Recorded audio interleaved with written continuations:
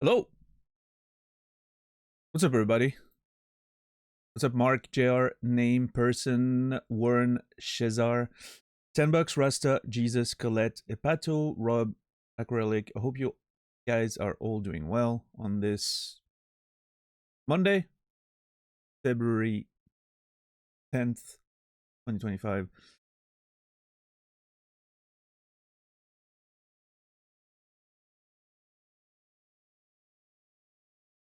I had something I wanted to say and then I forgot. I don't know. I don't know what's going on. Um,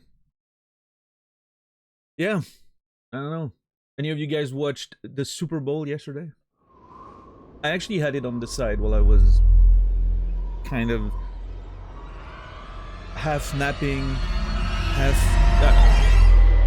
I was half napping and then I was half playing a game. I wasn't. I had a bit of a migraine yesterday after the stream, so it was. Oh, jeez, I forgot about that shit. I'm sorry.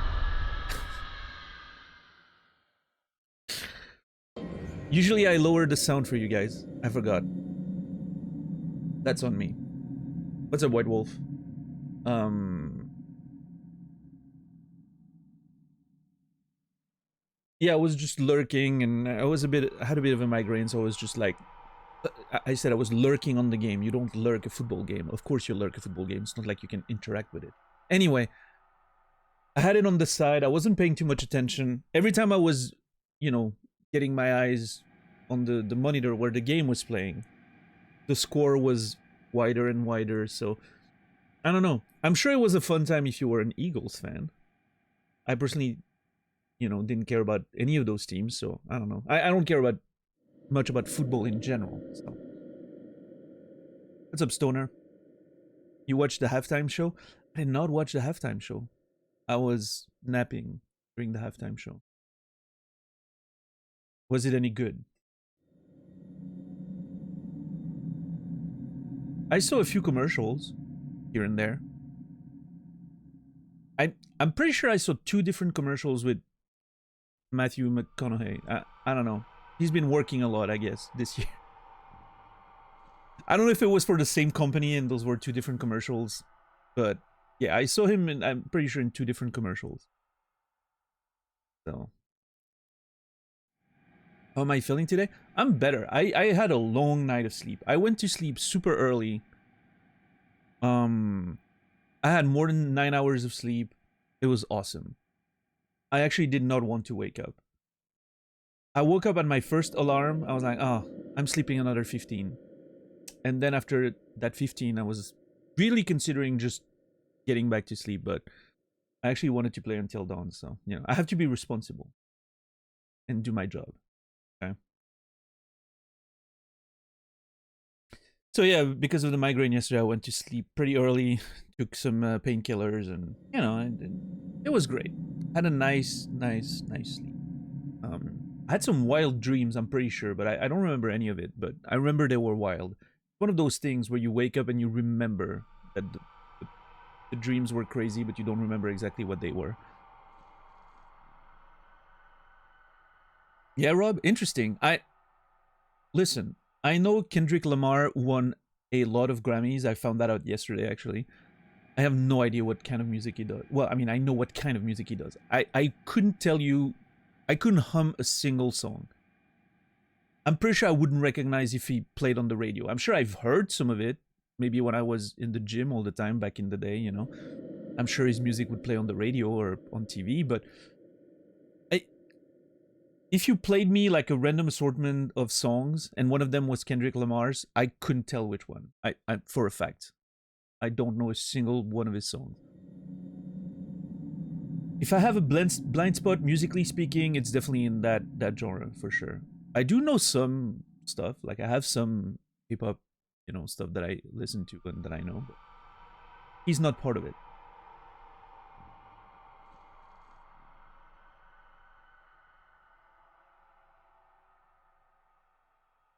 Yeah, Rob. Okay, okay. Hey, fair enough. Fair enough. I'm sure I would. I'm sure I would recognize at least a couple of them, right? Just by randomly hearing them. I don't know. Since the day since the days that I was in the gym all the time, I don't watch TV or listen to radio a lot, so there's a chance I don't know any of those songs if it was after those days, right?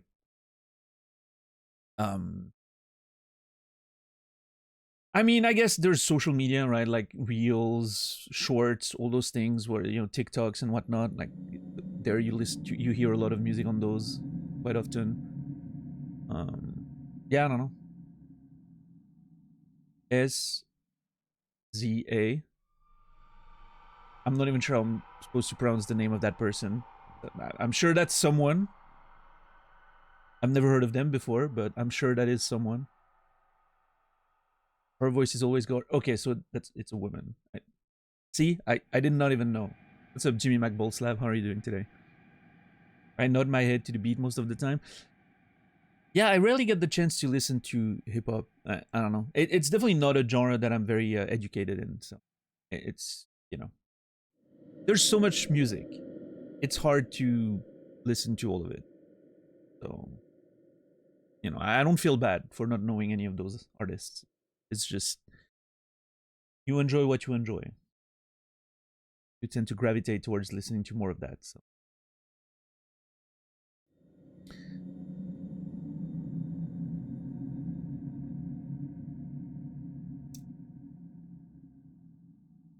Catching up on yesterday's VODs to see where you got up to.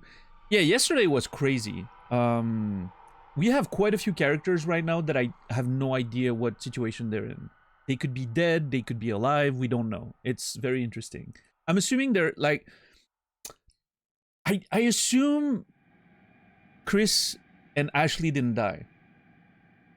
And the reason for that is, why would the game not show us the actual gore, right? Like, it feels like the game would... I don't know. If they were gonna kill them, they would show us, right? Probably. I don't know. Love the boyfriend staring at you hanging for 30 minutes bit. Well, I was playing the boyfriend. Yeah. I was staring at the lady hanging for dear life. Yeah. Oh, I see Rasta got deleted there. Reminds me. Rasta sent me the final version of the Fallout 4 coin flip widget. I don't know how to call it. Page, widget, whatever. Tool, software, whatever. So I've got the final version. It's amazing. I can pick the number of coins. I can... It looks really good. It looks really good. Okay, hold on. MK, you have to explain yourself right now. Because you've been deleted so many times for that same message. And that's been your last messages for like a week. You've only posted that. If you don't explain yourself right now, I swear to God, I'm gonna make sure you don't ever get to say this ever again on this channel. Because you can't keep coming in and getting deleted. And post some weird shit that could or could not be a spoiler or whatever. You can't do that around here. That's against the rules. So you have to explain yourself. Right now. That's your final chance. You've been around a lot, and I appreciate you. Usually, I think you're a great conversation, but for some reason, for a week, you've been weird. So we need an explanation, because you can't keep coming in here and getting deleted. That's just not behavior we accept around here.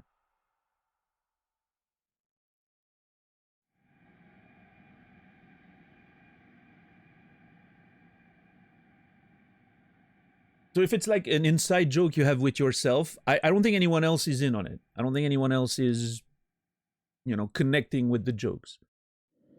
So...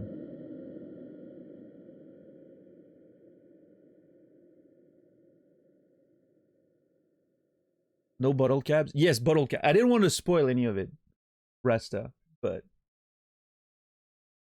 It's going to be bottle caps, you'll see. It looks great.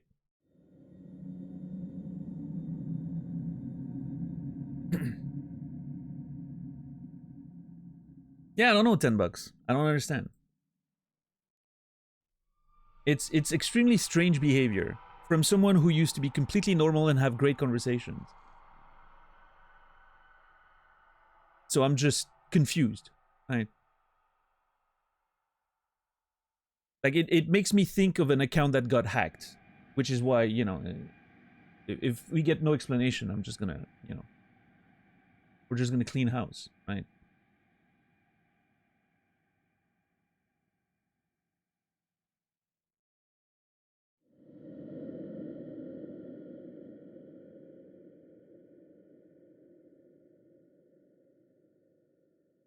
I know, Jimmy. I don't know. Apparently, the game told me with the thing, like it told me I did all the right choice, right? I wasn't aware. I didn't realize. I just acted instinctively.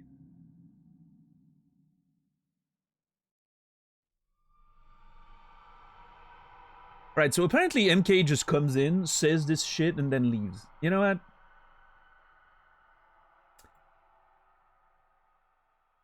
We're cleaning house.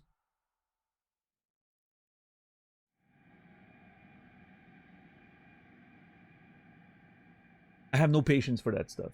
And if it's a hacked account, you know, might as well clean as well. And if they get it back somehow, we'll address it. But it's really weird because it's a chatter that I'm pretty sure came around with Disco Elysium and had great conversations. Like legitimately, you know, I remember I don't remember every fucking name in chat of people who aren't there every day, right? But I remember those that have great conversation. And he was part of those people. So that's why I don't know. I'm surprised. That's why I'm thinking hacked account or I don't know.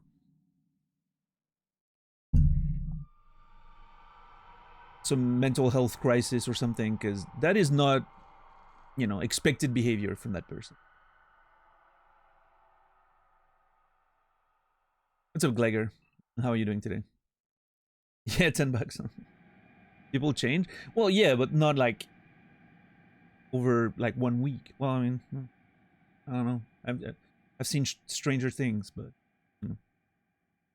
Oh, nothing juicy, no, Glegor. Just some random ass weirdness.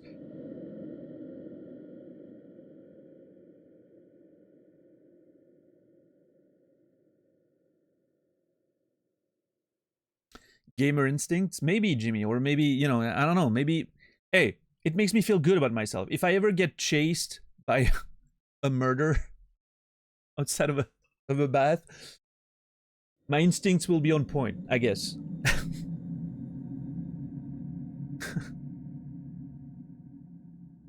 While I'm wearing a towel, by the way, who would not give up. That towel, I need to know the brand. That's some great advertisement for whatever brand of towel that is.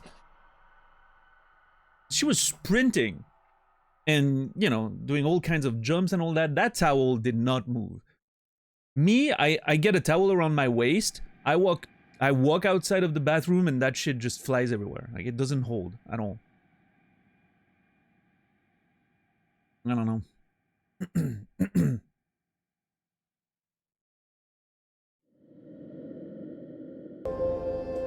Yo, Sim Toric, 2 years. Thank you for the tier 1, 24 months. That's a lot of that's a long time right there. I really appreciate the support. Thank you so very much. Sim Toric, you will be remembered. Thank you, thank you.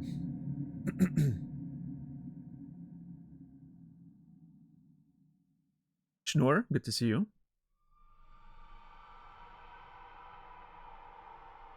She took a bath in super glue. Yeah, I don't know. Listen, the towel was protected by the actress's contract. Realistically, that's probably the case, right? But I don't know.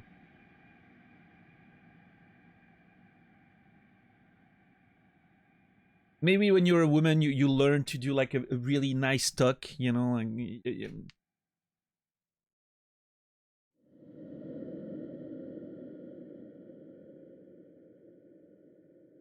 it's one of those things. I don't know. It's like being able to do the hair thing with the towel. Even when I had extremely long hair, I never figured that out. I don't know. It's just it's a skill that I feel like.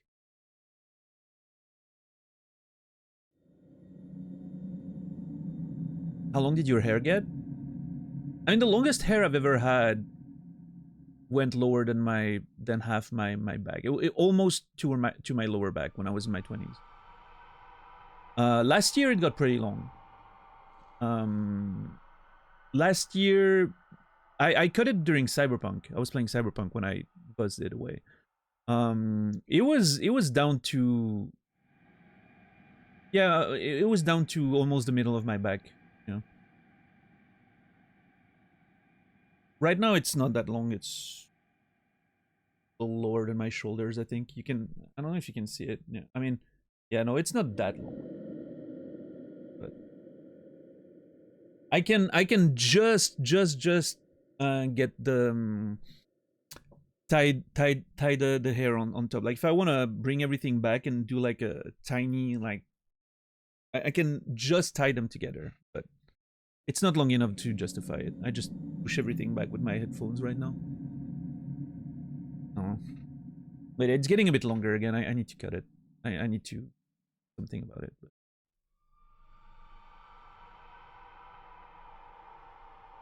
I haven't decided yet. How are you, Pitkiss? How are you, Captain Dax? Good to see you. The boob shape makes a difference. Yeah, maybe I don't know. Maybe it helps. I've never thought about your hair. I mean, it doesn't really, you know, it's one of those things that doesn't really show on camera. So I don't blame you for not noticing. It's just, yeah. Right now, it's just pulled back in my headphones. What's up, Mac Ace?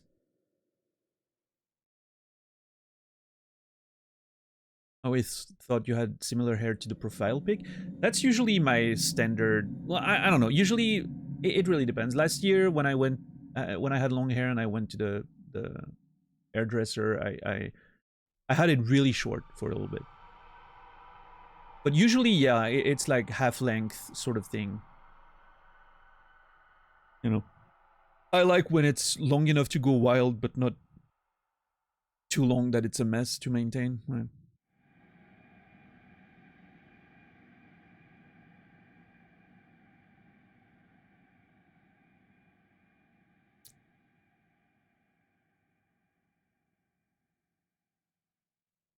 Yeah, anyway.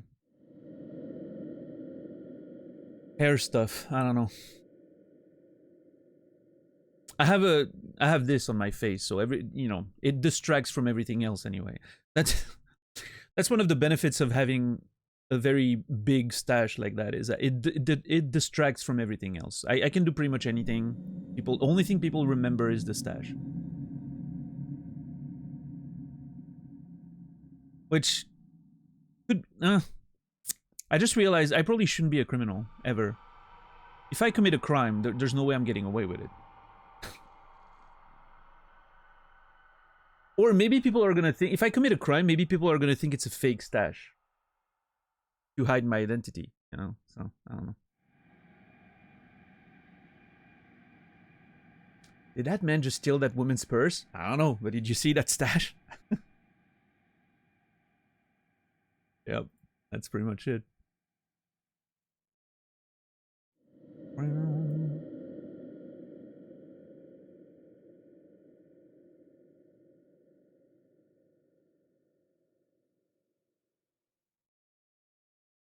How many times did people tell you you look like young Stalin in his vigilante days?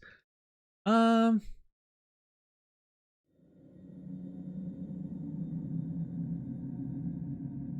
that many, actually.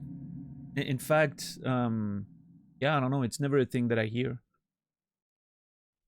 I've heard it several times on stream. Outside of the stream, nobody ever brings that up, which I guess makes sense, right? I don't know. It's a fun thing to say in a Twitch chat. In real life, it would be a little weird.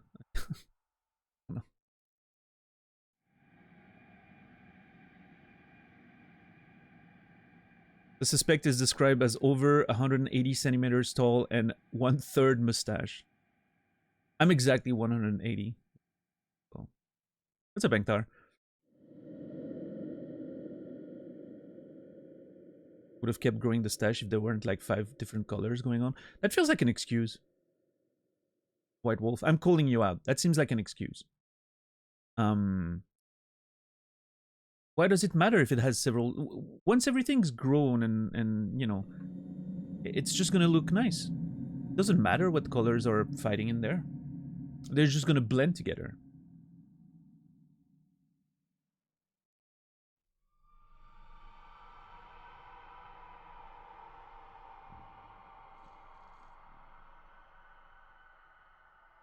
I think it's an excuse because Mrs. White Wolf didn't like it. And you can't convince me otherwise. I know what's going on. I understand. But you have to be patient with it. It's gonna look awkward for a few months. If you look at my earlier stream when I let it, you know, grow when I was playing Outer Wilds, for instance, you know, it looked awkward. It didn't look good. Well, that doesn't count, $10. That was actually, that was not me letting it grow. That was me not having shaved yet. That's just a week of growth and me not having shaved. I actually shaved after this. And then I let it grow, I'm pretty sure. But yeah, like if you look at Outer Wilds when it's starting to actually grow out, you know, when I'm starting to let it grow out, it looks awkward for a while. Even, I'm sure even as far as stuff like Returnal, it didn't look good at the time yet. Or Dark Souls 2, you know. I think it started looking good towards the end of Returnal. That's when it, you know, kind of solidified into something that looked like a stash.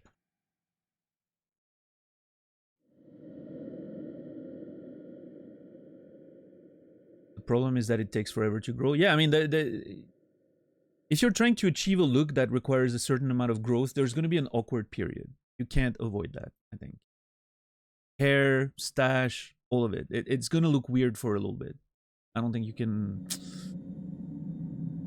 Not many people can get away with not having a weird, awkward period. Some people just pull it off somehow, but yeah. I mean, even...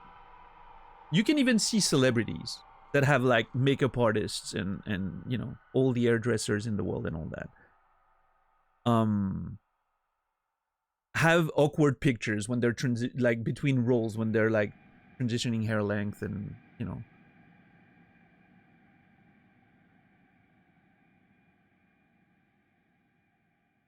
Yo, what's up, Brandon? Thank you for the raid. Appreciate it. Appreciate it. Jesus. How's the Street Fighter going over there?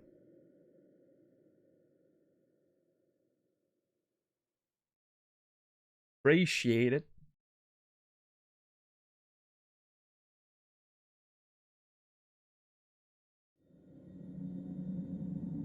Going? Okay, okay. Did you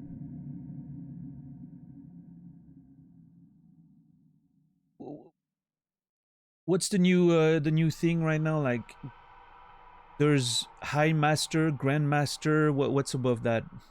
There's a few, like Ultimate Master or something. Yeah.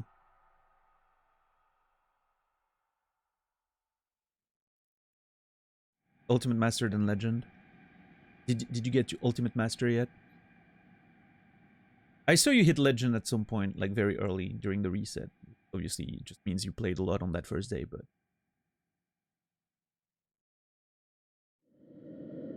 It hardly counts. You didn't actually? You did. I was watching your stream when you did. Or you didn't get to Ultimate Master. Yeah.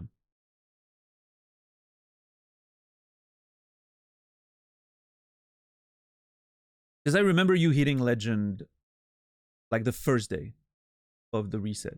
I was watching you and you were in the middle of a set. You won a game. You went to Legend. You lost a game. You got out of it. Didn't get Ultimate Master. Yeah. Yeah, I mean, it's a grind, right? Yeah. Which can be nice, but...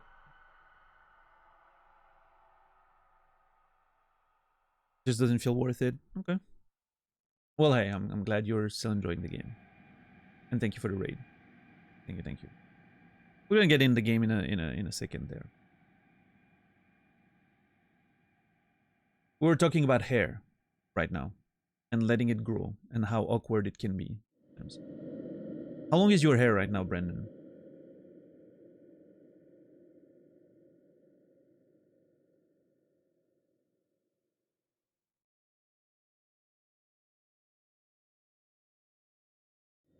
Hats and headbands are the secret tech to survive awkward phase. Yeah.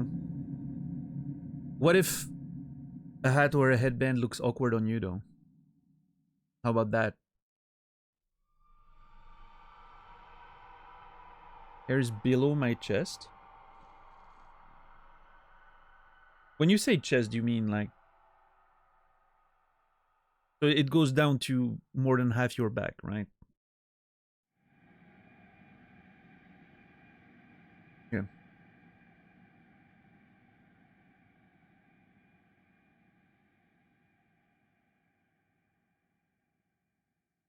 Yeah, I don't know. I don't think I'm gonna let it grow too long myself this time. I'm probably gonna go back shorter again. Because I can't deal with long hair when it comes to maintaining them, and you know, it's too much maintenance.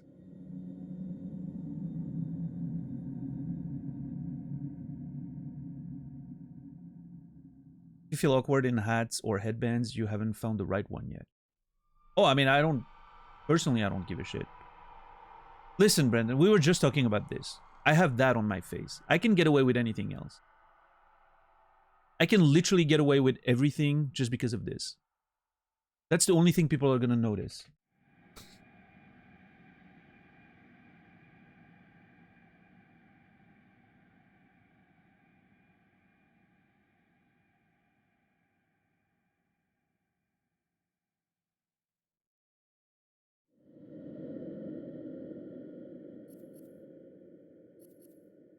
All right, how about we continue the story from where we left off? I think we're at the beginning of episode 7. So 7, if the pace continues, like the first few episodes took longer. I don't know why. Maybe we're yapping more, but the past couple days we did 2 episodes every day, right? So if the pace keeps on going that way,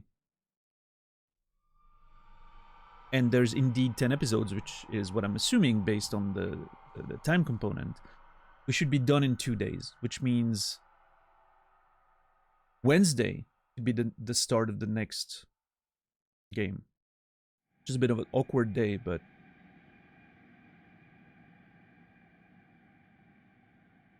we'll make it work if we have to.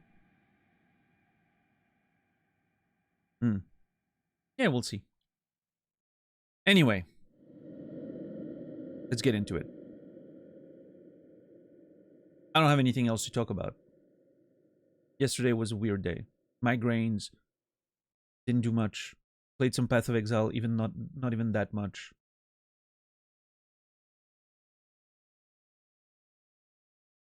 Yeah, I don't know. It is what it is.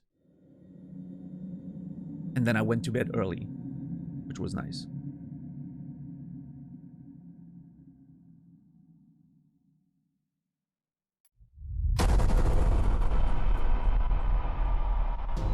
Previously on Until Dawn. Wow, this is weird. Hey! Guys, come on! Ah! Hello? Sam? Oh, God! Chris, the choice is yours.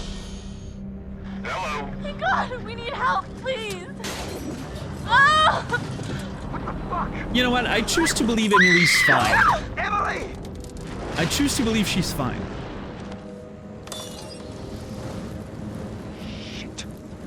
Shit.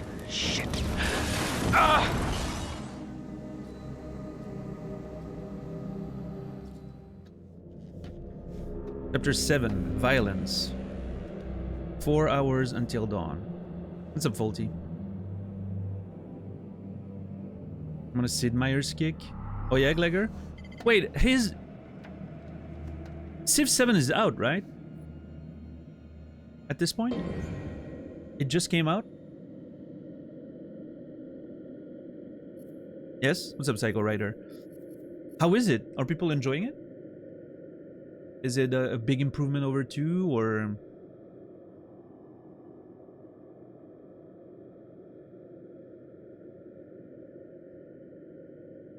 Okay. Veterans are pissed, they always are. Okay. Well, yeah. I mean, new game comes out, people are gonna be annoyed, right? It always happens. Usually, like, you know, 6 comes out, everyone's pissed at 6, and then people get into it, and they understand what the devs were trying to do, and then they get super into it, and then by the time 7 comes out, it's like, oh my god, 6 was so much better. I don't know. I haven't played much Civ after 2, honestly. 2 was the last one that I really got into, I think.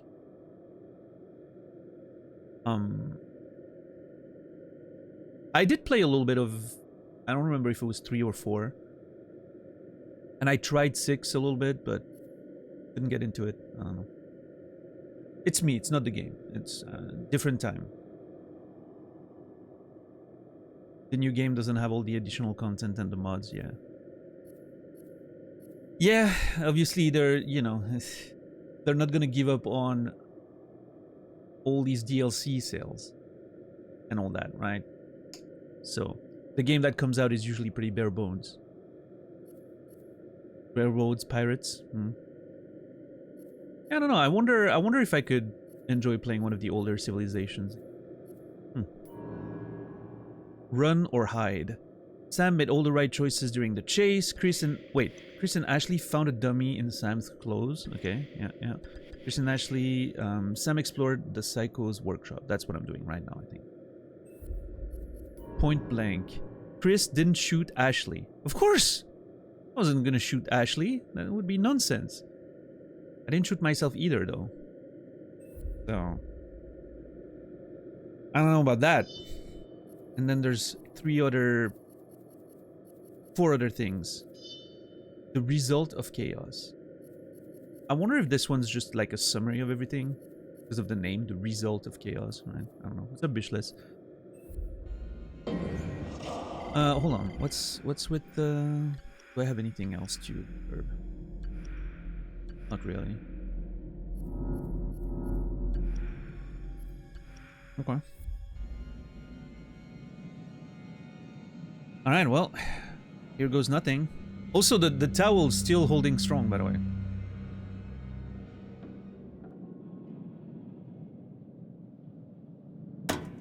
Yep. Okay.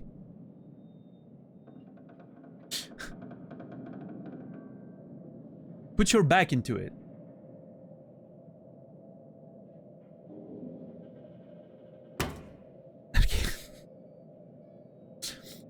I don't know why it feels like it's not even like the vent cover is not even registering the kick. There you go.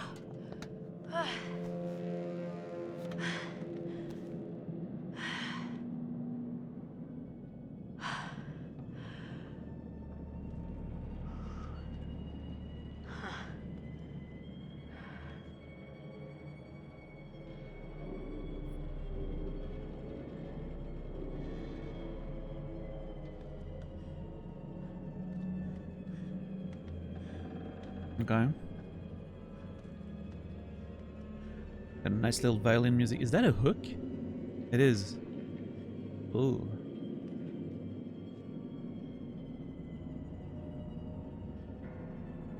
I'm assuming that clock is broken. I don't know when dawn is. It's supposed to be in 4 hours. Depending when it is in the winter. No, it would. The sun would come up earlier. That clock's broken.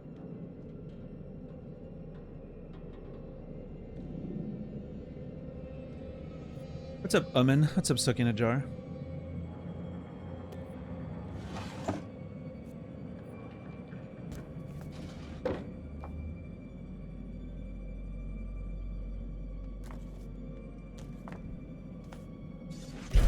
What? Psychiatric report. Ocean View Hospital, health and happiness. Joshua Washington. That's Josh! Final psychiatric evaluation. Confidential.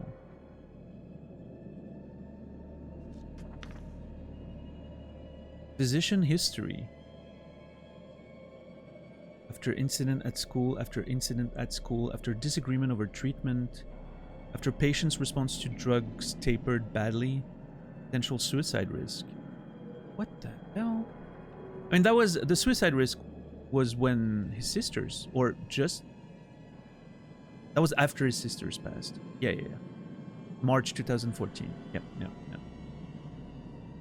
That's a lot of medical history for our friend Josh.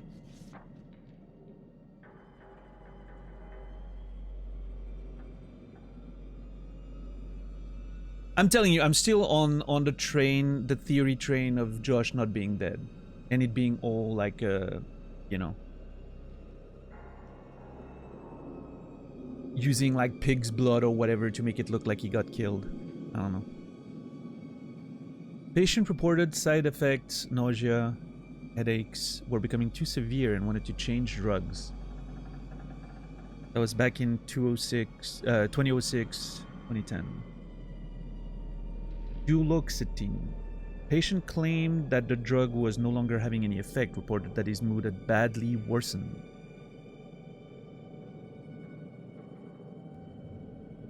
(2013, 2014). Patient began self-medicating, taking stronger doses.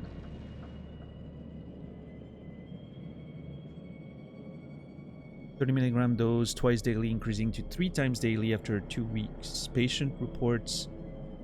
If the patient reports any of the following symptoms, please contact a physician. Hypotension, blurred vision, dizziness, insomnia, vomiting, diarrhea, muscle tremors, liver damage, hepatitis. On withdrawal, nausea, insomnia, nightmares, agitation, hallucination, paranoia, aggressiveness, slurred speech, ataxia, catatonia, and shocks.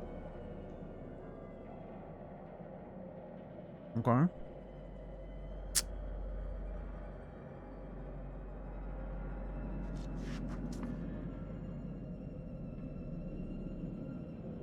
I mean, slurred speech. I did feel like our buddy Josh had a bit of a slur, but I put that down to Rami Malek's acting, which maybe was maybe that was a hint at something. I don't know. Patient arrived delirious and confused. Strong symptoms of major depressive disorder related to death, disappearance of sisters. Placed patient under observation. ECT was considered, given patient's history of tapering drug effects, but rejected. CBT, IPT, psychoanalysis, etc. failed to produce any improvement. New course of drugs was necessary. Patient moved onto a non-selective MAOI. Medically assisted something?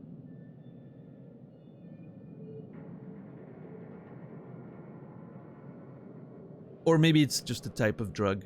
Yeah. Rationale being that SSRIs and SNRIs have proven ineffective in the past. Are we allowed to say? I mean, I'm sure it's not like game specific, right? It's like a just a medicine term, but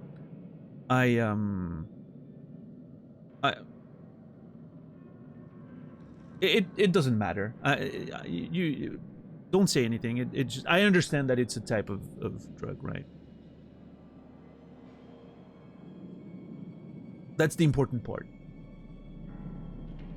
Phenelzine, 60 milligrams initially, higher than average dose was necessary to see reduction of symptoms. After 2 weeks, patient's symptoms and mood were greatly improved.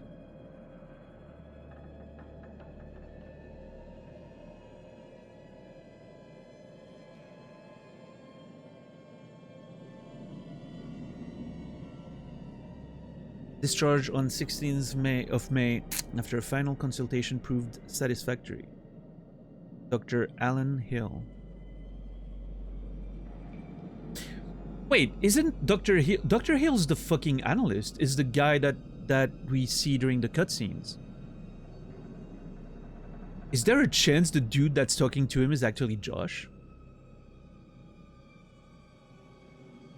Again, I'm on board with the theory that Josh faked his death because he's trying to get revenge for his sisters, and he used pig bloods and insides to make it look like he got killed, right? I don't know. I don't know how it would work, but I wouldn't be surprised. Although it seems a bit too obvious if that's the twist. I don't know.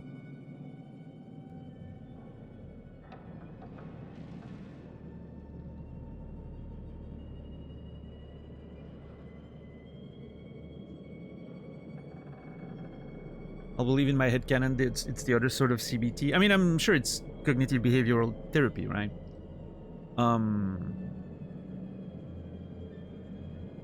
What's the other sort of CBT?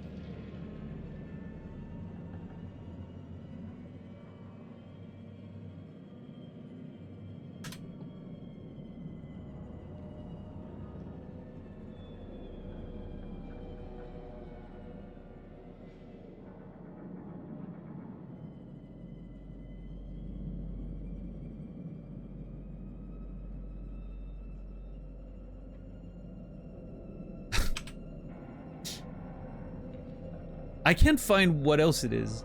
Oh.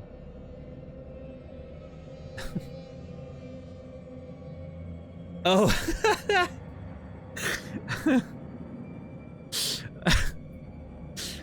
Noted. Tuck in a jar. Noted. Hey, what? Yeah, exactly what Warren said. Whatever works for you. Whatever works for you, you know.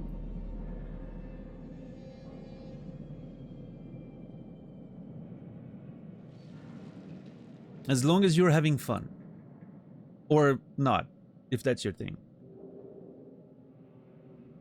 How are you, Bristlebutt?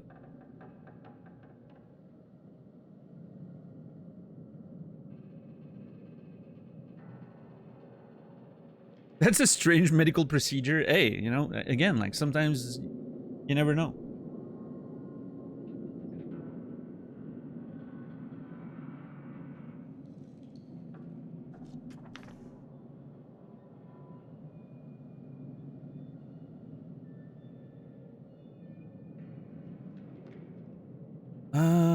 Okay.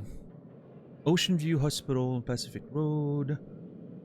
Invoice to Washington Pictures Incorporated. 30 nights residents observed. That's a lot of money for night like, yeah. I mean, I guess that's the rate probably, right?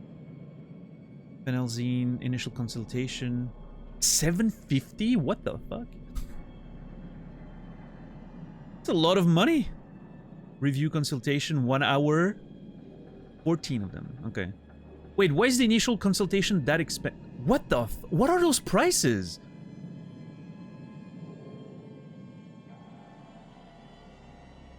$700 an hour for CBT? What the hell? I guess, you know, when I don't know, like luxury psychiatry, I guess, or psychology. I choose the wrong profession, apparently. Yeah, I mean, you should have been a therapist to the stars, it seems.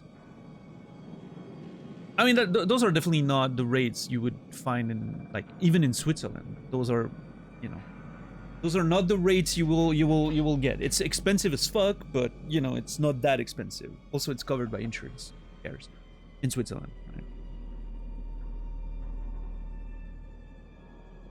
At least some of it. It depends what insurance you get. But my insurance, for instance, I can get 10 sessions a year completely for free, right? If I want to go find a therapist, 10 sessions a year completely for free. No question, well, covered. No questions asked. And then if I get like a doctor's prescription for therapy, right? My doctor like prescribes, like go, like inspects me and is like, yeah, you probably should go to therapy. Then it can extend the coverage to like a full, however, yeah, full, you know, like a full like therapy coverage. It's pretty great, honestly. Can you choose whichever therapist? Yep. Well, some of them are not covered. Like there's a weird thing where they have to have like a specific license to get covered by most health insurance in Switzerland. I don't know. It's a weird political thing, I think, or I don't know exactly how it works, but most therapists are covered. I think the only exceptions would be if they got like their licenses in a different country and then they, you know, they exercise in Switzerland, like they have a, then there can be an issue. But if it's someone that got their license in Switzerland, you know, it's not gonna be, everything's gonna be covered for sure. And you have a choice. You can go to whoever you want and you just send the bill, right, to your insurance. Pretty easy. Switzerland is great for that. I will give Switzerland that. When it comes to like healthcare and all that, we're pretty good. So it's one of the benefits of living here. It's expensive as fuck, don't get me wrong. You still pay out of pocket, like, you know, you still pay for insurance every month. But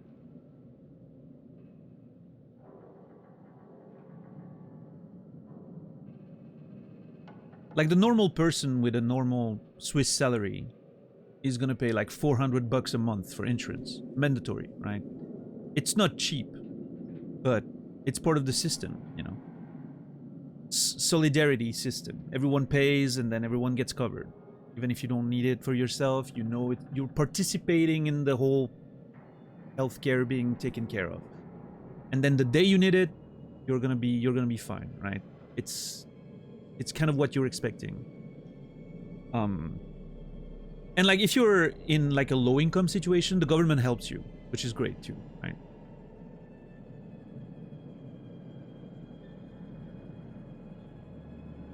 Like you get reductions, like the government pays a pretty great portion of your insurance, up to like 80% or something. So you know it works. It's made so that everyone is covered and fine, right? But yeah, I've told the story before. But when I was younger, when I was a teenager and all that, and I started. Well, when I was a teenager, I didn't give a shit because my parents were paying for me, right? But when I started working, and my parents were like, "Well, you can pay your own insurance now."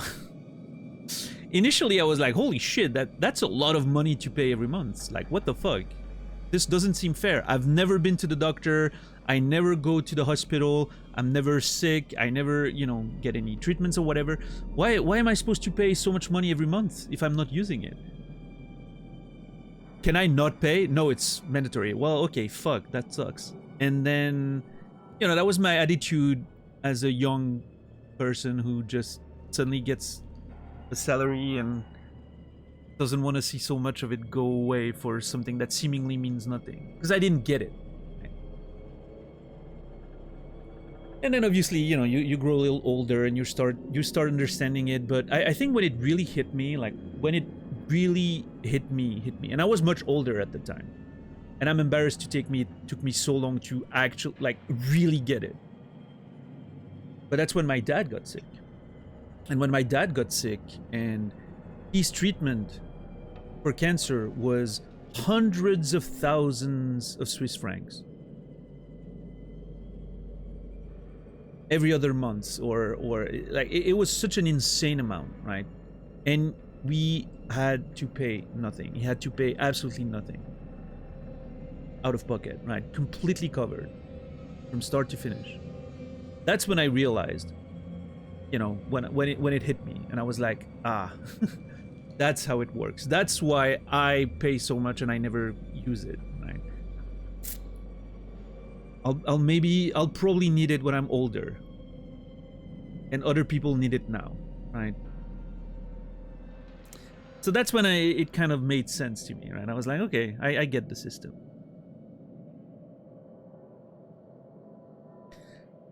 Solidarity, you know.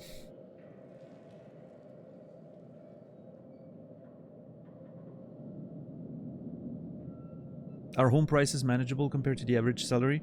If you want to buy a house, I think it's rough, like everywhere else.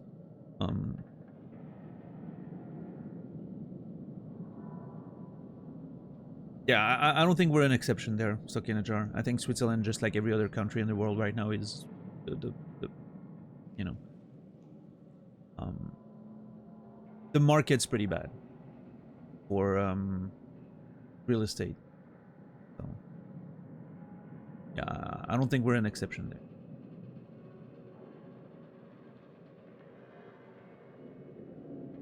What's up, DJ?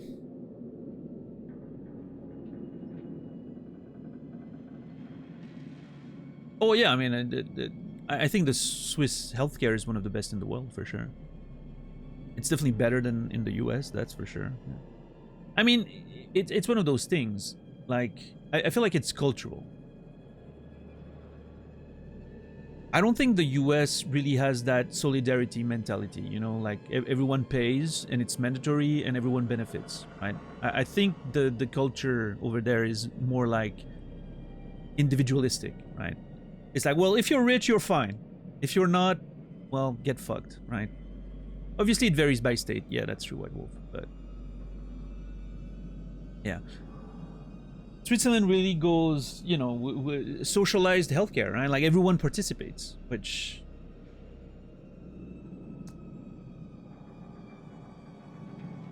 some people will want to demonize, which I don't understand why, but because listen, here's the thing: insurance companies in Switzerland are still private companies, so. There still is people in suits making millions and getting richer and richer. But at the same time, everyone benefits from it. So there is a middle ground there. It, you know, because it's socialized healthcare doesn't mean those fucking suits cannot make millions. So I don't know. Maybe they can't make billions. Maybe that's the problem. I don't know.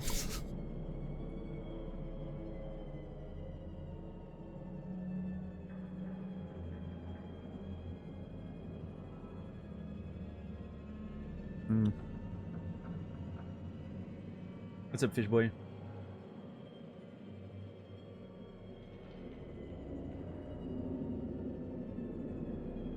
Ultimately, I'm, you know, I'm happy with how the system works here. You got the sickness? I'm sorry to hear that. But anyway, those prices on that sheet there, invoice, crazy. Unreal. I'm sure the Washingtons can afford it, but Switzerland's doctors want to go to the US where they can earn more. Yeah, I mean, I get that. Again, I'm not... Listen, it's one of those things where I'm not going to judge individuals there. It's a systematic problem. If a doctor wants to go to the US because he's going to make more money, whatever, right? He's not the problem. The problem's not the doctor. The doctor's not a billionaire, okay? He's not the problem. I'm not saying he's not part of it a little bit, but... You have to draw the line somewhere, right? I choose to look at it as a systematic issue, not a personal issue.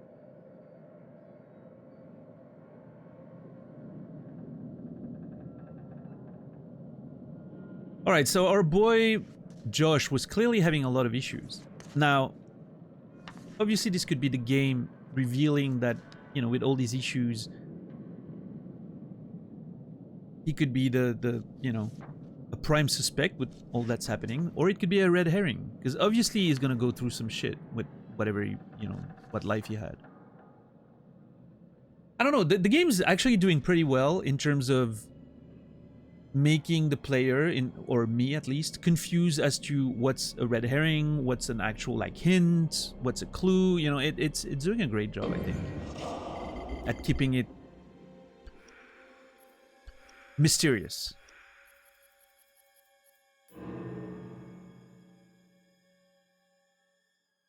Dr. Hill, yeah, I'm pretty sure Dr. Hill is the one we see in the in between episodes.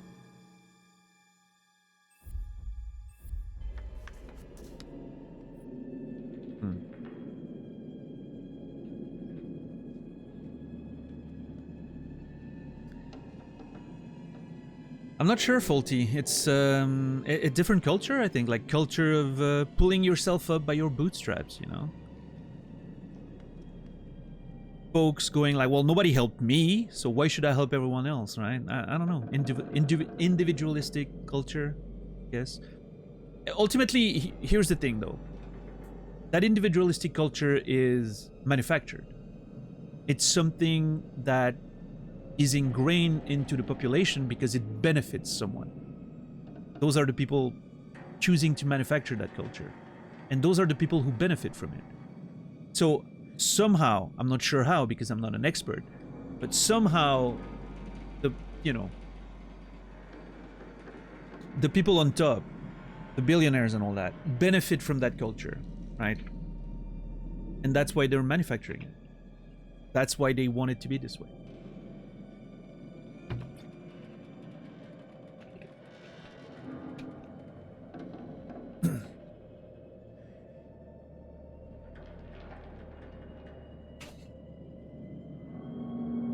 Goes back to about the 40s.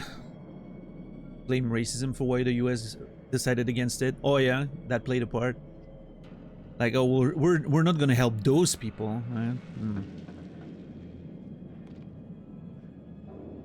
But I mean, yeah. I mean, it seems pretty much like the, poor folk course over there, right? Always blame poor people and immigrants for everything. So obviously you're not gonna help them, right?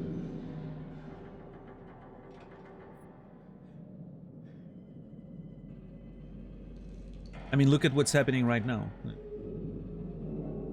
No. Is that a phone? Oh shit!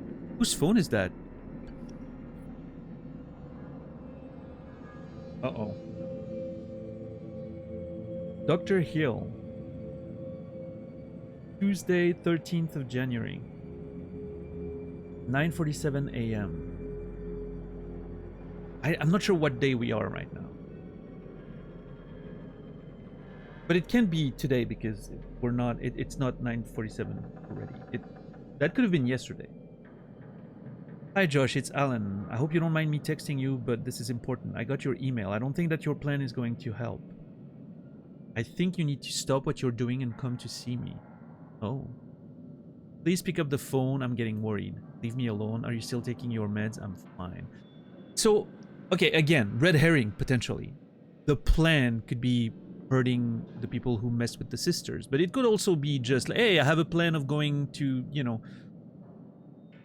the house this weekend so we can just hang out and maybe it's gonna make me feel better to honor my sisters. It could be completely innocent, right? It's very dangerous to stop taking your drugs mid-course. Josh, contact my office to make an appointment, please. Josh, please respond.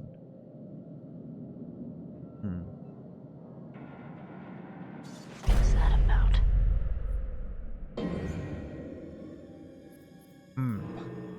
There are a lot of messages from Josh's psychiatrist warning him not to proceed with an unspecified plan. What's up, Brian King? I don't know if I said hi twice, but you're doing well.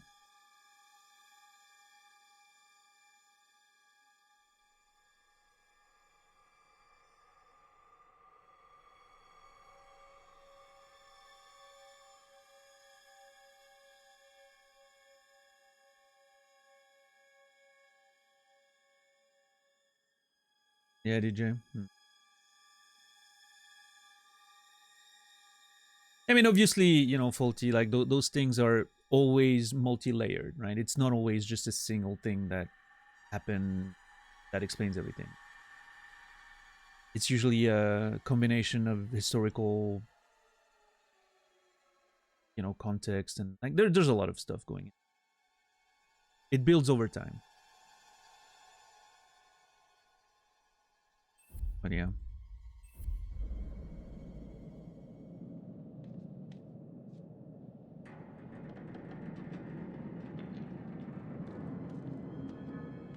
I'm actually scared to explore this place. I don't know why. I feel like I would feel so vulnerable exploring a place like that after being chased by a killer, a psychopath, in a towel. The towel really makes it worse.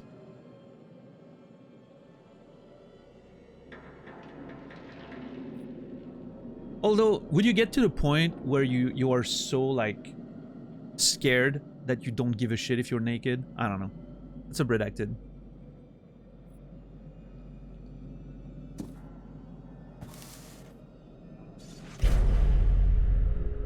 Remembrance board. Grape City. Okay. Never forget. There's a. Is that a cinema ticket? Harry Vogue. Oh, it's a concert. Oh, I think.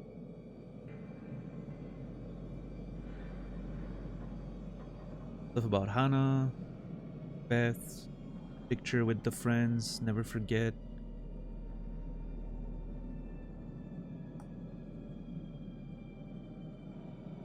No.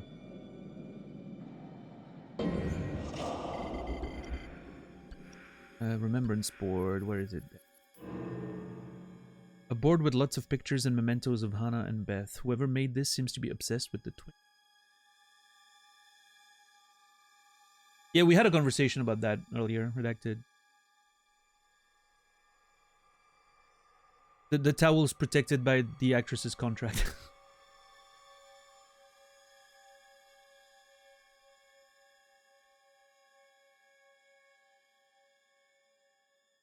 That was our conclusion.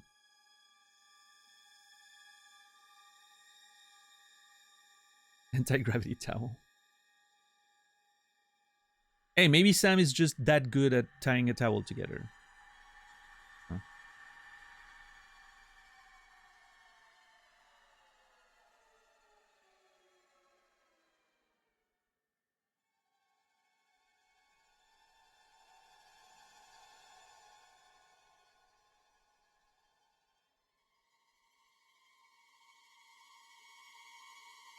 Which makes me think I got a nice playlist ready yesterday. I worked on a playlist with a bunch of horror movies from the 90s, like teen horror movies and all that I'm planning on watching while I'm you know,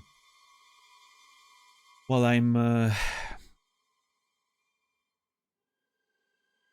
playing Path of Exile or whatever next game I'm gonna get into. But yeah, it's gonna be a good time.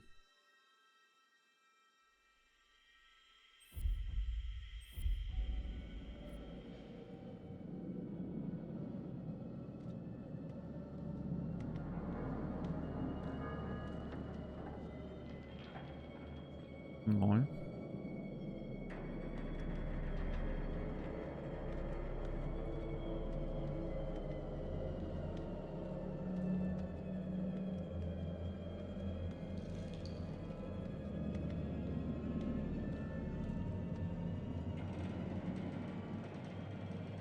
I really like the flashlight mechanic. I think it's such a cool thing to give you that feeling of exploring.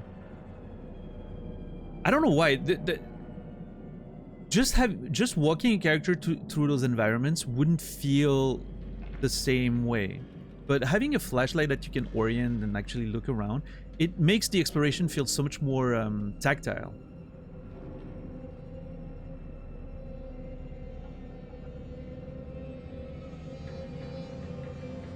Like there's something like interactive about it that really helps.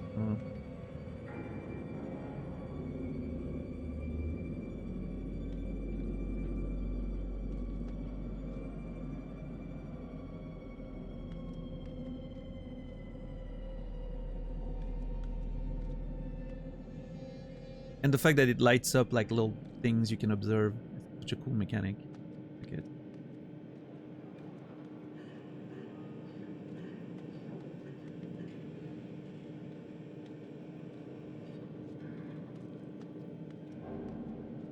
Is that an answering machine? Yeah. I'm gonna click the answering machine first and then the thing. Hello, and thank you all for joining me. Tonight, we're going to conduct a little experiment. Hello, children. No, that's not right. Greetings, pilgrims. Shit. That is Josh! What the hell? Sounds like the psycho rehearsing his speech, but suddenly the voice modifier cuts and you can hear someone else's voice. I'm pretty sure that's Josh.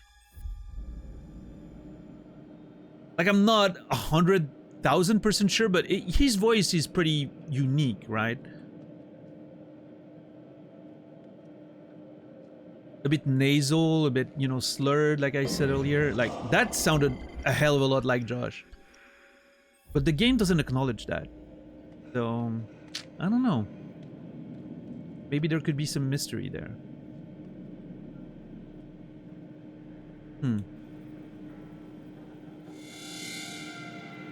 Uh-oh.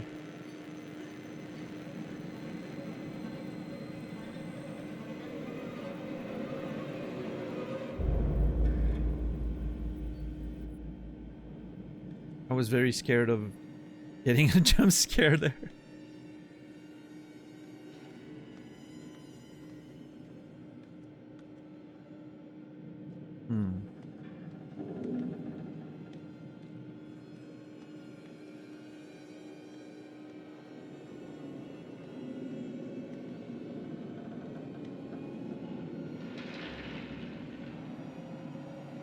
We haven't had a single jump scare in this place yet. That can't last forever.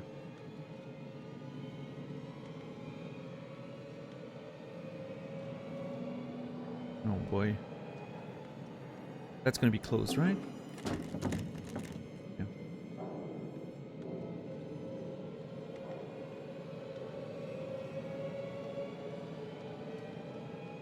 Is that a door as well?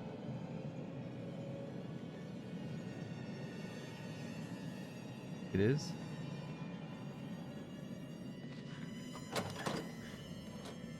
So much for that. The game has successfully conditioned you. Yep.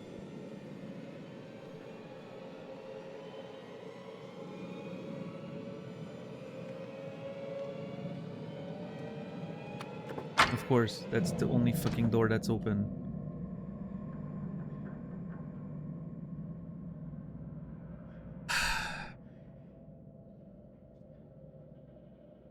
I'm legitimately scared to the point that I'm like, I don't know.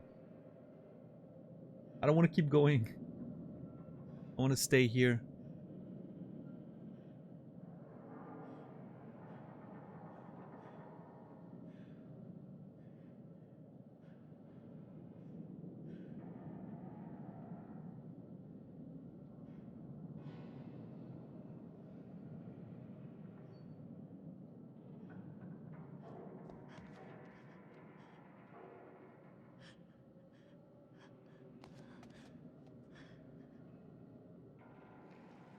Oh, that's the doll with my clothes. Am I gonna change? Hopefully I change back in my own clothes. Nice.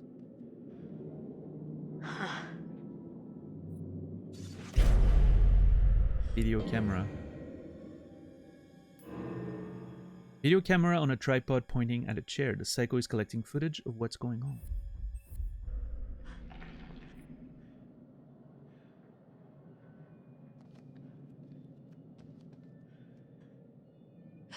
Jesus. Dummy in Sam's clothes. Dummy dressed up as Sam. It looks like the psycho had to improvise after Sam got away. Oh, interesting. I guess if I had gotten caught, it would have been my buddy instead of a dummy. Interesting.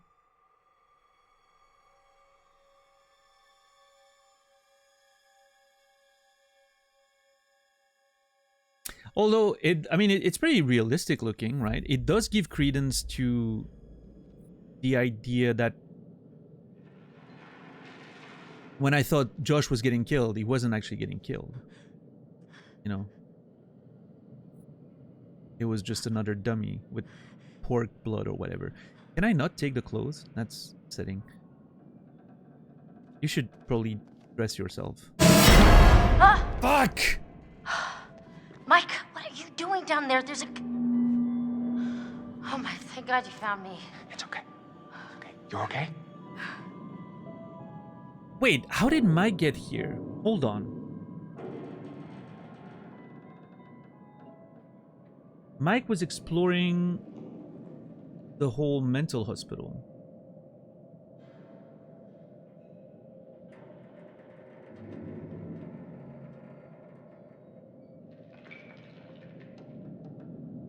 I don't remember exactly where we left off with Mike.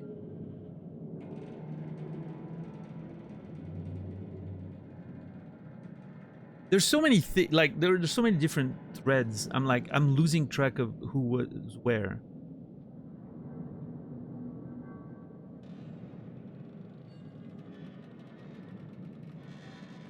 Hold on. I need to check my own VOD from yesterday.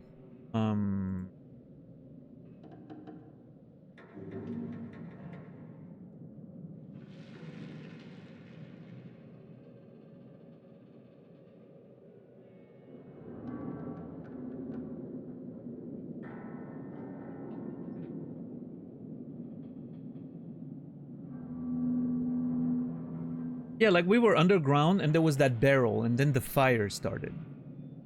Right? And then we went away. Yeah, that's it. We didn't see Mike after that. Yeah. Okay. Concerned, where's Jessica? Or curious, how'd you get down there? I mean, I could ask about Jessica, but it's more interesting to know how he got down there, I think.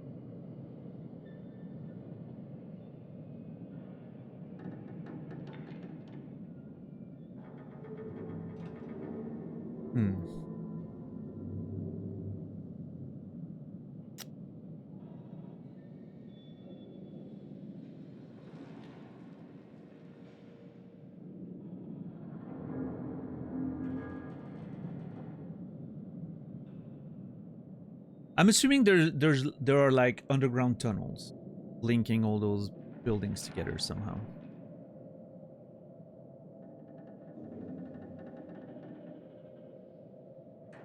Yeah, actually, maybe it doesn't matter. Like, me asking how he got down there is not gonna give me any interesting information, I don't think. Maybe asking about Jessica makes more sense.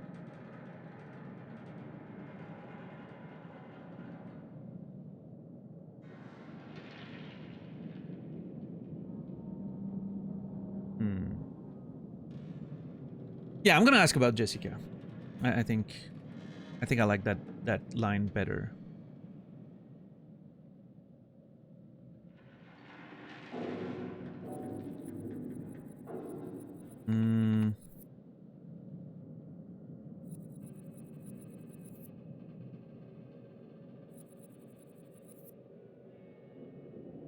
Although, does she even know? Like, should I even know that he was with Jessica? I mean, and I guess that last time we saw them.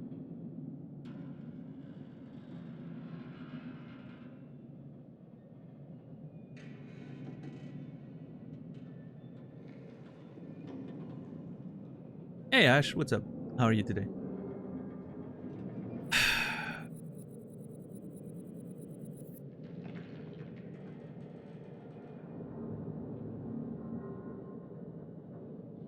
We're currently exploring a Psycho's workshop in a towel.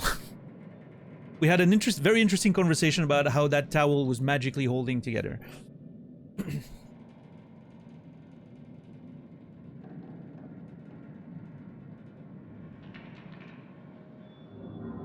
And I was personally arguing that maybe at some point, if I was in that situation, I would be so scared that I don't think I would care if I was naked or not. And I would just let go of the towel.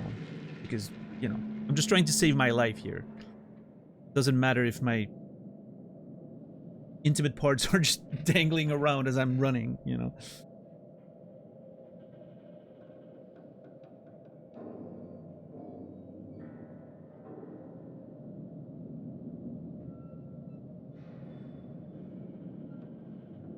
Yeah, I don't know. I mean, this is not a very important choice, I don't think, but I had the exact same conversation about the towel and it inspired me to do a witchel. That's what it should be called. A witchel run. A towel only run. I can appreciate that. The towel and Geralt go very well together. I can appreciate it.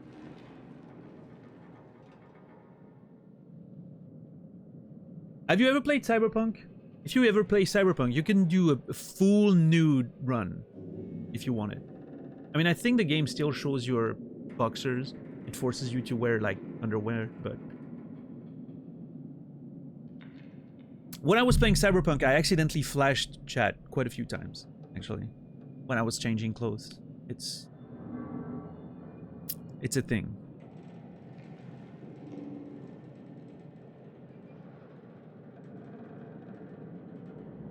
It was an accident every time. No, it was. You don't have to believe me, but it was. That's what they all say. Well, okay.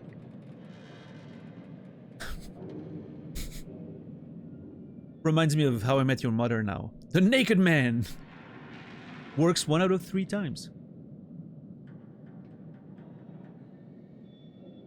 I fear Nude Run is against TOS. I think it would be okay, like in Cyberpunk, because it's a first-person game, so you never really see your character. I'm sure it would be fine. Like Twitch is usually pretty lenient when it comes to like nudity in the game. That is in the game by itself. As long as you don't turn it into like some weird porn thing, right? Like if you spend your entire stream in the strip club in GTA talking about the boobs and like really focusing on it and making it like a porn stream, you're gonna get in trouble, yeah. If you just play with your character naked in Cyberpunk and whatever, you make fun of it a little bit, I don't think it's gonna be a problem.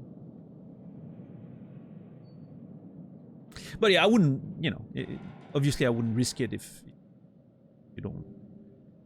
But generally, I feel like people are generally a little more worried about the TOS stuff than they have to be, which is great, probably, right? It's good to be more worried than not enough, but it's like the consequence, like people get banned sometimes for accidental stuff, and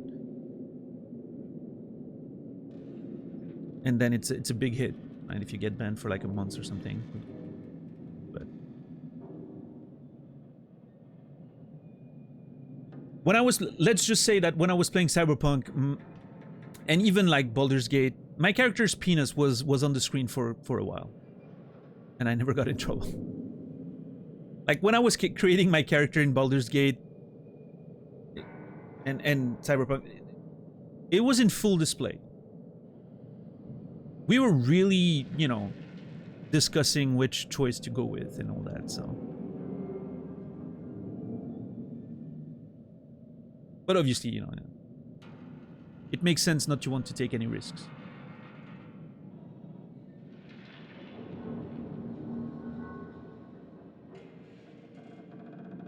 I was trying to be respectful of Keanu, accidentally flashed him, felt so embarrassed.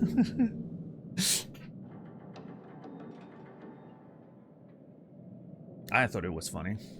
I was lurking. I thought it was funny. By the way, I was partial to Gnome Keanu. I want you to know. I had this whole headcanon already that when Keanu got, absorbed in the world of Dungeons and Dragons, his humble nature, because he's a very humble guy, got translated into him being a person of modest stature. It makes sense, right? His modest personality turned him into a small individual for the sake of fantasy, right? That was my whole headcanon. But no, your character looks great.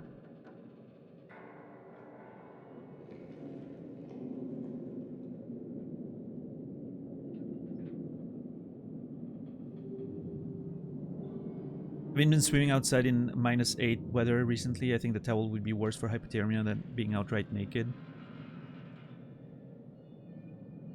So, I've told that story before, but when, in like the early 2000s, I was dating a girl who had a sauna in her basement because her dad built saunas for a living. He wasn't around anymore at the time, unfortunately, but yeah. So they had a sauna in their basement. And so we would have sauna sessions, right, with friends. And then we would run outside during the winter, getting a very nice warm sauna session, and then run outside in the winter. And she lived in the middle of nowhere, so there were fields, and all that. Run outside and go dive in the snow. Entirely naked. It was awesome.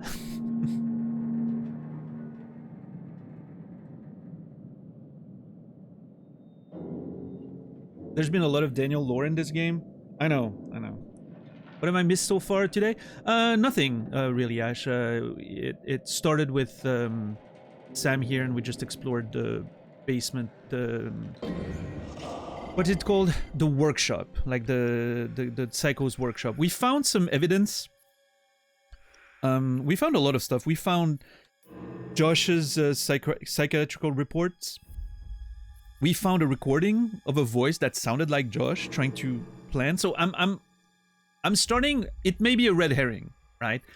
But I'm starting to believe that my idea that Josh actually isn't dead and he's the one behind all of this actually starting to make sense. Especially with like the pork blood we've seen everywhere and the dummy with my clothes like looks very realistic. I'm thinking there's a chance Josh faked his death and he's actually behind this and he wants to get revenge for his sister. But who the fuck knows, right? Yeah, I haven't done a lot of progress in the game. You didn't miss much.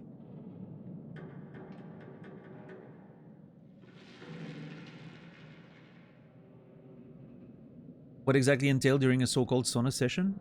You sit in a sauna and you appreciate the heat and the humidity.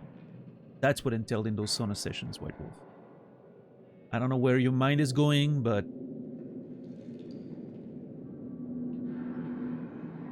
I will tell you this, White Wolf.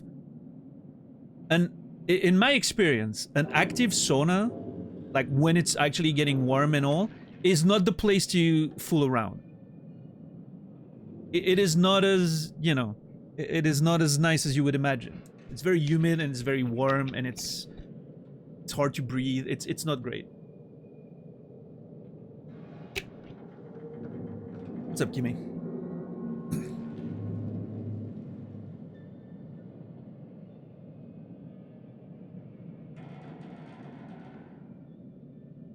But yeah, no, that sauna, that whole sauna setup was great.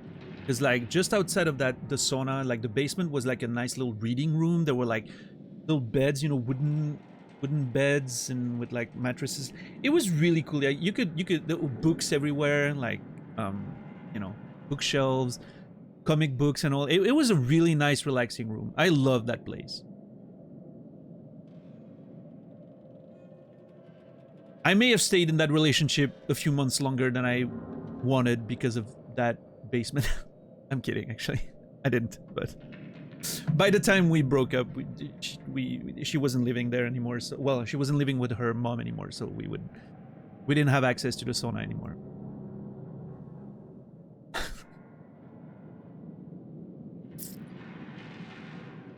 We were young. I was in my very early 20s.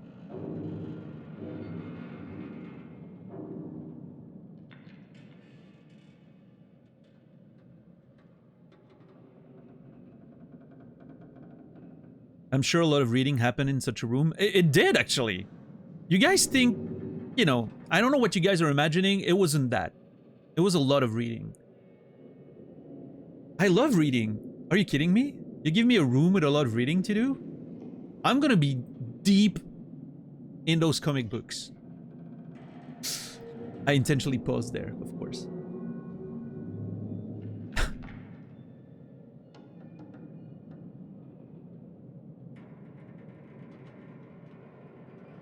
Yo, Ilse!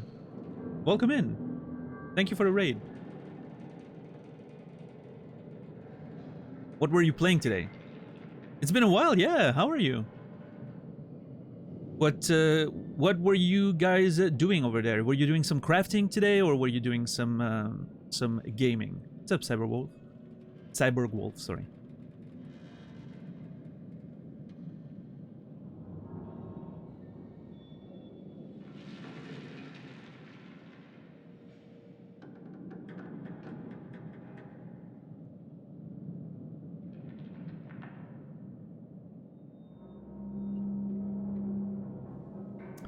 Playing the Blackwell series, pixel puzzle game series about helping ghosts move on.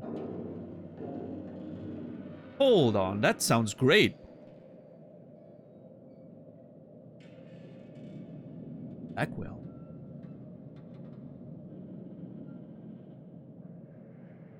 Blackwell game. Blackwell Legacy. Oh shit, look at that. Some like point and click type stuff, maybe? Hell yeah, I have to look into that. That seems awesome.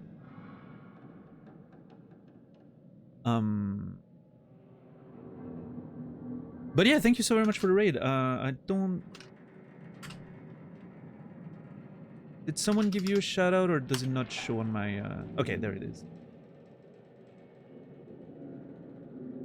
I never know if my shout outs don't show up on my chat because of all the cleanup that I do to make it clear for stream, so I didn't know if get your proper shout out, but thank you so much for the raid. I appreciate that. Games are very short, like 3 to 5 hours. Nice.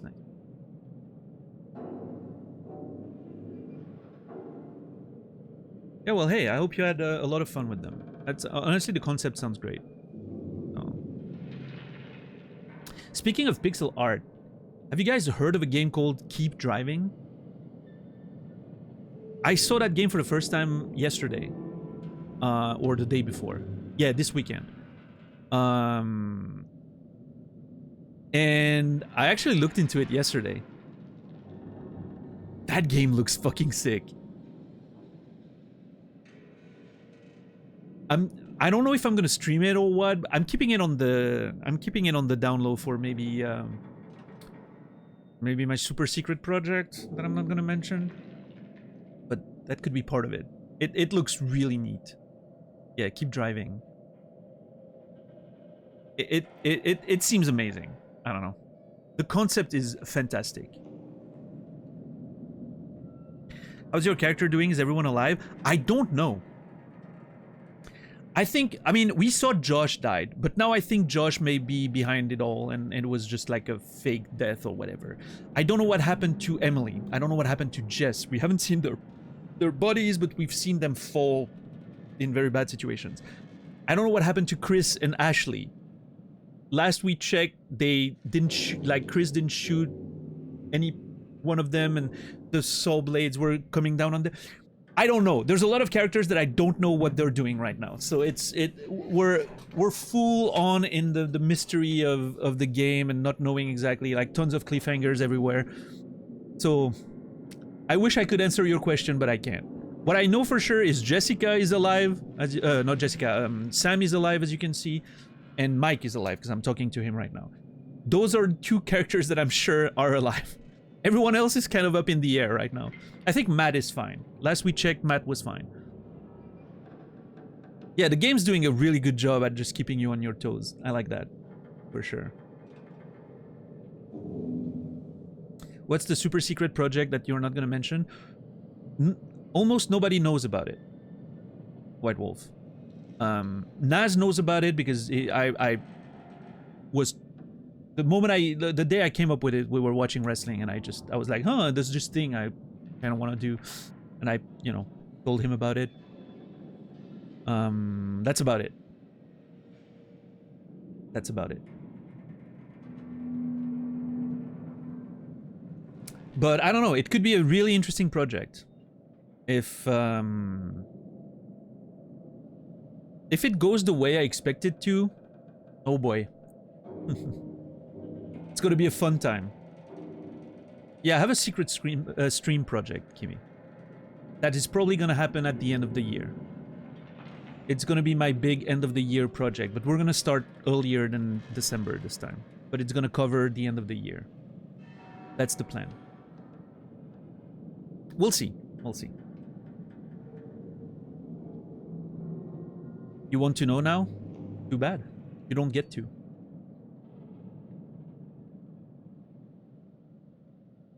But yeah, so Keep Driving looks amazing. Highly recommend that. And again, I mentioned those games yesterday. But if you've never played those Class of 09, you guys have to look into those games. I'm gonna stream Class of 09 someday. It's gonna be over just one day. I'm not gonna save the VOD probably because I don't know. It's a very specific type of game. Trigger warning, everything. But holy shit, Class of 09 seems like a fucking fun time to go through at some point with chat. Not really Bishless. It's okay. The best way I could describe Keep Driving is that it's a road trip roguelike. But I mean proper roguelike. You have items, you have skills, you have you have encounters that you need to like that are sort of replacing a fight in a roguelike, but it's not really a fight, it's like a road event and you have to. It's amazing. I honestly, it's a blast. It is to, like, you know, it is to road trips what Balatro is for poker, right? It's one of those things. Like, it takes a concept and it turns it into a roguelike in an awesome and unique way. It's like nothing you've ever seen before. And the soundtrack is incredible. And the overall, like, vibe, like, early 2000, late 90s vibe is amazing.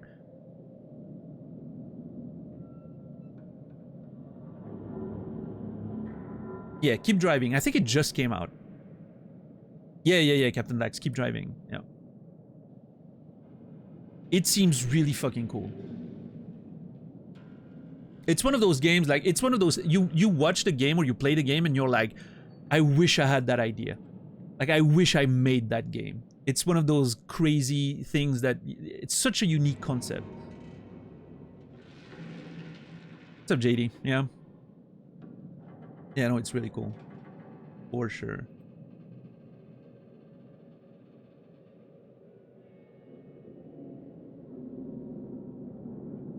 Which reminds me, I still need to play Pacific Drive 2.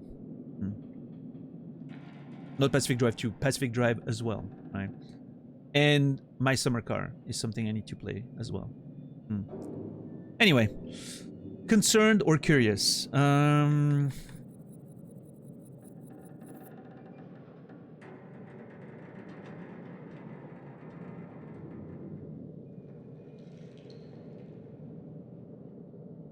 gonna be I'm gonna be concerned. Where's Jessica? Where's Jessica? She's not with you.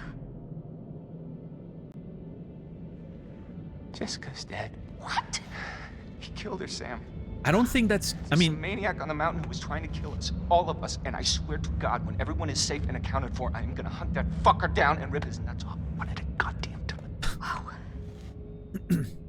Listen. I'm with Mike This guy there. who you're talking about, he attacked me.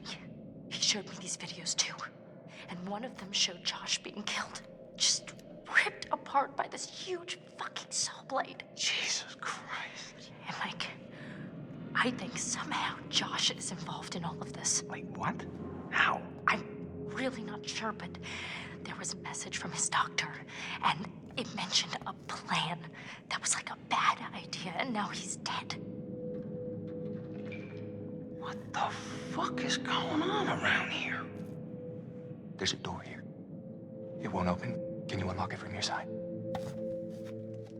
I understand why Mike thinks Jessica is dead, because she was in bad shape and then the elevator fell. We didn't see her body though.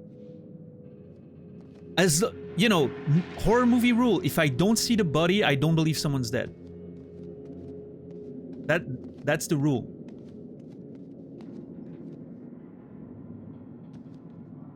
What's up, Risa? Yeah, I mean, this is basically a continuation of yesterday when she escaped, right? Here's the thing though. Her clothes are right there on the dummy there. But I can't change into them. I really wish I could. But no, you gotta keep the towel.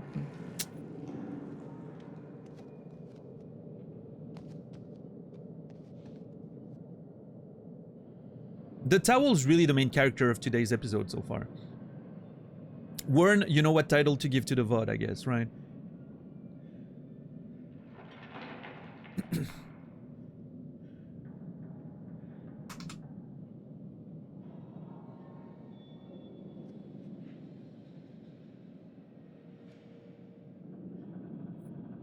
I mean, you'll come up with something, I'm sure, but it seems like the towel's really the... Until the towel falls at dawn, you know?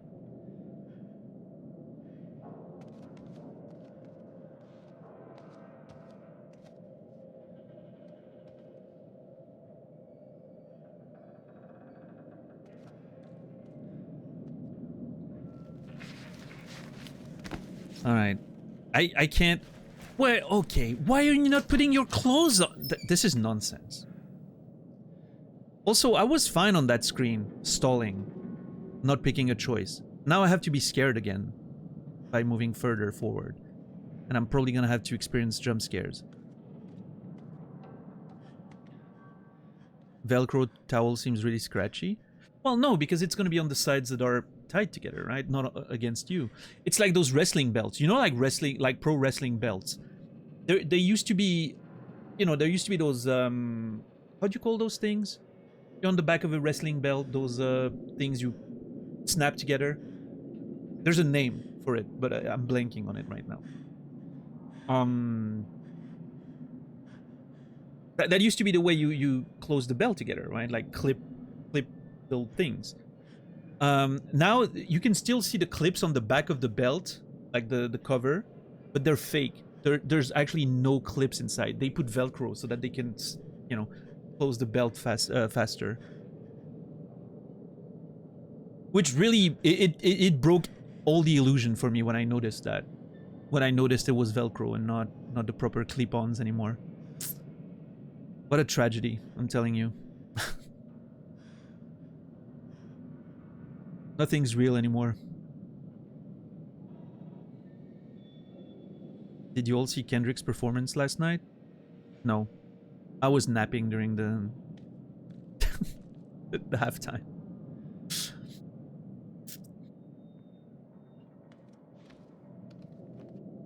Someone mentioned it earlier, like Rob watched it, and apparently it was really good.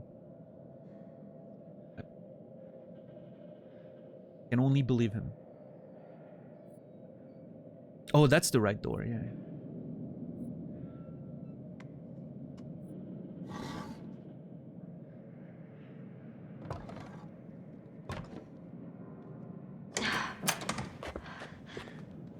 Hey, Jeez, you look like hell. Wow, thanks. nice to see you too. You look like you're wearing a towel. What do you mean? What are you doing?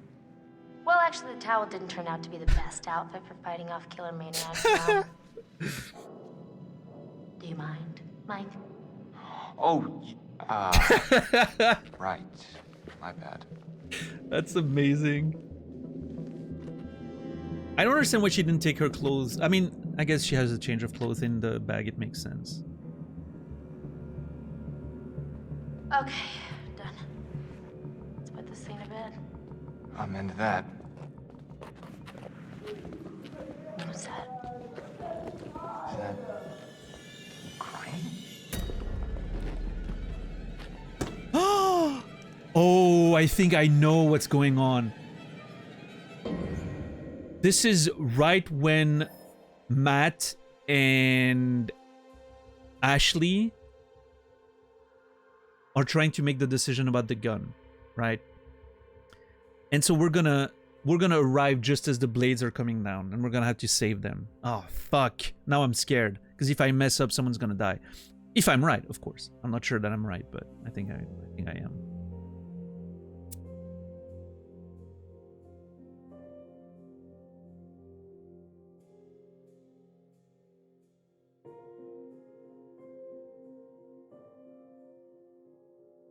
All right, well, let's go for it.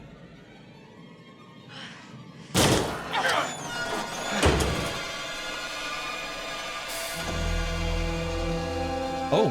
No! No, no, no! Get away! Oh, Chris. Oh, Chris. What the fuck? You've heard of blanks before. I mean, really? I knew it. I knew it. I knew it. I knew he faked his death. I called it. She's alive! Oh my god, Matt! Matt! Oh, Jesus! Shit! Oh, shit! Damn it! Okay.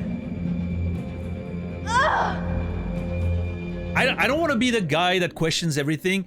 There is no way she wouldn't have broken every bone in her leg and hip falling like that, just being tied by the ankle. Like, there would be some serious damage. But I understand, video game logic, right? But anyway.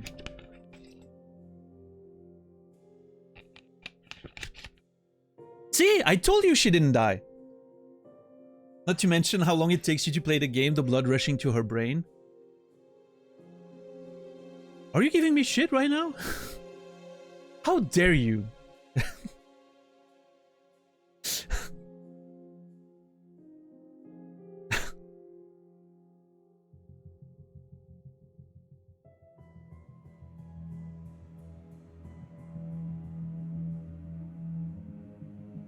Listen, I have a brand, okay? I have a brand. You think it took you long to create your Baldur's Gate 3 characters? It took me 2 streams to create my Baldur's Gate character. 11 hours of character creation, okay? I have a brand to honor.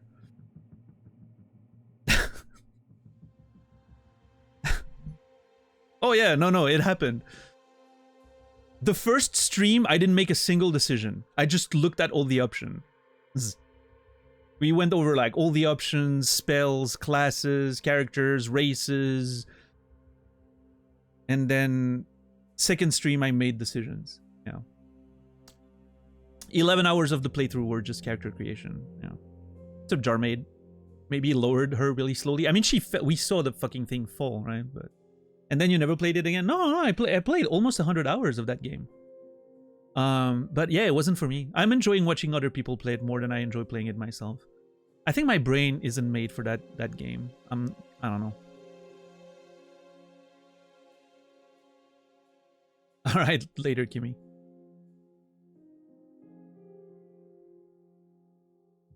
What's up, Smurf? How are you doing today?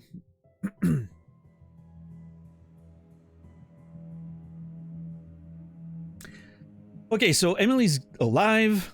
The other 2 nerds are alive, Chris and Ashley. The only one that I'm not sure yet is Jess. Again, we haven't seen her body, so I'm hopeful for Jess. I'm very hopeful for Jess, especially because of that one totem. That one totem makes me think there's hope for Jess. Because that looks like where she could be right now. Yeah. So we'll see. But yeah, I totally called it. I'm so happy I managed to figure out that Josh faked his death. And that was before today, by the way, before we saw all the hints about his psychological situation and his voice on the recorder and all that, right? I started talking about that like 2 days ago. So I'm really happy about that. It's a lot of game. I didn't really want to play the class I picked. Worked out for the best for the look I needed. Yeah, you went monk, right? I'm playing a monk in Path of Exile right now. It's awesome. But yeah, monk in D&D is usually pretty good.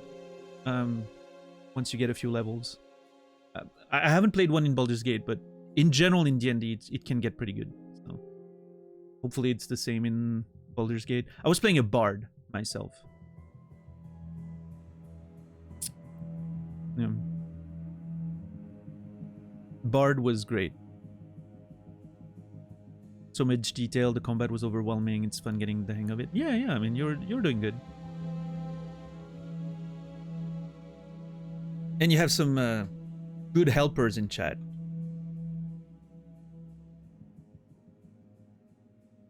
Some of them that I know because they're on every Baldur's Gate stream, backsitting the entire time and explaining everything, which makes me personally very annoyed. But I'm glad some people benefit from it. I'm not judging, you know, like the people who... But personally, I couldn't play... I wouldn't be able to play with someone doing that to me. It would drive myself crazy, but... We're all different, and that's great.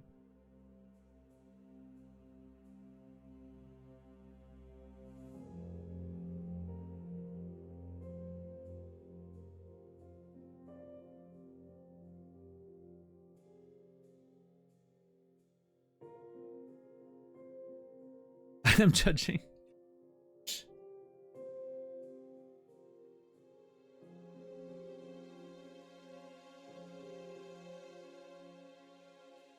Yeah, Ash, yeah. Yeah.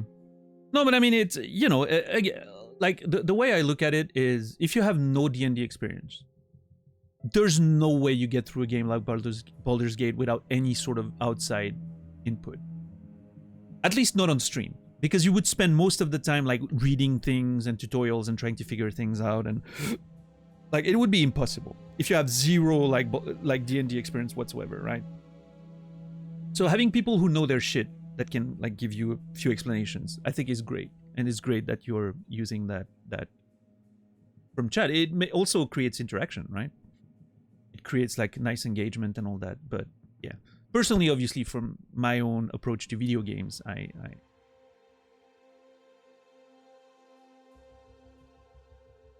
there was no input whatsoever from chat.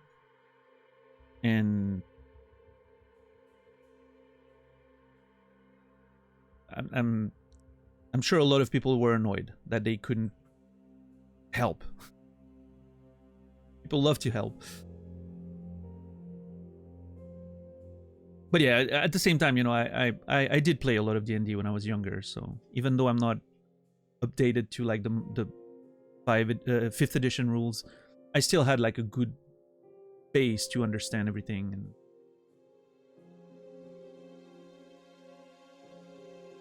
yeah, but it's a really difficult game to learn and get into. The learning curve is massive.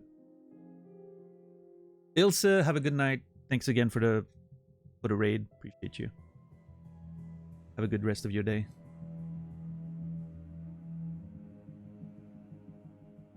Really, Rob? Interesting. Yeah, I mean, hey, there's... Ultimately, even though Baldur's Gate 3 wasn't for me, I'm glad it works for so many people. And I'm happy that a game that is so heavy on like text and narrative and slow pace is becoming that popular, because it may push more devs to create games like that. Games that aren't afraid of having so much text, aren't afraid of having a slower pace. And I think that's great. We need more games like that. We need, you know, I personally want more games like that. So I'm hoping it's going to have a positive impact on the industry, even though I personally didn't vibe with Baldur's Gate 3 too much.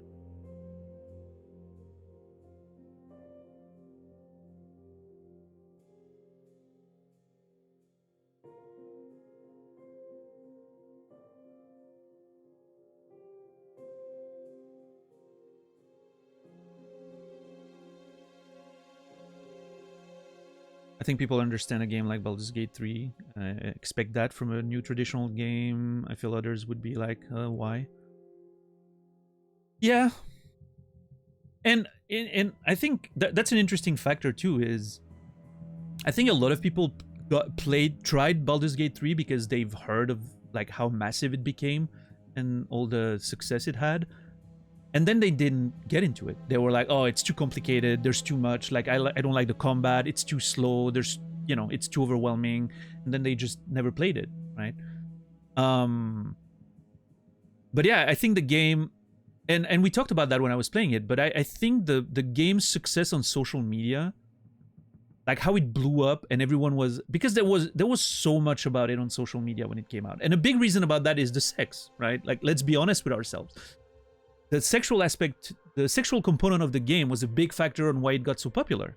Because everyone was talking about their favorite character to romance, their crushes, their sex adventures, the bear, all that stuff, right? Like, that's the big thing that blew up the game on social media.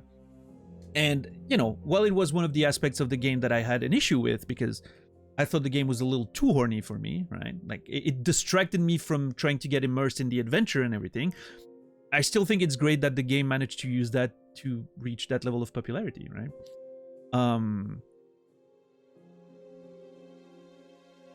But yeah, I wonder how many people tried the game because of hearing about all those great things, and then they got into it and they were like, ooh, this is a little too much for me.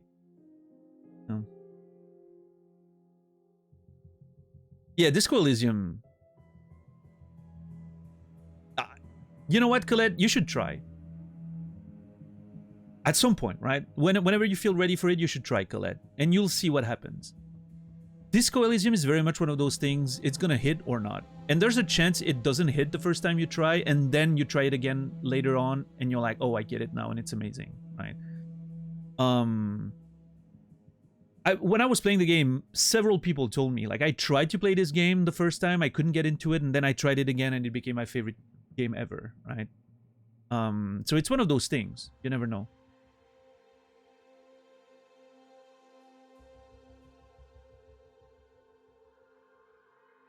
Yeah, I don't know, Ash. I don't know if you... I think... Okay, I think one of the things, Ash, that maybe you wouldn't vibe... that would prevent you from getting really into disco, potentially, is the political aspect of it. I know you're not that into, like, all the political stuff. And the game is very, very political. It goes deep into, like, you know... societal class concerns, and while you can mostly not get too involved in that stuff if you don't want to, and be more interested about the personal stories and the, you know, which to me the most interesting part of the game was not the political aspect. For me it was the personal story, even though I have interest in the political stuff, but it was the personal story that hit me the most. But it's still gonna be there. Yeah, you're gonna have those political things, and I feel like, especially if you stream it, you're gonna have people coming in that are interested in the political aspects of it. So it could lead to some conversations that, you know, maybe you wouldn't like too much. I don't know. It depends.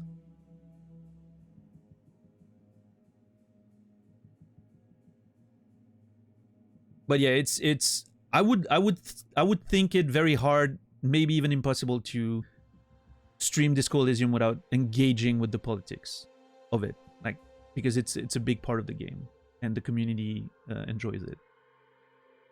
Politics, I'm checked out. No, I get that. I totally get it. It's definitely not for everyone. It's a big part of Disco Elysium.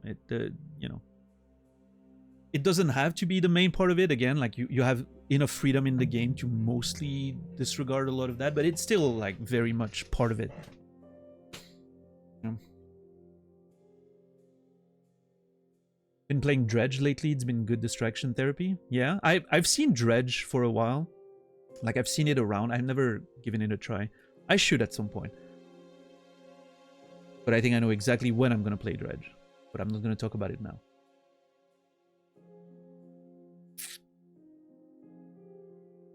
Sex and relationships really get people talking. Was like the second coming of Mass Effect. I think the romance in Mass Effect is better than Baldur's Gate, but that's a conversation that... Same with Cyberpunk. Again, maybe, I don't know if it was me, the way I was playing the game or whatever, but to me the romance in Baldur's Gate 3 felt so forced and overwhelming all the time. It didn't feel natural. It didn't feel like there were... yeah, I don't know. It didn't work for me. I did enjoy the romance in Mass Effect and Cyberpunk better. I mean, Mass Effect is an old memory. Maybe like, it was, you know, I haven't played the game since 2010 or something. So maybe Mass Effect aged a little bit, but like Cyberpunk, I thought the romance in Cyberpunk was really well done. It was a lot more directed, right, than in Baldur's Gate 3. Baldur's Gate 3 gives you a lot of freedom with it. It feels a bit more directed in Cyberpunk. In general, like, the game has more of a directive storyline, I guess, but yeah.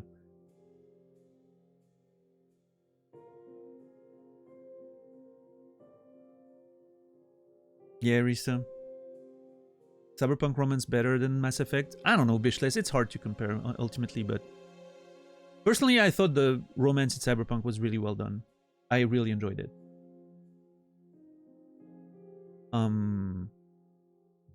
But yeah, I mean, I think the best way to appreciate the romance in Baldur's Gate 3, and I don't know, again, that's just my opinion, it's to take it for what it is. It's a fun, silly thing to do. It's almost like a, you know, a silly dating game, and if you go about it like trying to have fun with it, I'm sure it's very possible. If you're going about it to try to be super immersed, like I usually like to play games, right? The realism, the immersion of it, it's gonna feel a bit weird, right? But if you're going at it like, oh yeah, this is my harem and I can just have fun and, you know, bang whoever I want, you're probably gonna have a lot of fun with it, I think.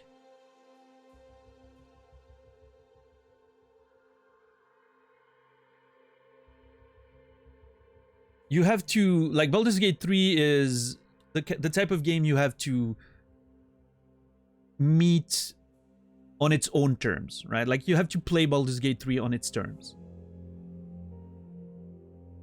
It's trying to do something very specific, and you have to, yeah, you have to meet it halfway, I guess. But yeah, anyway, let's not get too into, like, spoilery territory for Baldur's Gate to prevent people that are currently playing it from being spoiled, but yeah.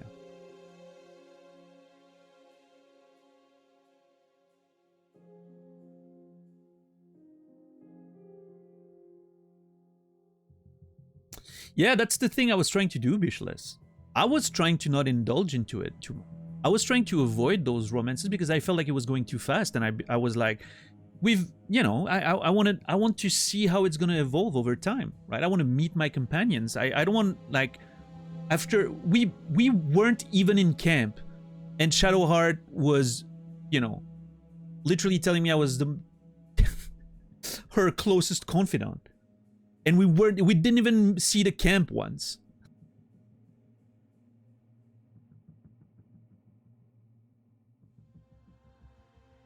So I was like, you know, I want to see it evolve over time, right? So I was trying to put stops on it all the time, and I felt like I was getting harassed. Yeah, exactly, Risa. I felt like I was getting harassed. Fucking Gale was the worst. Oh my god. Anyway, I'm not gonna go into the details because I know Ash is playing the game these days and I don't want to spoil anything for her. Jesus. Also, the way Ash is playing it, I'm sure it's gonna work. She's playing it with the right amount of silliness, right? I was trying to be way too realistic for Baldur's Gate 3.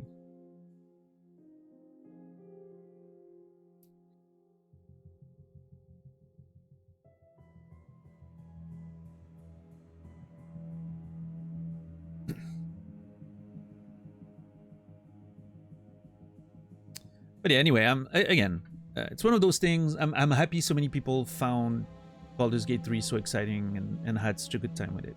It's great when people enjoy things, even if I don't, right? Gotta be happy for others.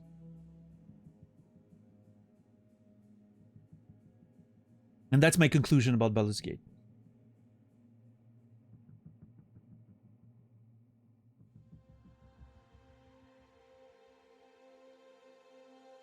Yeah, Rob. Yeah, I don't know.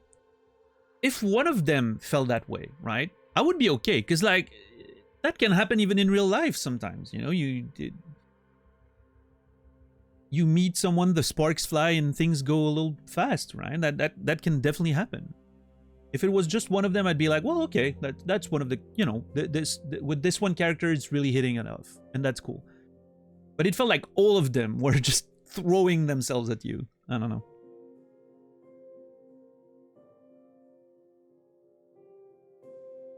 Voice acting made it better. Yeah, the voice acting is impeccable. That's true.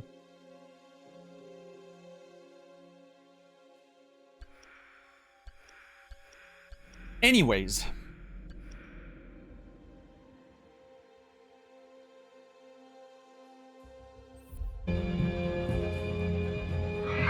Emily is alive. Amazing. I love her position right there. The hanging man. Like, that's a tarot card, isn't it?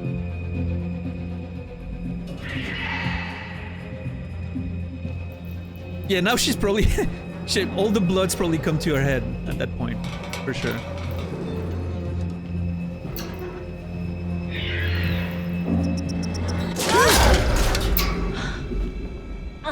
Okay, for some reason I did not expect that prompt. I should have, really. Okay. Shit! Shit! I'm not gonna lie. The fact that she was able to hang on like that was extremely impressive.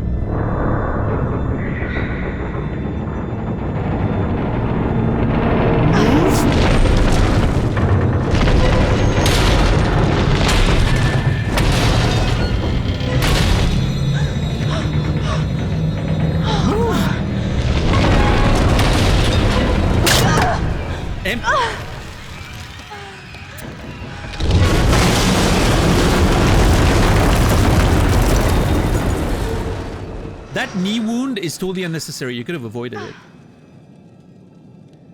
Jesus. Oh, God. Here goes $600. Oh. Better be worth it. I look great in that top. Jesus Christ. You were alive. All right. Now we're talking.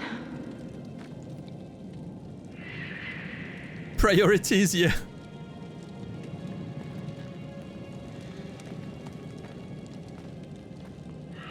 So, okay, here's my prediction. She's gonna find Jess. And here's why. She's gonna find Jess. Jess fell into the mine, which I'm sure we're connecting to right now. She's gonna find Jess. It makes sense that they would meet down there. And also, from a narrative standpoint, it makes sense that the two of us would be stuck together. Jess is currently dating Mike. Emily used to date Mike. Put them together, you get some great natural conflict. It's going to be amazing. That's my prediction. I hope it happens.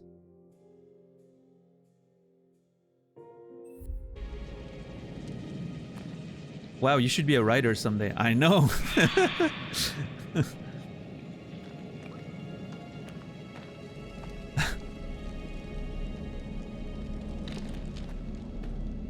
Like, listen, I'm not always right. Like, very often I'm wrong about predictions and stuff, but I found that after I started writing full time and actually like understanding stories more and all that, you start to see the threads a bit better when you're experiencing media yourself. It gets easier to sort of predict things. And again, I'm wrong all the time still, because I predict a lot of stuff, but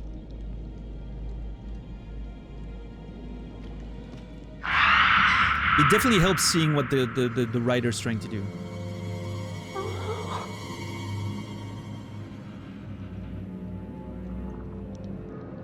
At this rate, I'm convinced Daniel will have a lucrative career as a reality show producer, creating drama between streamers as the ultimate meta. I would love to create a reality TV show with streamers. I'm amazed it hasn't happened yet.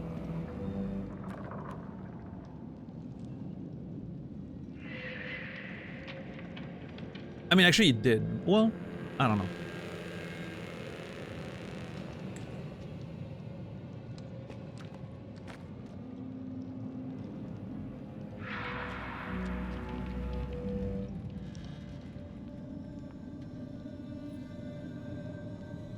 They're good enough at creating dumb drama. Yeah, you don't have to make reality TV. You just watch, streams and...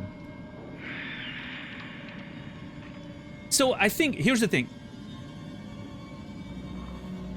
There's reality TV with streamers, but you're gonna find it on Twitch, right? Like the next big streamer or whatever, like OTK team was doing, right?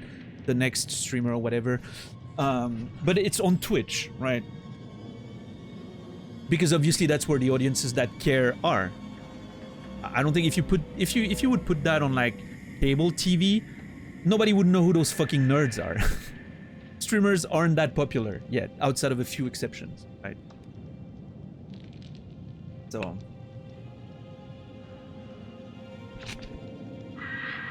but yeah, I absolutely think that's fine, Colette. I also think that's fine.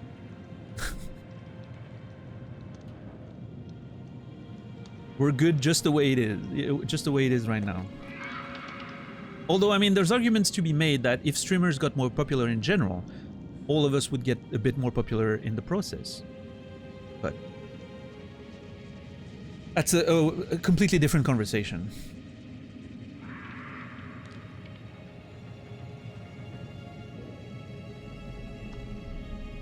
People just like the drama, even for... Well, listen. Personally, I love stupid reality TV. It makes me feel better about myself. I don't know. Have you seen the whole... There's a whole meme right now these days on social media with the Spanish version of Temptation Island, or whatever it's called, with the whole Montoya situation. That shit was ruthless, man. I saw the videos and everything. I was like, holy Jesus. Brutal. If you know what I'm talking about, you know. If you don't know, don't look it up. Yeah, save yourself. But, yeah. I'm a big fan of trash television. I don't know. It's fun to watch. I was following the current season of 90 Day Fiancé this year. It was so much fun. I'm already sad it's over. I can't wait for it to start again.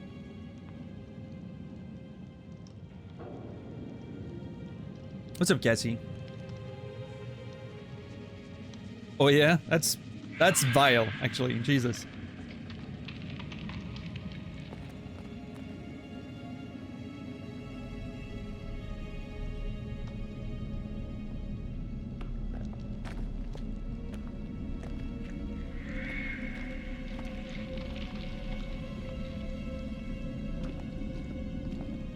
What is that?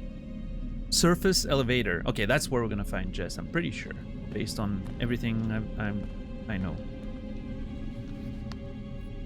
about storytelling.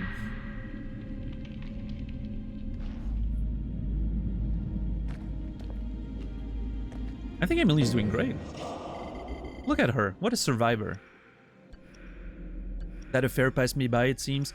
That's good, Warren. The only reason I know about it mostly is because of Kimmy. Kimmy sent me a fucking tweet about it. And I think that my algorithm was like, oh, you like that? Here's more of it. Yeah.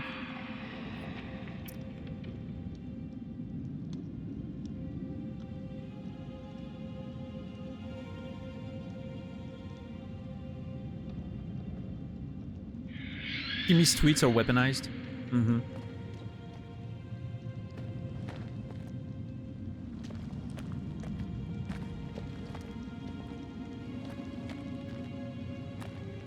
Oh, I thought I was gonna have to jump down there. I was scared.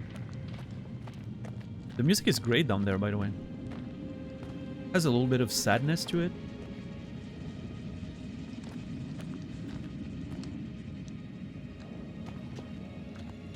But yeah, speaking of like material about streamers and all that, I want to write a book or a TV show.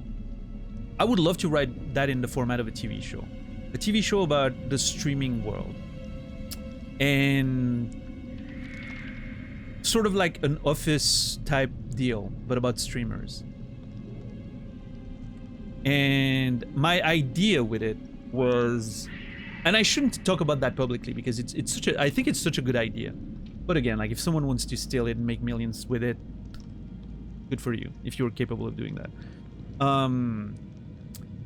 My idea is every season is a few episodes that take place during a yearly convention, the big streamer convention, like the TwitchCon equivalent of the world, the games world, the show's world. And they meet, and all the, you know, like the, basically all the stuff that happened, you know, previous to the convention sort of creates the drama in them meeting and all the little stories during the convention and all that stuff, right? And it takes over takes place over just a few days of a convention, right? And then season 2 would be a year later, same convention. And you would have all this stuff that happened in between those two conventions. The characters would be different, some of them would have found success, some of them, you know, and then you see like, you know, you see all the changes and all that stuff, and it would just go from that, you know, Anyway, it's just an embryo of an idea so far, right? But that's sort of the concept, right? I think it would be really cool to work on that concept and get, you know, get something working like that. Like, you could have the character that's just a timid new streamer the first year that just barely, you know, dares speak to people and is sort of like keeping to himself and not sure exactly. And then he somehow found success, and then the second season is just that, you know, completely narcissistic piece of shit, piece of garbage, because he found success. It would be so much fun, I think. What's up, Nibiru?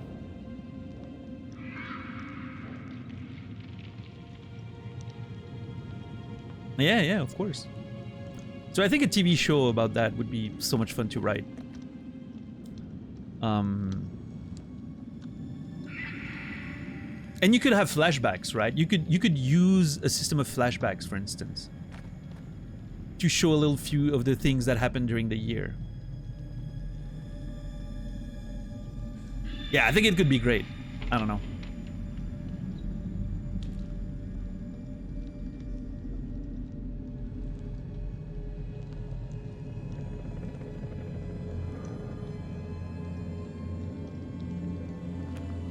But it's hard to write for TV and actually do something with it, right?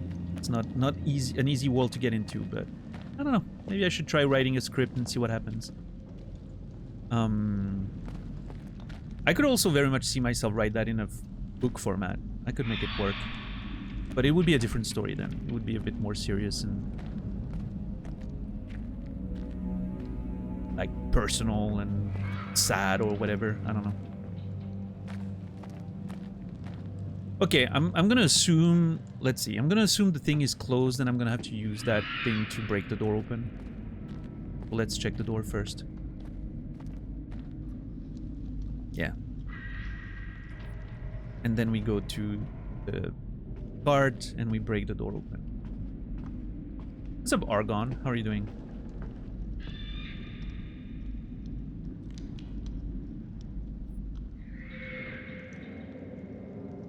Can you talk a little about why you decided to have your particular kind of stream for a limited audience? Wait, what? I'm not sure what the question means.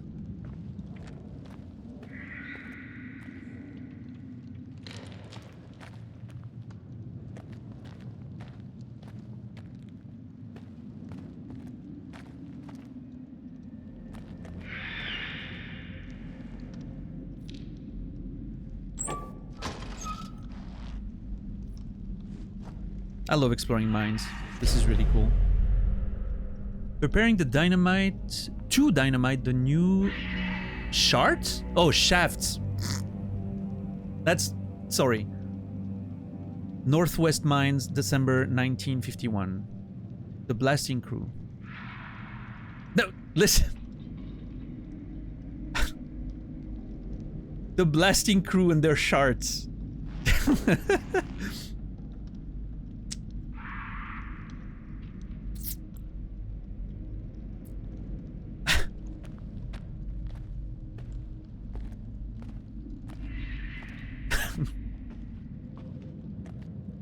I was gonna make a bad joke about IBS, but I'm gonna spare you today, Ash.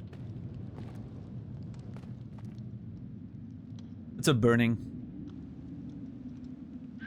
You surely have the charm and compassion to have a big audience, but you decided to have a channel that appeals to a limited number of viewers. I didn't decide to have a channel that appealed to a limited number of viewers. I decided to have the channel that I wanted. I decided to make the content I wanted to make. The fact that it appeals to a limited number of viewers is a very unfortunate side effect. I wish it wasn't the case. Don't get me wrong. I would love to add at least 1 0 to my viewer numbers. That'd be great. I'm not doing that intentionally. I mean, I know the changes I could make to appeal to a wider audience.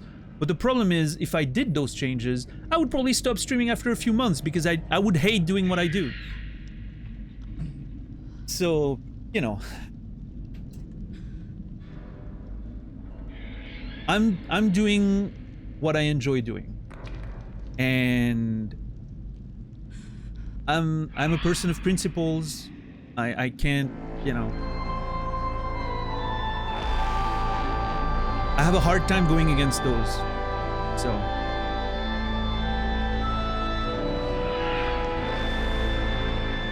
Warren, thank you for the 10 gifted subs. I appreciate that. 468. Thank you so very much, Warren, for the huge amount of support, always. Argon, Tweety, Claudia, Utch, Cherubim, Neverside, Gobble Snomp, that's a good name, Yunzi, Procubus, and Nasrallah. Look at that. You will all be remembered.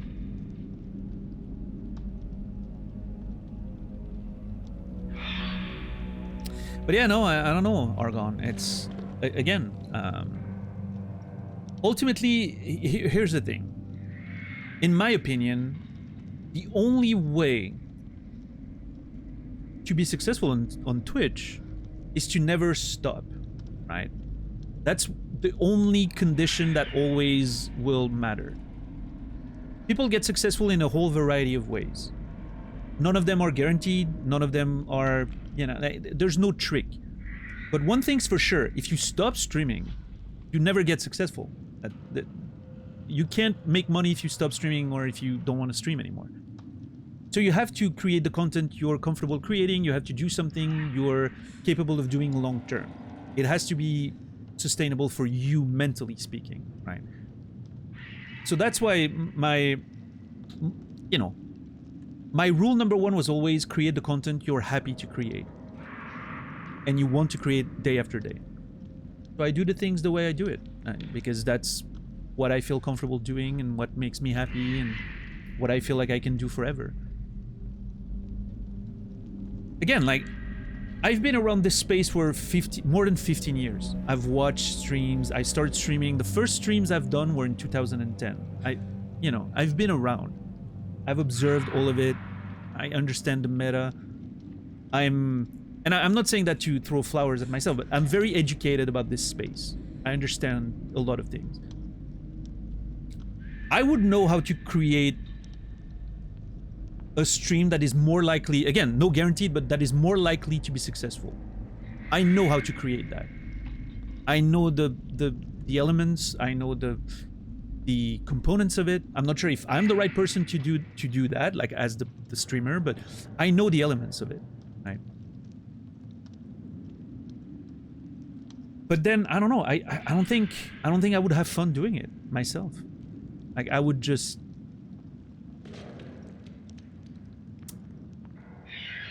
I think it would just make me mentally miserable.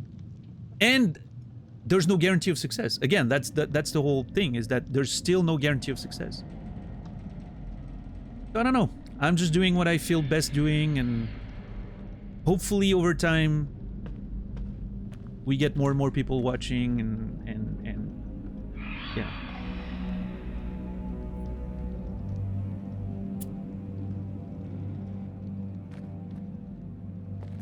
But listen, I think for the way I do content, the, glacial pace at which I play games, the fact that I'm not the typical successful streamer, like age-wise and all that, I'm a bit older than most, That's not what the majority of the audience on Twitch wants to watch these days anymore. Based on all the context stuff and the way I do my stream, I think I'm widely successful. I know I'm not, but I think, like, with the content that I'm creating, I think I'm having a lot more success than I should. So I think I must be doing something right, in a way or another. It doesn't seem like much, but when you look at all the streams and all the people streaming and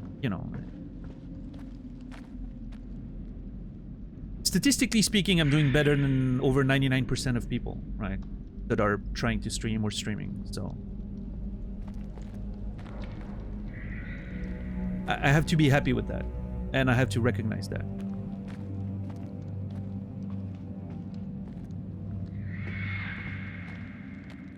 So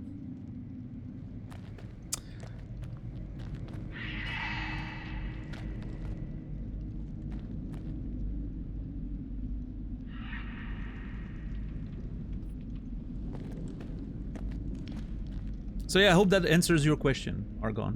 Which is a very interesting question, but yeah. Once the secret project starts, yeah, we'll see, we'll see. This secret project could be, it could go both ways. Either nobody's gonna care, or it's gonna be the thing that makes me blow up. Or something in between, as it's always the case. But the secret project, there's legitimately a chance that this is the thing that makes me blow up, honestly. I don't know, there's something about it that I feel I haven't seen anyone do before. And I think it could be super, super exciting.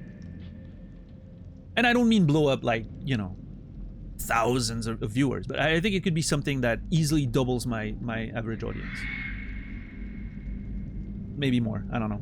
But again, it could very well just have nothing special happening and that's it, but that's fine. You're never safe from success or failure, and you have to accept that. Yeah, DJ?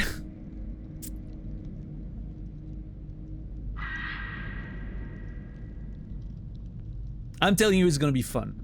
I know a lot of you guys, like the regulars of this channel, you're gonna love it. I know that for a fact.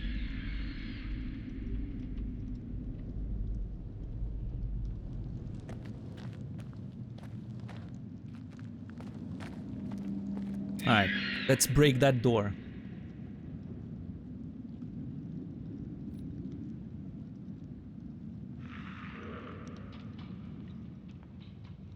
How are you, Blackbird, today, by the way?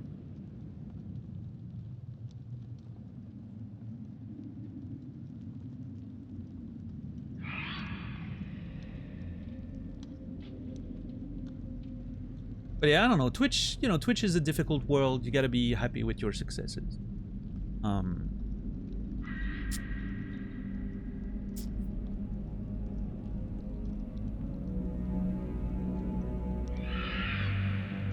One thing at a time. What I'm excited for right now, after Until Dawn, I'm excited for that Fallout 4 survival mode, permadeath-ish playthrough. I'm very excited about that. I'm really curious how it's gonna go. Both for myself as the player, if I'm gonna enjoy the format, and like from an audience perspective, I'm curious how it's gonna work. If it doesn't work for, you know, if I don't feel like doing it, I'll have no issues pulling the plug and moving on to the next thing. But I want to try it. I want to experiment with that. I feel like it could be interesting. Yeah, Blackbird. It's a spooky game, yeah. Lots of jump scares, for sure.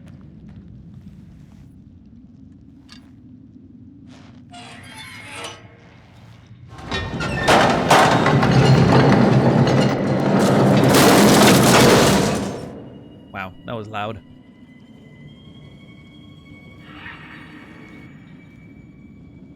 Look at her! What? Okay, she looks super bored right now. She looks annoyed and bored. She looks like she's going to the mall with her parents. She's forced to go to grocery shop with her parents. That's what she looks like.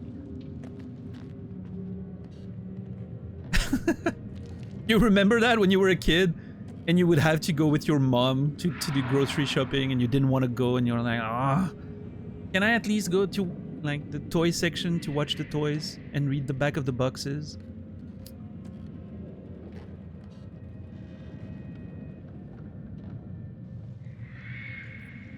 Okay, I have a feeling that this is not gonna work, but I'm worried.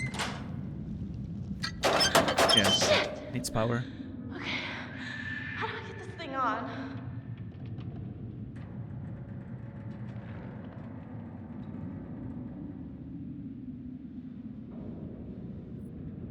I always wanted to go. Hoped for a little jello or potato wedge from the deli. Oh yeah.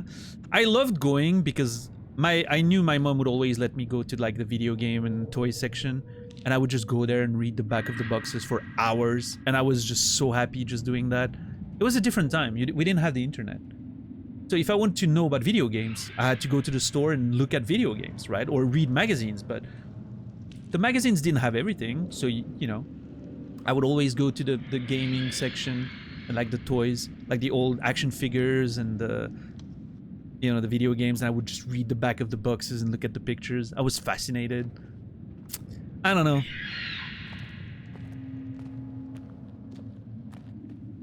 I'm a nerd. Big surprise.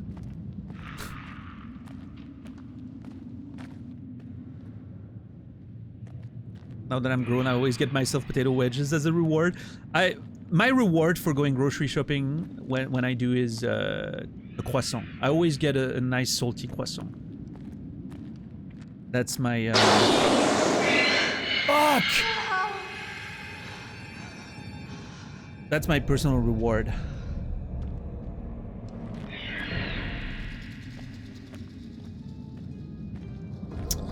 As a more experienced streamer, what would you say your biggest challenge has been? Honestly, it's just the biggest challenge as a streamer for me. Okay, so unlike many people, I never had to go through the phase of streaming to 0 viewers. I know a lot of people had to do that for like weeks or months, streaming to almost no one, and having entire streams where nobody's talking. And I've never had to do that. I somehow always had people watching, because when I first started doing it, I was already part of like small communities and all that, and they would just come and talk to me in the chat, right? It was a different time. So I never had to go through that gauntlet, which I'm sure is very difficult, mentally speaking. But still, the most difficult aspect for me is the mental game. It's the endurance of streaming day after day, and not being discouraged when the numbers are not going the way you want, or the game's not going the way you want. It's all that mental game. That's the hard part. And like the few streams where you feel like the game's not really hitting for you, and the chat's a bit dead because of whatever reason, and not taking it personally, right? Like sometimes, you know, there's some days where it just doesn't go well, and it has nothing to do with you. But it's hard to remember that. It's really hard to remember that. And just even when everything goes well, like just going live day after day, it can be exhausting. So that's the difficult part for me. Because the streaming game is really a marathon, right? That sounds like a cliche, but it is what it is. It's a marathon. You have to just keep streaming as often as you can, for as long as you can, for as long an overall period as you can, right? Years. So that's the difficult part, I think. Now on a smaller scale level, to me the most difficult thing to do is picking the next game. I think that's hard because there's so many variables. Like, obviously, a lot of people just pick whatever they want to play and they don't think too much about it. But for me, the next choice, like the choice of the next game, is a huge decision because of the way I do my streams, right? I don't jump from game to game. I don't have like a different game every day. I don't, you know, just play things and whatever. And, you know, when we get into a game, we usually go to the end, right? So picking the next project is usually a pretty big deal. So that's difficult. But, you know.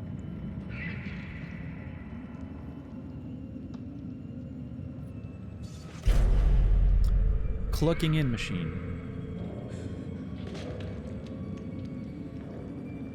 In something, out 36. All employees need to clock in and out at the start and end of each shift.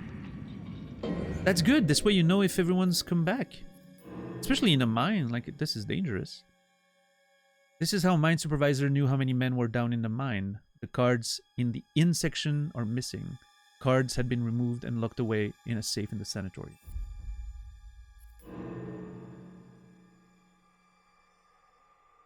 A photo of a group of miners called the Blasting Crew taken at the Northwest Mine in...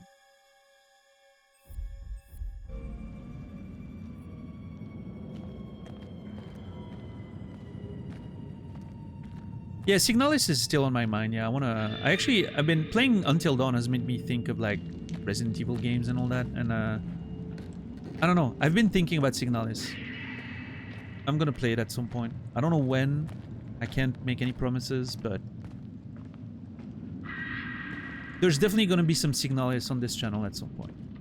100%. Fucking busted elevator's my only way out.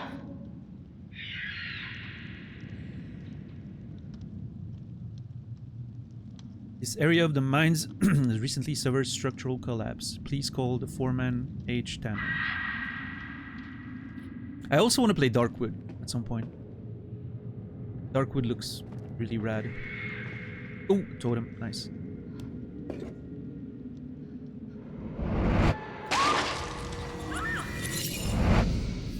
What the fuck?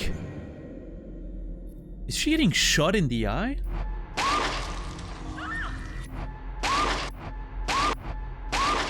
So we don't see exactly what's happening, but it looks like she's getting shot in the eye, yeah.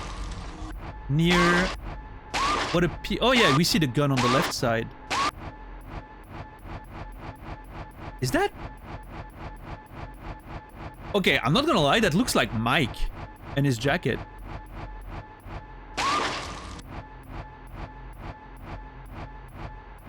But why would Mike shoot Emily?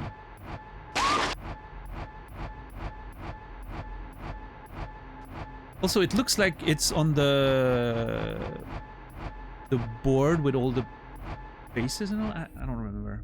Anyway. Let's see the events of the past. Human flesh. My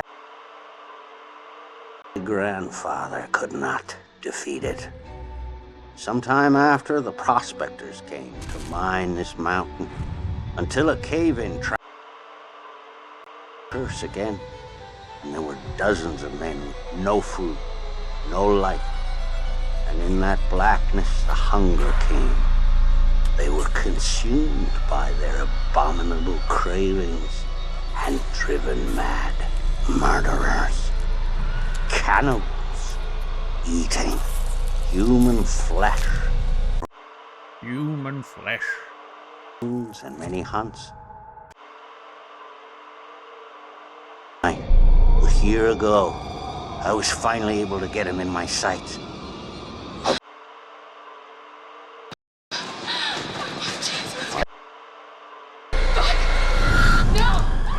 I couldn't save your I couldn't save your father? Your something. I don't know.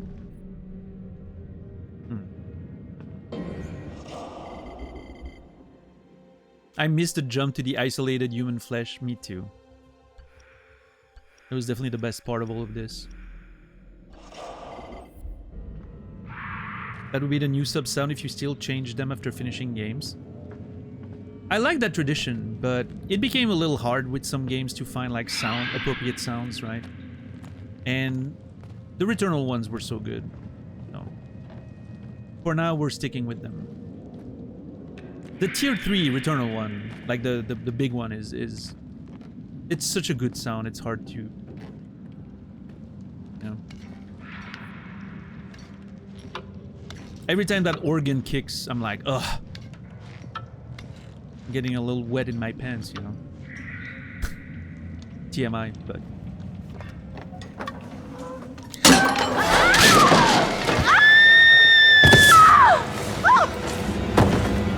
Okay, that was comical. The way she just went through the fucking floor.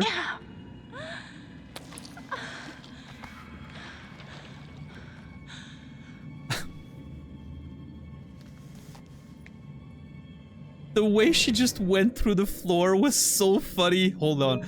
I need to watch something. I was reading chat. Did I miss a prompt? What's up, Shepard? How are you doing today?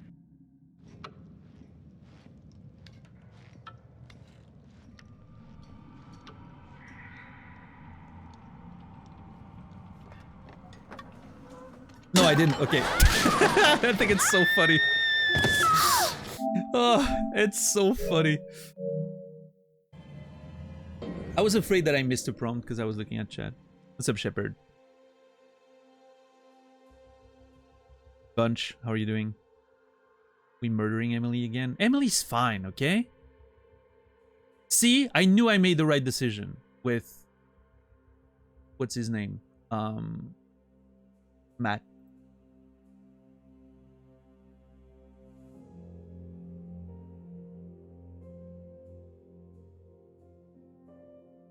I know I'm going to be thrown when I finally hear those sounds in game. Oh, Colette. When you hear the top level alert, in Returnal, when that sound hits, you're already going to be amazed. Because the build up to that sound in the game is one of the greatest experiences I've ever had in a video game. And then when that moment hits,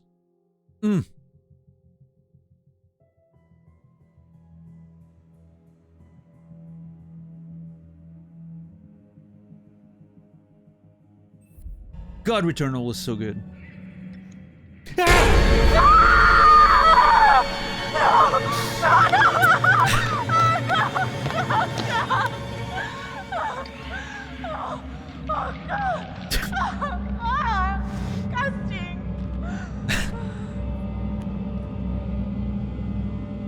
Oh, I'm so jumpy. What the fuck?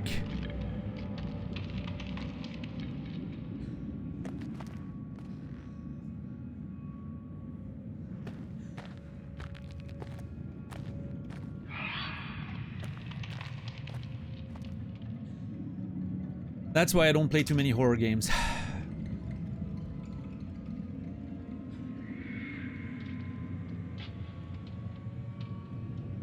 I'm a jumpy boy.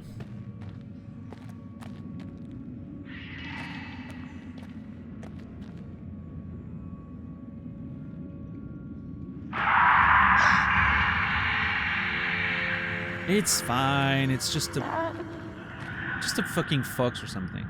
Don't worry. Listen, there are foxes around where I live, and the sounds they make, you wouldn't believe.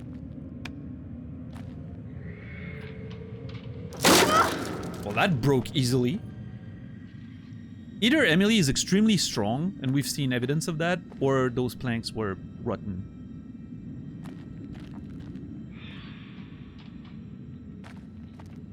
How are you today, bed?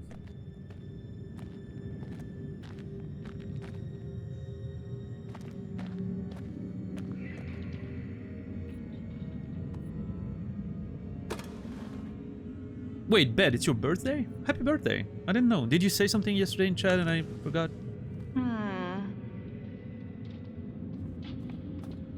Dearest Billy, hurry home safely. Loving wife and daughter. Peace. Okay, the family of a minor. That's very sad. A photo of a minor called Billy Bates posing with his family.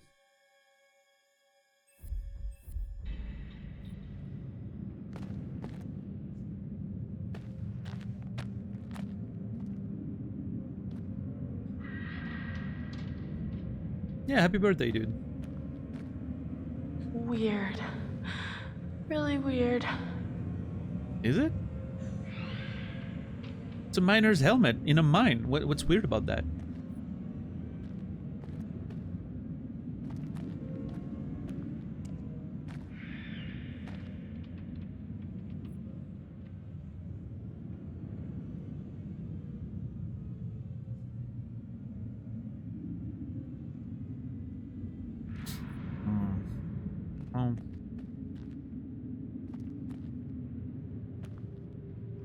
Is that a ladder? I think it's a ladder, right?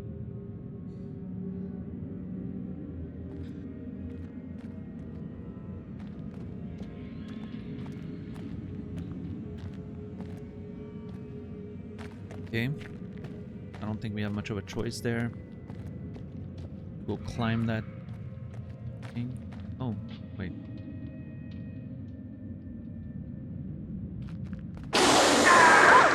Fuck!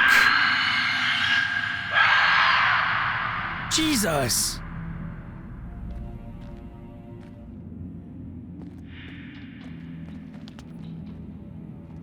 Climb or leap?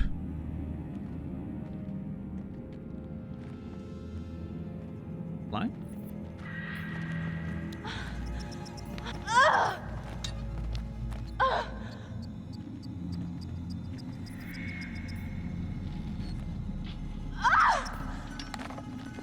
I'm not sure why I'm leaping instead of, but I don't know. Jump to the ladder.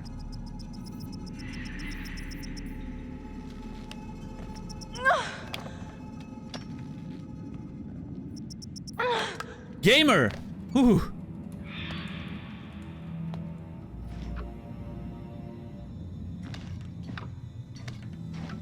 I don't want to jinx myself, but I'm pretty sure I haven't missed a single prompt in the game so far.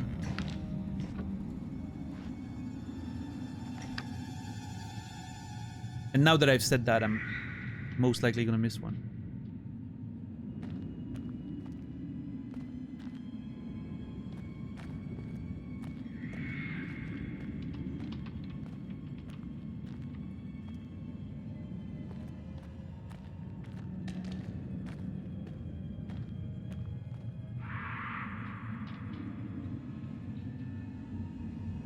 I think you missed one where Chris was pranking Sam and Josh.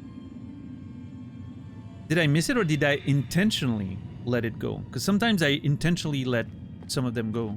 Because not doing anything is the right choice.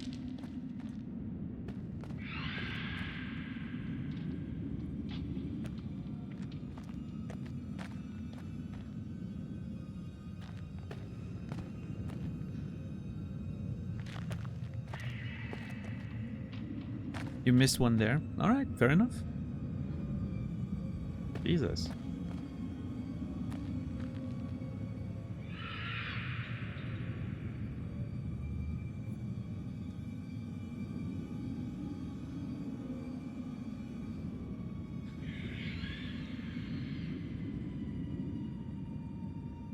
Oh yeah, I didn't see it because I was covering my face.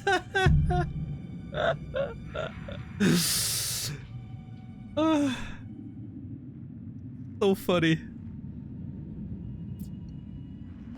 Well, it doesn't count. I didn't see it.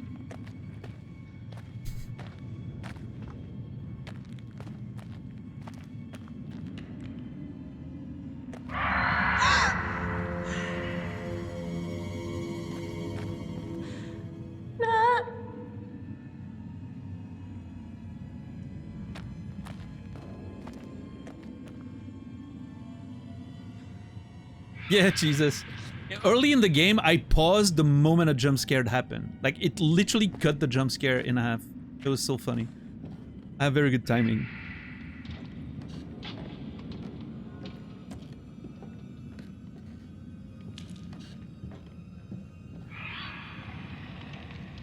I'm Swiss.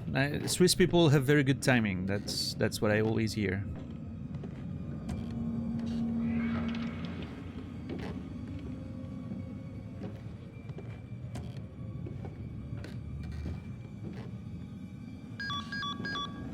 Come on, for fuck's sake. Oh no. Son of a bitch.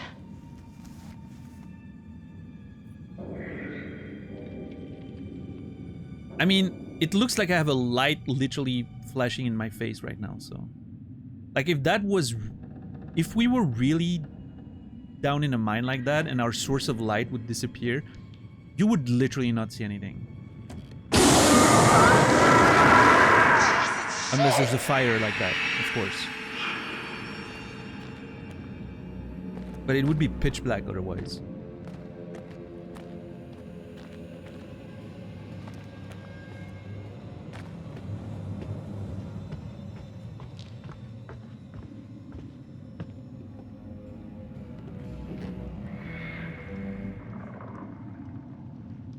Oh, that's my own torch.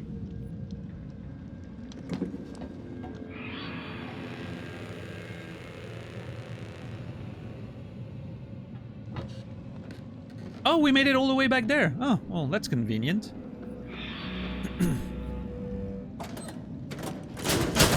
Oh my god, finally something works.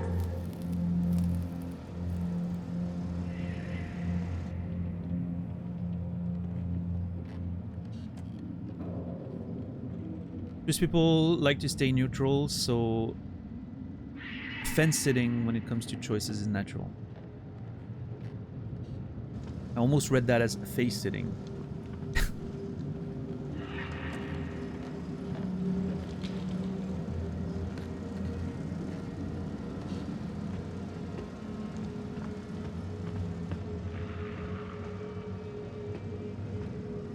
Is that something Swiss people do? Some of them, yeah.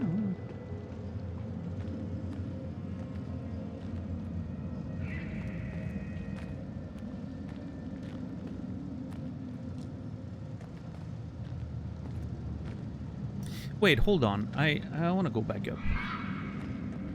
I want to investigate a bit more.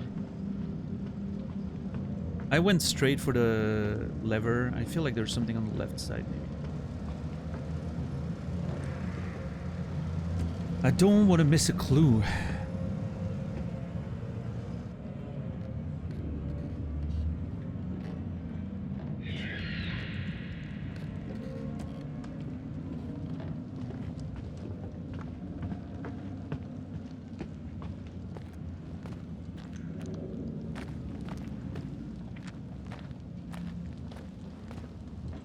That angle is kind of scary.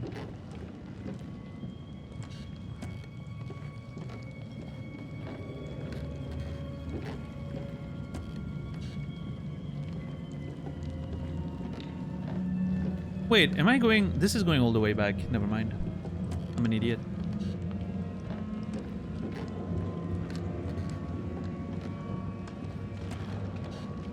Disregard everything. I'm stupid.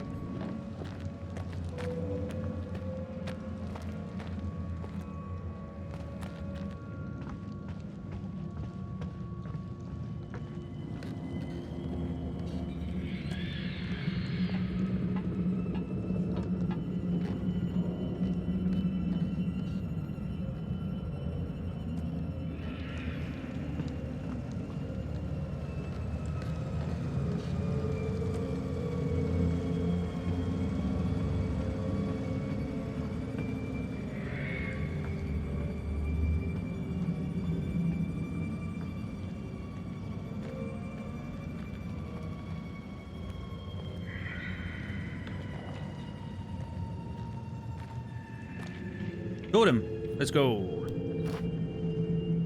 Please be something good. What the fuck?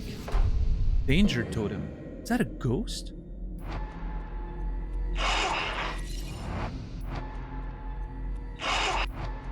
I can't tell if it's going through. No, I think it's going through the like a cell or something.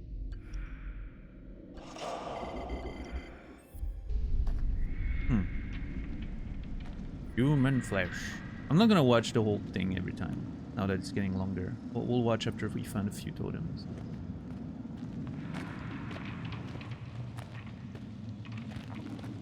So I don't know if I'm yapping way more than usual, but this episode feels longer. I think it's just because I'm yapping.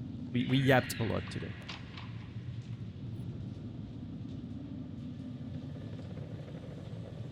Am I supposed to know what that is?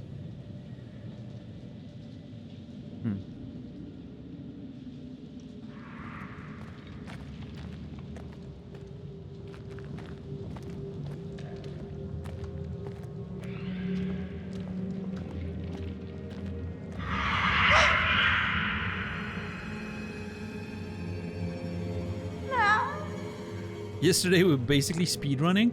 I don't think that's true. I stood for 20 minutes on the same screen trying to make a decision twice. But yeah, I guess other than that, the pace was a little pacier.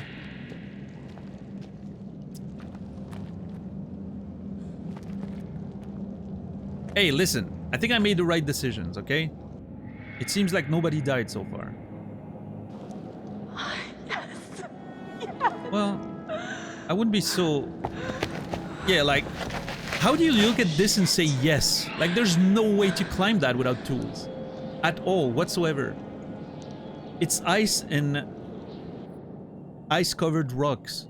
You literally need climbing tools.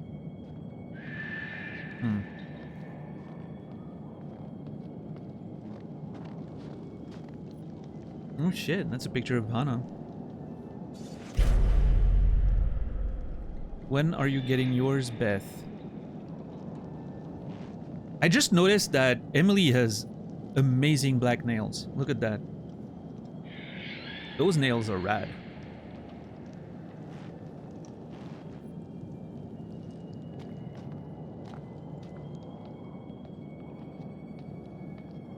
Colette's very excited about the nails.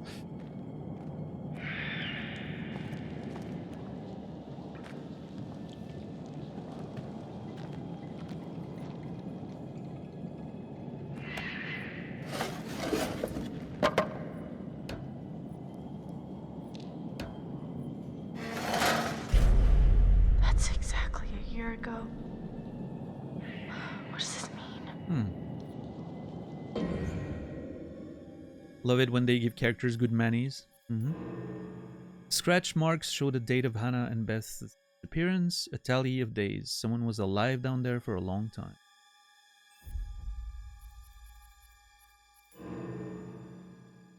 Photo was taken the same day. Hannah got the text.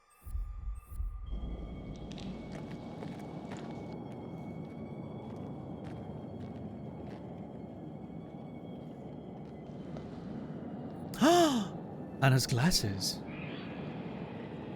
Anna. This does give a bit of credence to my theory that they didn't die and they were still alive, and they with Josh planned this whole thing.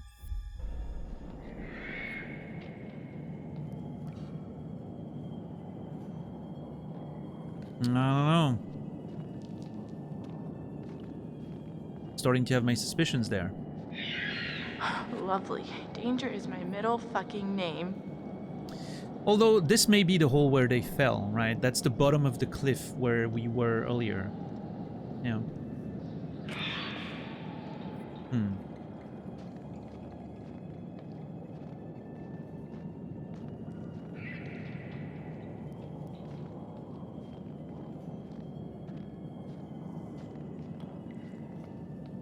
Danger is my middle name, he says. I don't know about that.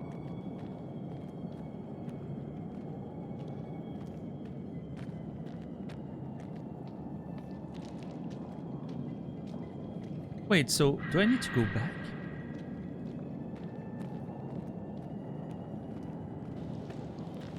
Am I missing something obvious?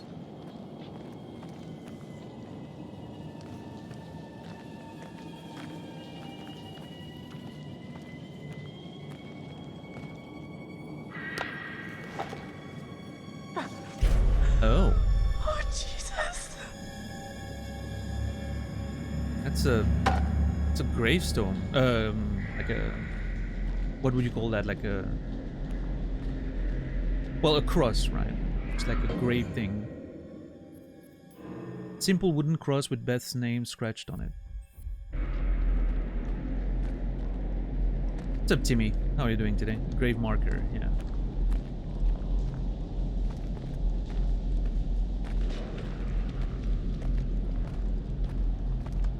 Is that not the way I came in? I guess not. Shit. Oh, hold on. The wheel? That place rings a bell. I think the totem... I have a totem that mentions that.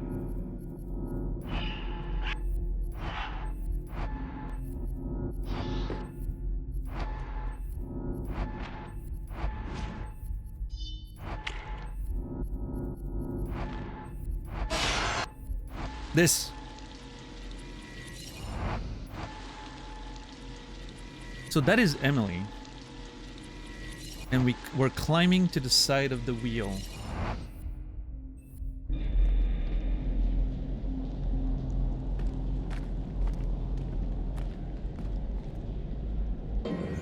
It doesn't look like Emily though. Hold on.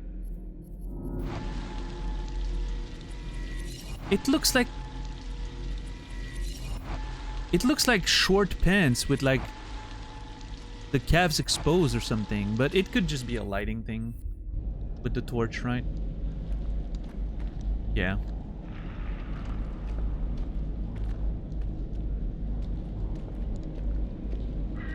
The torch, the jacket looks the same with the fur, so I'm thinking that's Emily.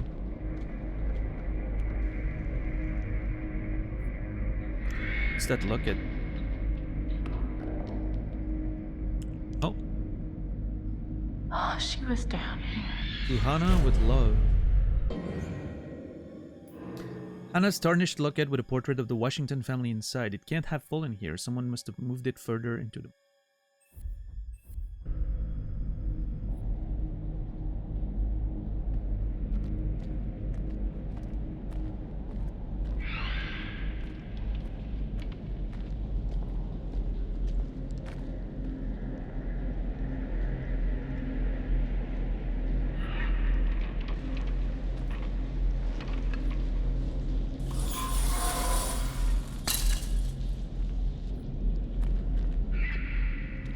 I saw some pink colors there in the back. I'm curious about that.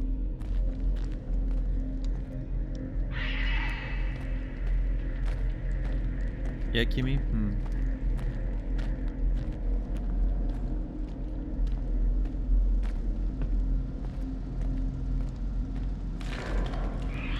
Surface elevator. Hold on. I don't want to risk this being the way forward and me missing something.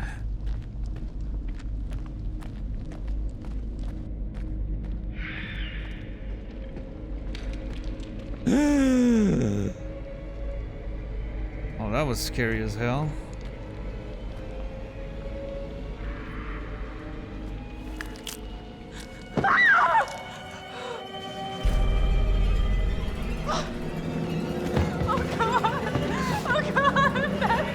Is that actually your head? No way. The remain of Beth Washington's head resting on her jacket in the mine. There's no sign of the body. Could be a fake, right? Like, it seems like Josh is good at creating fake things. Could be a fake. It's a fake, right? Yeah.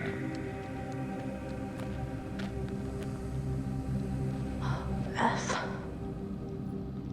It's just a well done fake. I don't trust anything in this game anymore.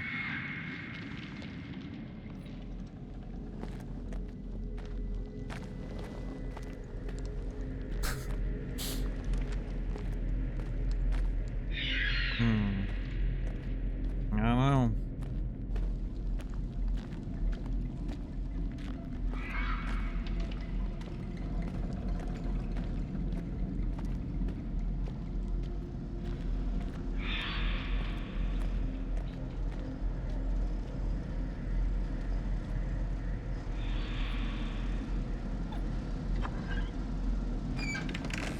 All right, let's go. Ugh.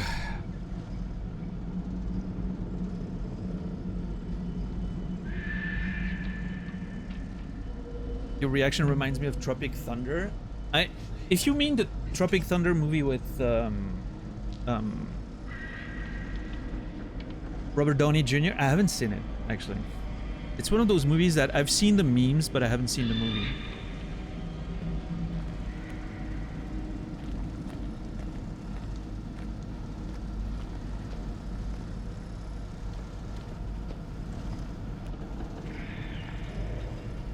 It's a fun movie. I'm sure it is, yeah. Okay, I think now we can take the elevator.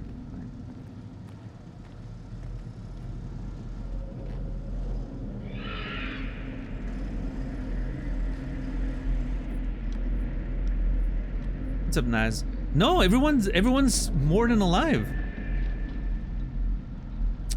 Emily is alive.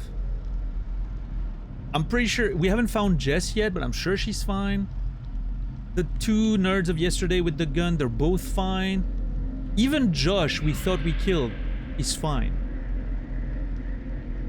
He seems to be behind a lot of it, as I predicted. On point, I was with my predictions. What's up, Cheesy? Well, that was before the real story began, Cheesy. Doesn't count. Also, I'm sure that head is fake. Somehow.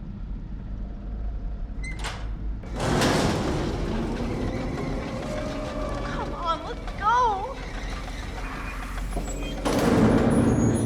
No.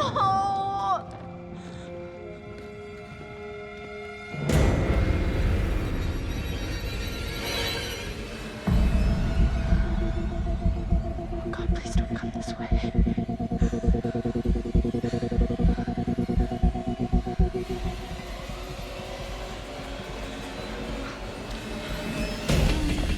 Okay, that was stupid.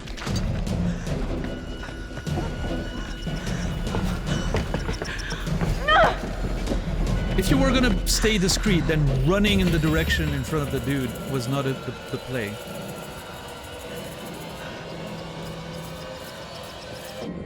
Hold on. I don't think we want to do that.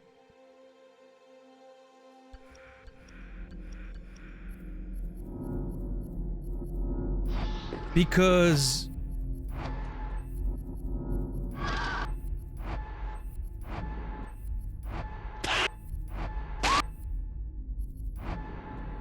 Oh, never mind. That was a different thing. Hold on.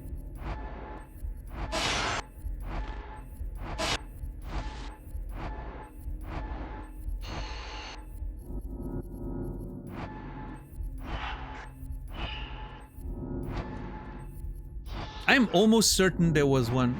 That's the one with Emily in Flames. Emily in Flames. We don't want to throw the fucking torch in the flame there. Nana.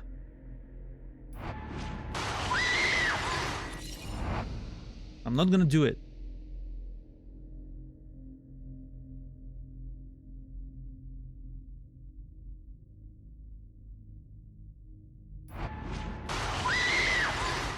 I mean, there's always a chance this is a different flame thing coming from somewhere else, but I don't know.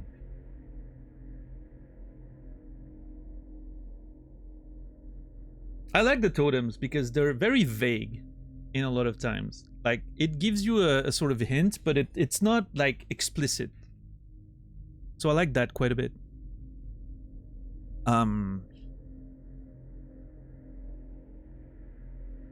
Also, I'm pretty sure it's too late for me now to throw the fucking thing in it.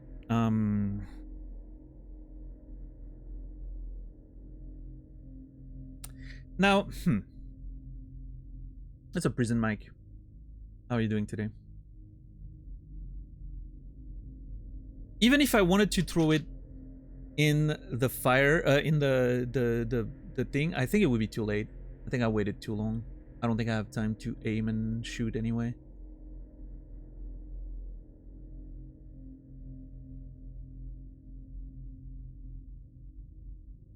But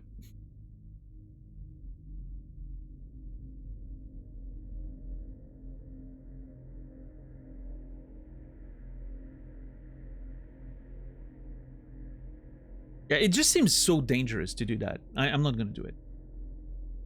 Okay, my thoughts. I initially thought there were two psycho murderers, right? The one with like the one we just saw with the flamethrower, and then the one with the mask. I'm starting to think the one with the flamethrower is not a psycho. He's not trying to kill anyone for some reason.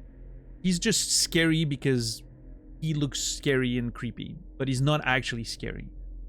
He's not actually dangerous. I don't know. Maybe I'm wrong there, but he seems to be maybe someone that's trying to help somehow. Maybe I'm wrong. Danger, I laugh in the face of danger. Is that a quote from some? I'm addicted to these Kopiko candies. What is that? Oh, those one. Yeah.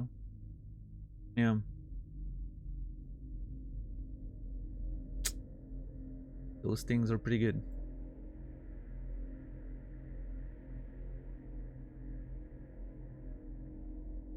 It's a, oh yeah, that's Simba.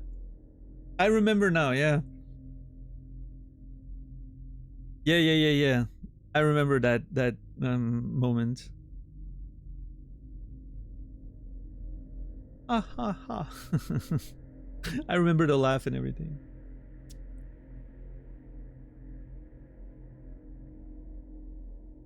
I haven't seen The Lion King in a little while. I need to watch it again.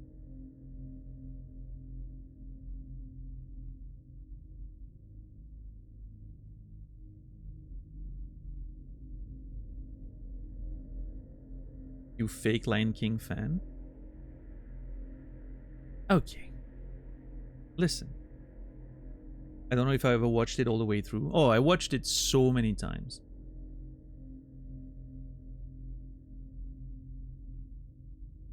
So the Lion King stage musical last year? Yeah, Bet? How did you enjoy it?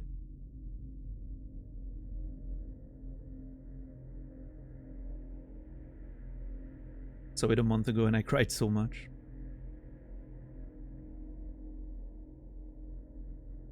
Yeah, seems good. Seems good. But yeah, no, I mean, The Lion King, I've mentioned it in the past, but it's the first movie I went to see in the theater without parent supervision, right? It's the first movie I went to see in the theater with friends when I was like 11 years old or something. 12 maybe.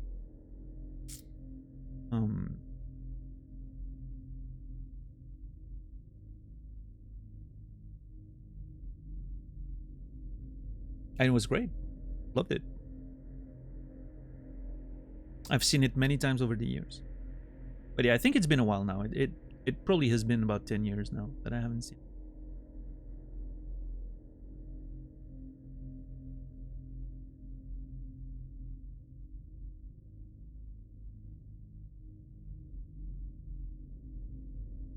There's a tapping sound in my room, but I can't find the source.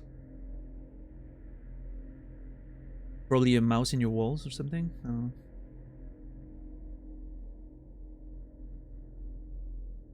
I accidentally saved my snotty crying tissues in my gift bag.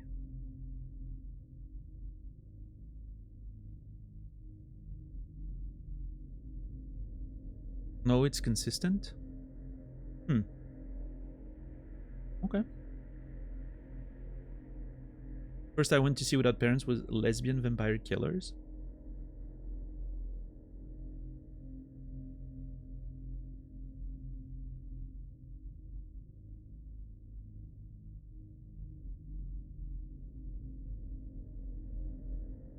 Whatever comes to your city, I recommend Spectacular. You work to see it. I mean, it's never gonna come anywhere in Switzerland, that's for sure. I don't know. I would love to get the chance to see that musical one day, but who knows?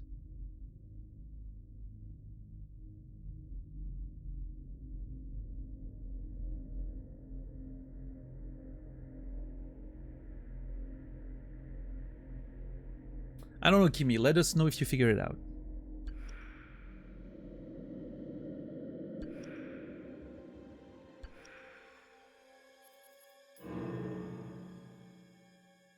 It's the same locket that was found in them. I'm not doing it. See? Like, the stranger's saying wait in a very calm voice. I think he's trying to be friendly, actually.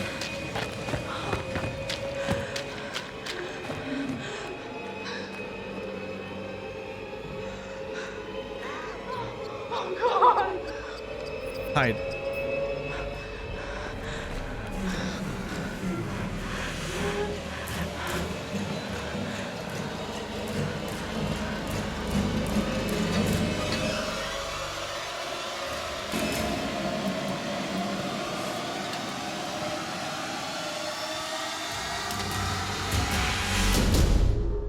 Oh, that was... Josh. That was not very well hidden. Josh. Oh, very good. Every one of you, you got my name. And after all you've been through, good. I mean, how does that feel, right? How does it feel? Do you enjoy feeling terrorized, humiliated? I mean, panicked? All those emotions that my sisters got to feel 1 year ago? Only guess what? They didn't get to laugh it off. No, they're gone. I don't know if you noticed this, Josh, but none of us are laughing. Oh, come. Why the long faces? Come on. It's good to get the heart racing every now and then, right? And race they did. I mean, every one of you just pitter-pat, pitter-pat. I hope you appreciated my little phantasmagorical spectacle. I mean, no detail too small, no opportunity missed. It was such a delight to play the puppet master to all of your Pavlovian panic. And all that gore, score galore, fake bodies. I mean, God, that shit was expensive. And no retakes. Nope. Only double takes. Oh, you should have seen your faces. Hook, line, and sinker for every little stinker. Josh, why are you doing this? Yeah, don't even ask this squirrely little runt. He's got no clue. He's out of his fucking tree. Well, he's definitely off his meds. Oh, come on, you guys. Revenge is the best medicine. You're done. Mike, he's sick. What? Come on, you guys are all gonna thank me when you guys become internet sensations. Wait, what? Oh, you better believe this little puppy's going viral, ladies and germs. I mean, we got unrequited love. We got blood. I don't think there's enough hard drives in China to count all the views we're gonna get, you guys. What are you talking about, you asshat? Jessica's fucking dead! What? Did you hear me? Jessica is dead. You are gonna fucking pay, you dick! Holy crap. I still don't think she's dead, though. Ah! Guys! Guys, come on. Seriously, this is crazy, you know? Shut up. Why'd you hit her, man? Huh? Why'd you have to fucking hit her? Ah! What are you talking You about? punched Ashley, you piece of shit! Oh. I got so mad. You don't hit a girl. You just don't. Dude, Chris. Bro, And I'm not your bro. where are we going? Where are you guys taking me? Locking you up, bro. What? You can't do anything stupid before we call the police in the morning. Come on. I didn't do anything. Are you serious, bro? Goddamn murderer is what you are. Just a prank, I didn't do Teehee. it. Michael, please, just listen to me, man. I did not hurt I think there's Jessica. another layer to this that I haven't... I think there's another layer to this that I haven't figured out yet.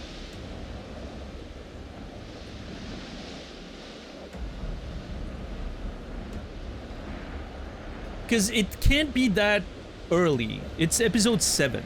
There's at least 10 of them based on the time, the time nature of the game with the hours counting down. There has to be more than this. I don't know. Maybe something with the sisters.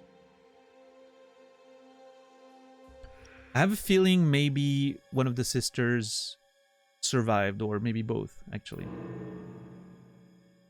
Josh learned about special effects from his dad's movie experience.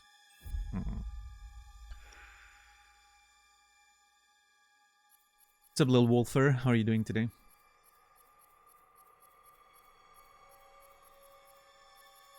Just a prank, yeah, I mean, sheesh. Jesus.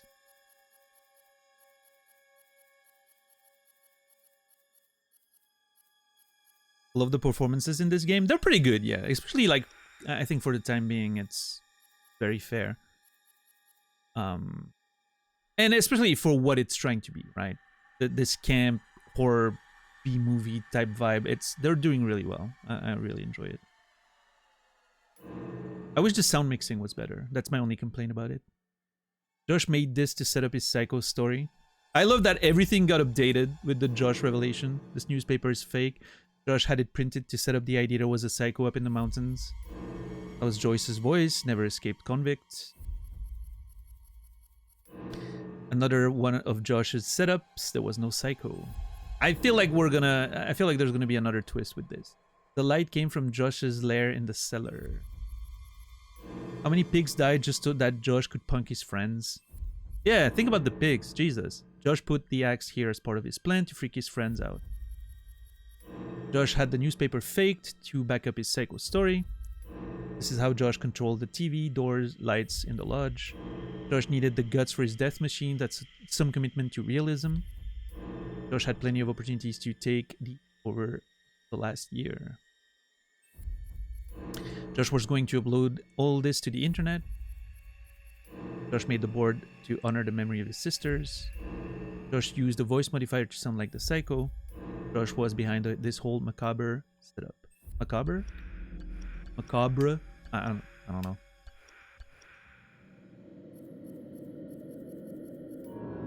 Ashley took the scissors. Ashley stabbed the psycho. The psycho gave Ashley a black eye. Chris hit Josh. Macabre?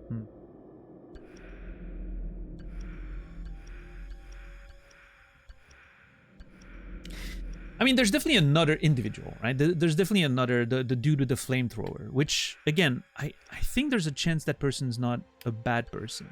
But we haven't really heard of Ashley, by the way. She was there with the guys, right? When they were confronting Josh. Yeah, she didn't say anything. Scold, you deserve this, or dismiss, shut up.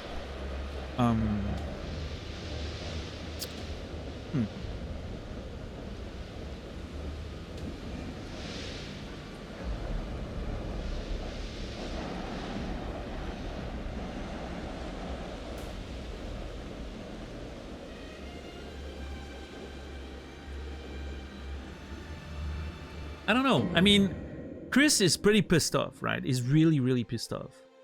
I love that despite all of this... Okay, despite all of those recent revelations, he still likes Josh more than anyone else except Ashley. That's so funny.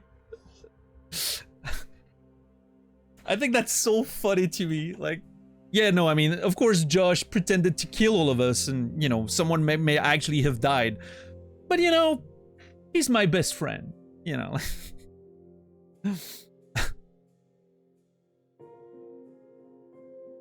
Now it makes me wonder if I had picked to save Josh and kill Ashley. I wonder what would have happened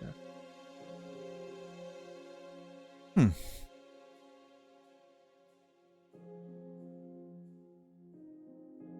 Because, like, the blade couldn't have went towards Ashley because you can't fake kill her. She would know that it's a fake body unless she's in on it. That's maybe why she didn't say anything. I don't know. No, I don't think so. I think it would have, something weird would have happened. Maybe that's when the blade would have stopped, like I predicted, and then, you know, Ashley would have been mad at me or something. Creating drama, right? I don't know. I don't know. Interesting. Already makes me want to replay the game.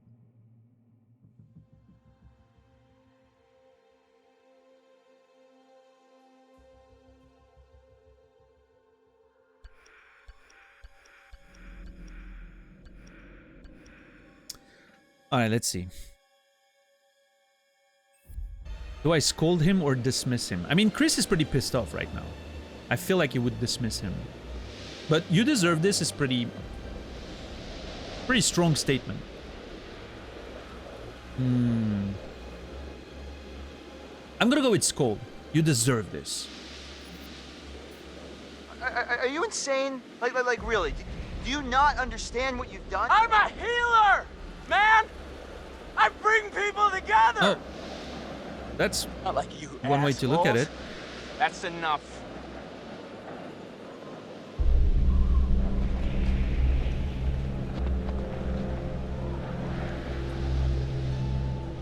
You only see what you want to see. You're stop talking. You are Dude. it's not my fault. You suckers can't take a joke. Okay, hold on. Oh wait. Did I hurt you? What a narcissistic asshole. Feel a little bit of pain right now? I'm so sorry. Stop it. Jesus, dude. Stop! Michael, I'm sorry, man. I can't tell you how sorry I am that something happened to Jessica, but I swear to you, I have no idea what happened to her. Yeah, that's what I mean, right? It feels like there's something more going on. I mean, obviously we know there's another individual, the one in the mine, but... Jessica ended up being chased and pulled out of, like, the cabin where she was with Mike. And then was wounded, and there was a whole thing, you know, and she ended up on a mine elevator that fell. And we haven't seen her since. So since we haven't seen the body, and I have a totem that tells me that maybe she's fine.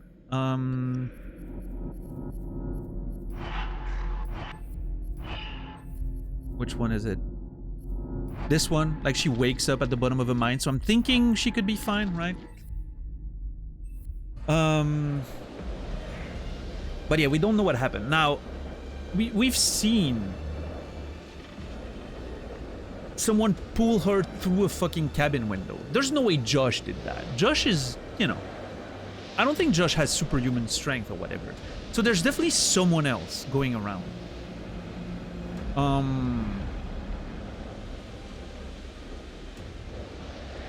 It may be the person in the mine. Maybe there's even another individual. I don't know. There could be more than just, you know. There's a chance there's an actual psycho going around, even though Josh's side of things was a setup, right?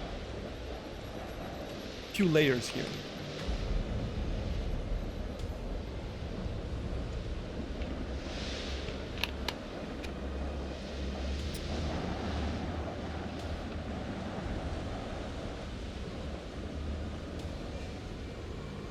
Because yeah, like Jessica definitely did not get attacked by Josh.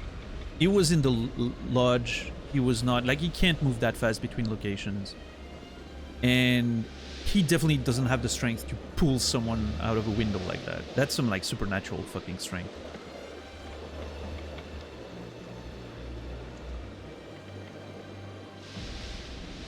So yeah, something definitely feels wrong. I'm with Chris there. I think I'm gonna go skeptical.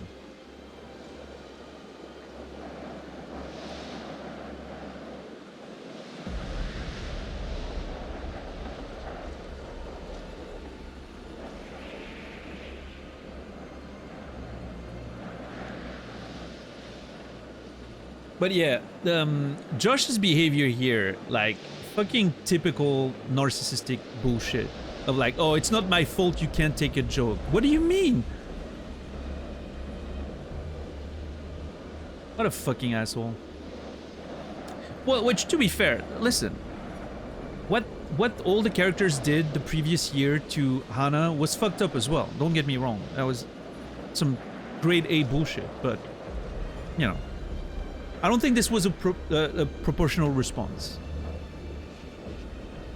Now, obviously, you know, it led to maybe the death or at least disappearance of the two sisters. So I understand that the consequences were huge, but it was definitely a different, you know, level of intention in the first place.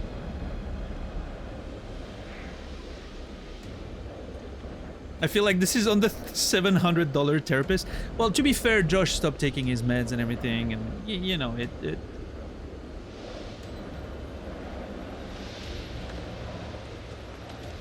you know, we can't hold the therapist responsible for Josh not doing any of what he learned. Oh, it's $700 per session, DJ. It's insane. Some exceptionally expensive therapy. Can I still see the...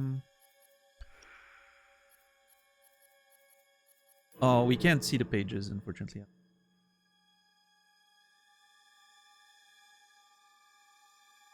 Unless...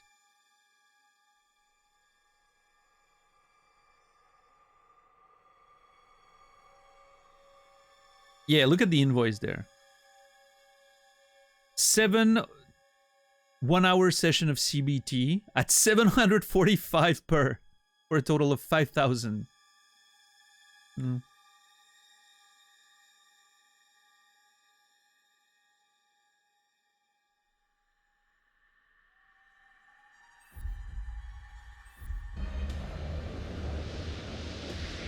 Yeah, DJ, Jesus.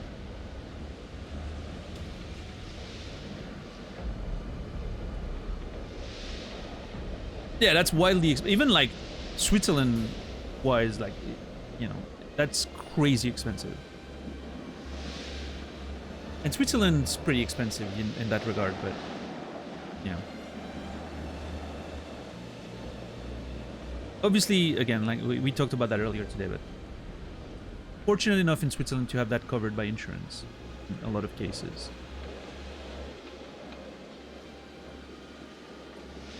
Okay, I think I'm going to go skeptical here. I'm going skeptical.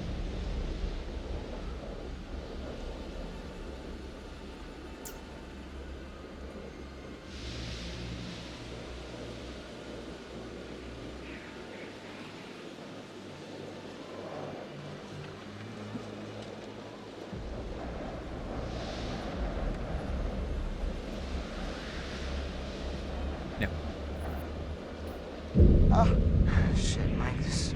I don't know, something feels really wrong here, man. Are you joking? I'm just having a really hard time figuring out that he would, like, do anything to hurt Jess. I saw what he did to her with my own eyes. This is her blood. But can't we all just get along? Oh, you're not making a very good case for yourself, dude. Damn it! Not dicking around. No. That's not how it's supposed to go down. You're just a bunch of bullies. You can't hang out a guy just to dry like this, guys. Huh?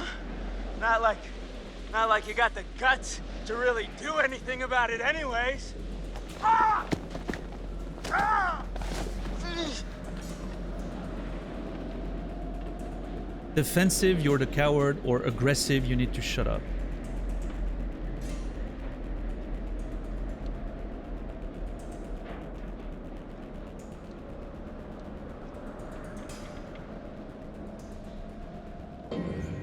How's my Josh meter right now? Doesn't move, okay.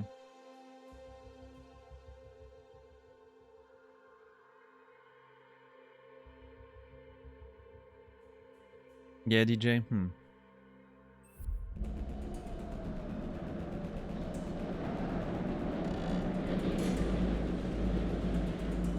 I've had this jar of sun-dried tomatoes in the fridge for a week.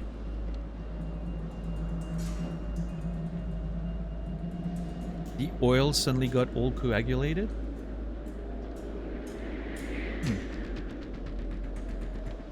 God, I love sun-dried tomatoes.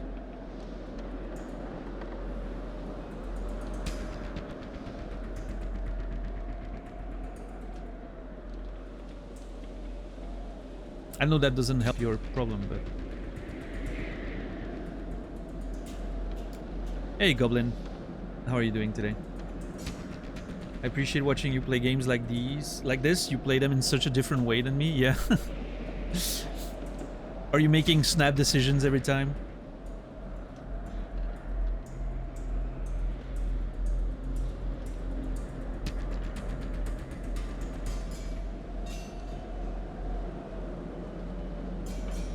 I definitely do enjoy taking my time, yes.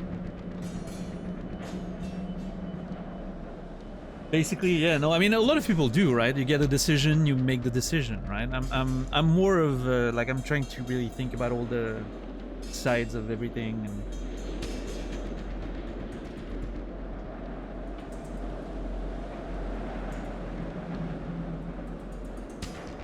you were not the first person to say that, Goblin.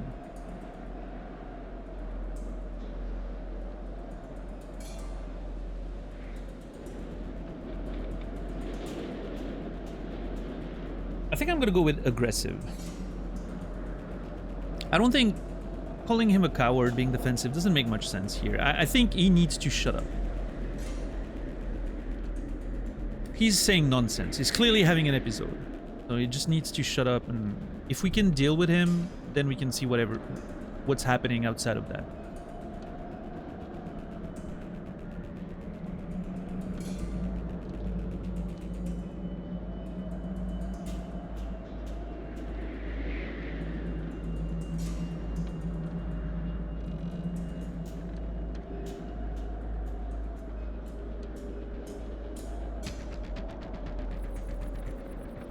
I don't know. Yeah, I'm gonna go with aggressive, I think.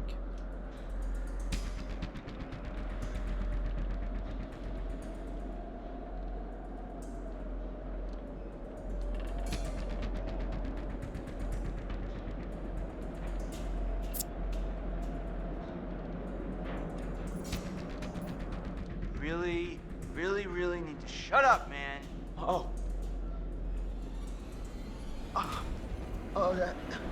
That's... I don't even know what you mean, because I don't have anything to regret. Oh my God.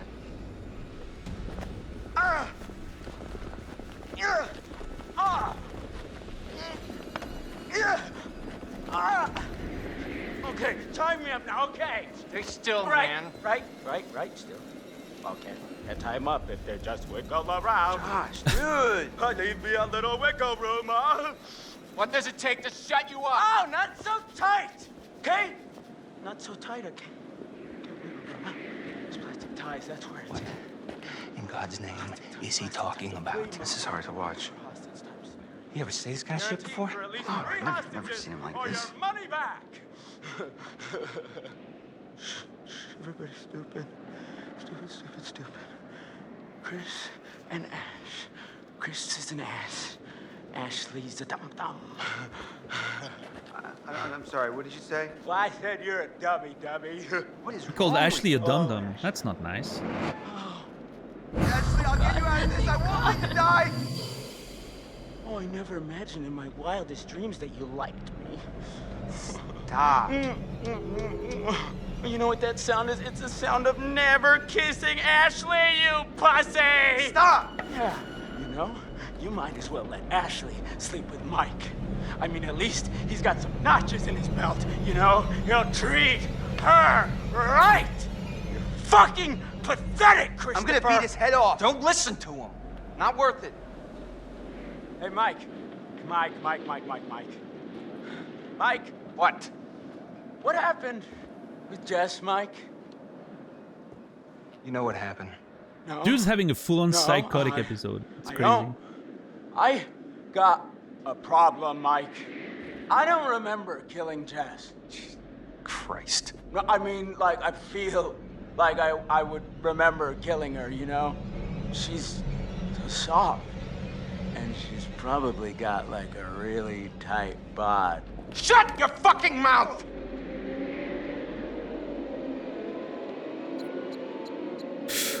Disarm or hit? Hold on. Disarm Mike or hit Josh? I'm playing Chris. Yeah. Disarm Mike or hit Josh, and I'm playing Chris.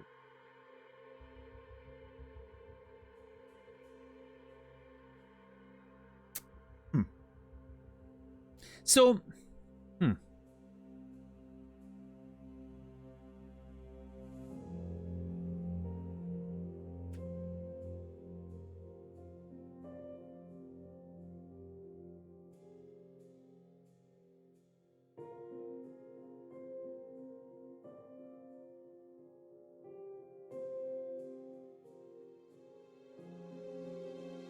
I feel like if I tried to disarm Mike, I fear something bad could happen. If I just hit Josh, Mike's gonna be de-escalated and Josh's gonna just shut up, right?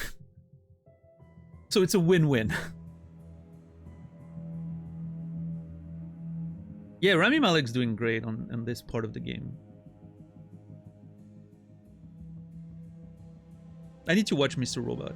Something I haven't watched yet.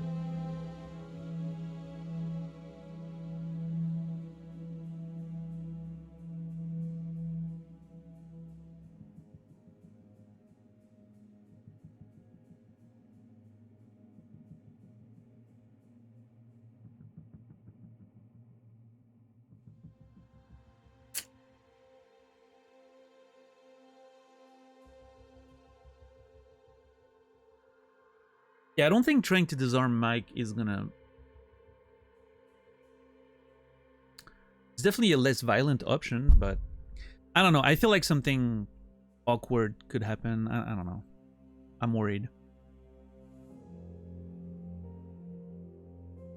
I think I'm just gonna hit Josh. We de-escalate Mike doing that, probably. And Josh shuts up, which is great for everyone.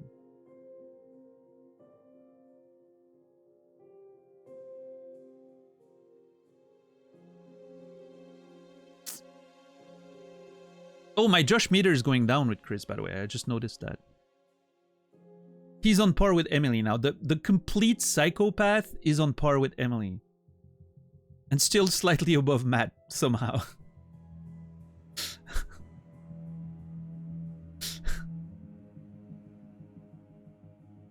I barely like Mike a little more.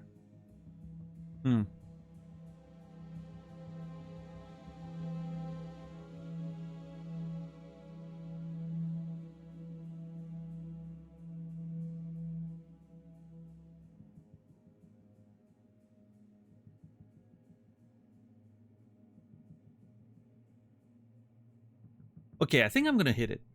I'm gonna hit Josh. Again, I feel like trying to disarm Mike is not gonna help the situation. Josh is still gonna trash talk and it's gonna escalate. And if I hit Josh, everything stops. Hopefully.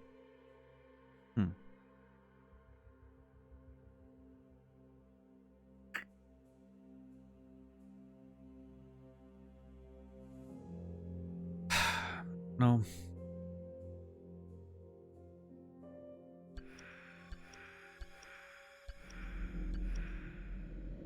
I mean, he called Ashley a dum-dum, and he was very rude to me.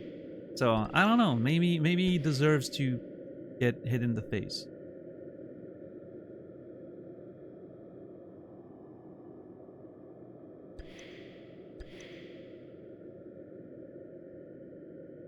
Yeah, I'm gonna hit Josh. Son of a bitch! Stop! Stop, dude! Chill out! The hell you doing? You put... You were gonna shoot him. I was just messing with him, man. Just trying to scare him. Well... Give him a taste of his own medicine. Well, what the hell, man? I could have killed him. Relax. It's fine. He'll be fine. I didn't like doing that. Well, now at least he's quiet. Yes, Mike, exactly. You should go back to the lodge, man. What? Why? I'm gonna watch him until the morning. I don't need you beating him half to death the whole time. That's not fair. I thought I was protecting you. Yeah, well, job well done. Take a vacation. Well, what the hell, man? Go back to the lodge. Now. Dude. Now? Okay, I don't like this. I'm becoming suspicious of Mike now for some reason. What?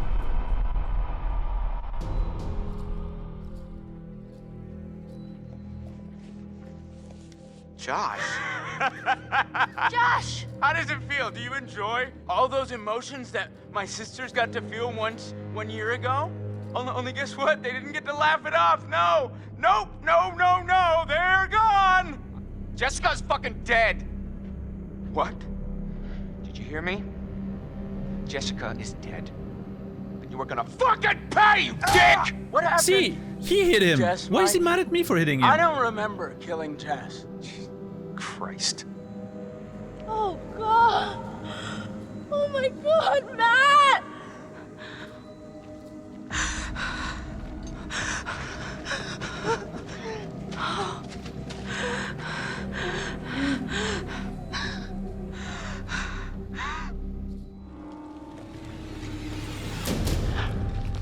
Hold on. Also, yeah, Emily, I didn't address that very well because the scene switched previously, but Emily's hiding was terrible. Also, trying to hide with a torch, obviously not a great idea, I don't think. I should have... Yeah, I don't know. I think that was a pretty subpar decision. Now, there's still a few things that I'm confused about. Okay, this is early. This is Matt falling. I think I avoided that. That, I'm not sure where it happens or when it could have happened, if it's already... I mean, he's wearing the jacket, so it could still be something that happens, or maybe I avoided it. I don't know. That shit's weird. I have no idea what that is. I have no idea who's... The jacket looks like maybe Mike's, or... It has a torch. Yeah, I don't know. I don't know who that is. That's like a torchlight. I don't know who that is, but that's kind of weird. That is 100% Mike shooting Emily, by the way. Like the jacket, the haircut, the gun. I'm 100% sure that's... So it could be an accident, but it's really weird. I think that's really suspicious. Hold on. That was early in the game. We saw that. That didn't happen. It can still happen. I'm pretty sure that's...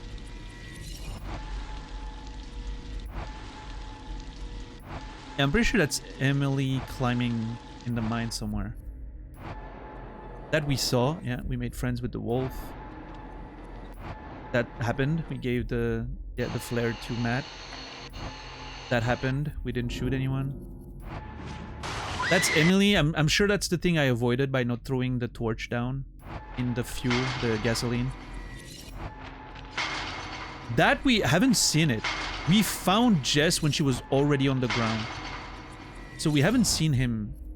And also it looks like the bottom of her jaw is missing there, which is not something that happened yet. That is Matt falling to his death somehow. I think. I haven't seen that. I haven't seen that yet. some hand going through like a cell door or something.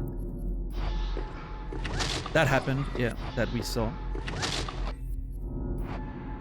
That's Jess waking up. I'm still hoping we're gonna, you know, we're gonna see that scene.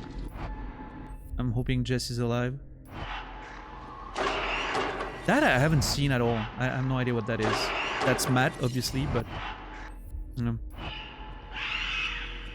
And that's Chris and Ashley hiding, which I haven't seen yet either, I don't think. Okay, so lots of stuff with the totems I haven't seen yet. Maybe some of them are just direction, like paths that I haven't taken, so I don't know.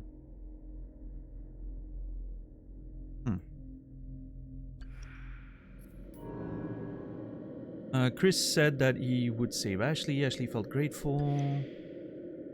Josh felt betrayed, antagonized Chris. Chris hit Josh. And then Mike got mad at me, which is very weird because he hit Josh himself, literally like a few minutes prior to that. Yeah, I don't know what's up with that. I'm starting to have my doubts about Mike, which is... I'm getting paranoid of everyone at this point.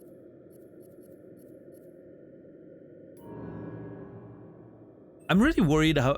not worried. I'm really curious how some of those things are gonna sort of come together. Like the bat didn't lead to anything. This hasn't led to anything yet, it seems. The wolf hasn't led to anything either. Yeah, I don't know. I mean, maybe some things don't lead to anything, depending on the path you take and all that, but yeah.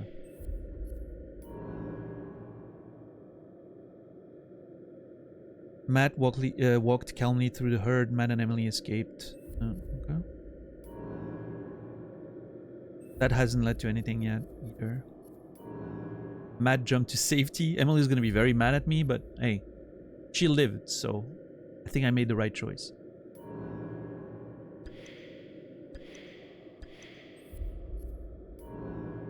Ashley followed Chris, failed to see who was in the workshop. Yeah, that's something we missed. That's true.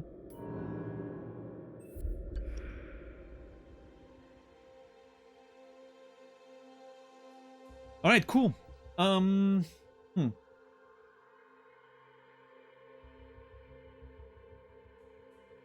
So the timing's a little awkward because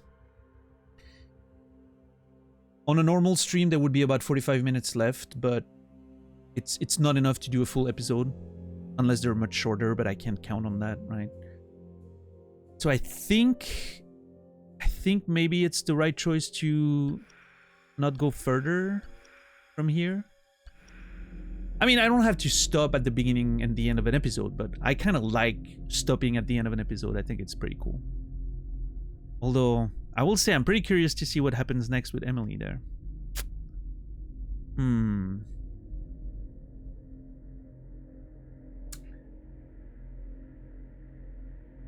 don't know. I'm hesitating.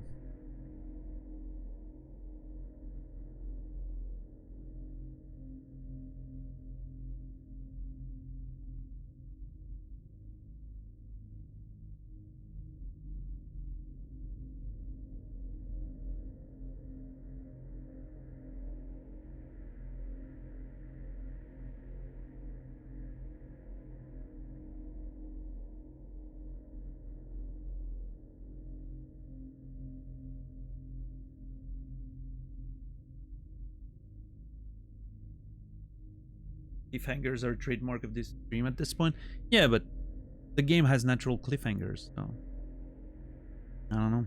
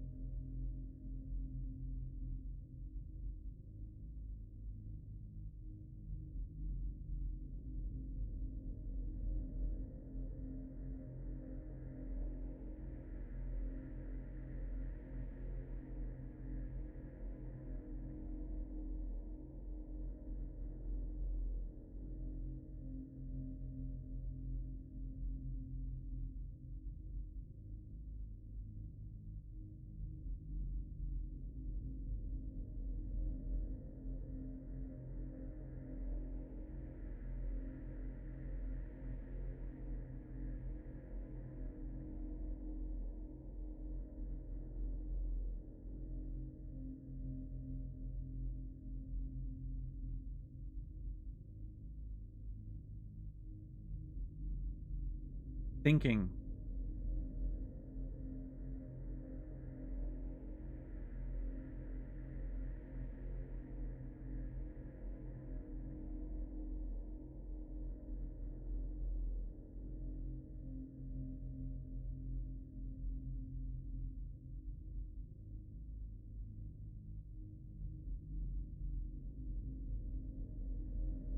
What episode are we on? 8? Pretty sure there's gonna be 10 of them based on hours counting.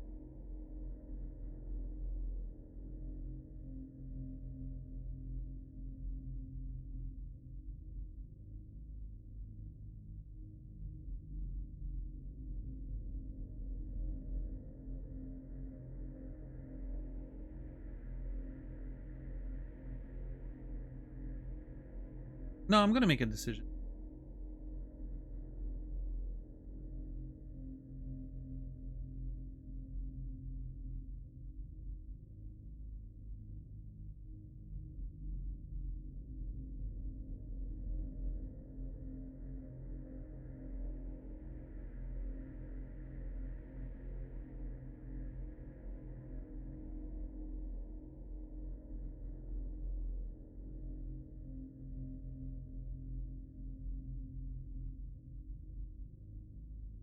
I'm gonna go a little bit more, I think.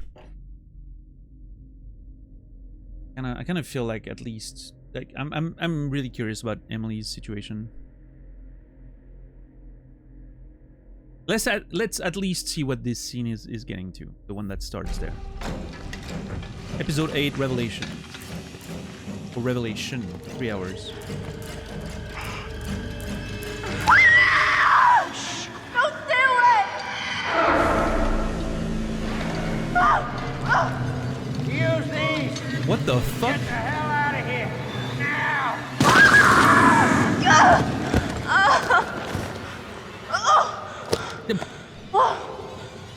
What the hell was that thing? Oh shit.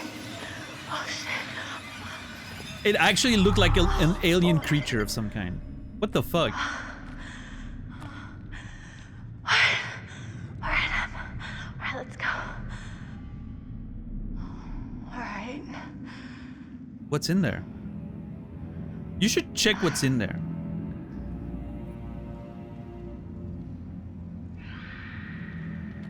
Weren't we checking what's in the bag? If it's dynamite, you would want to know about it. So, as I thought, the weird flamethrower guy seems to be a good guy. He seems to want to help us. Maybe he's fighting against whatever's lurking in the mines?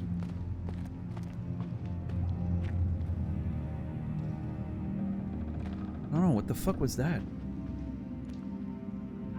Like it looked like a humanoid sort of figure coming down the ceiling, right?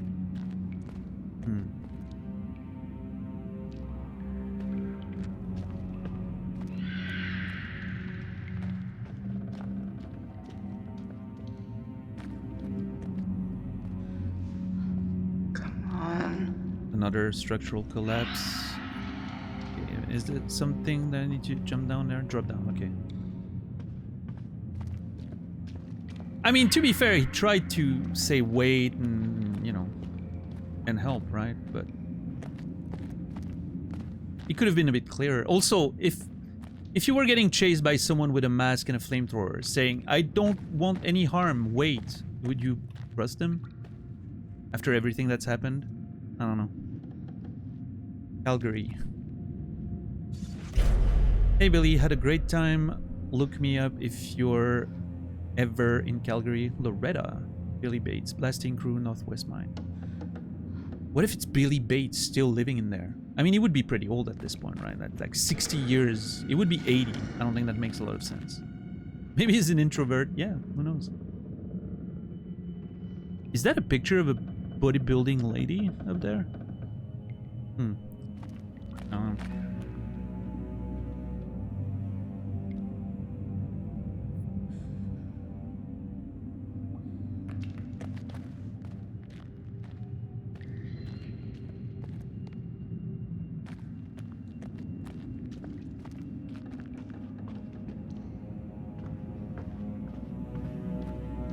Billy Bates, master of his craft.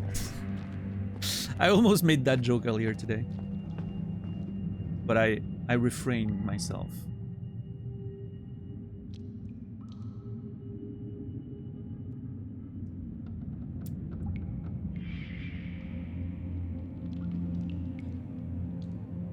I have no shame. That's fine.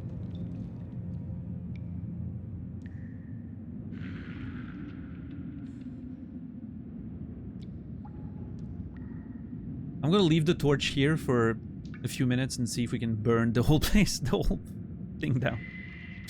No, I'm not gonna do that. But I would.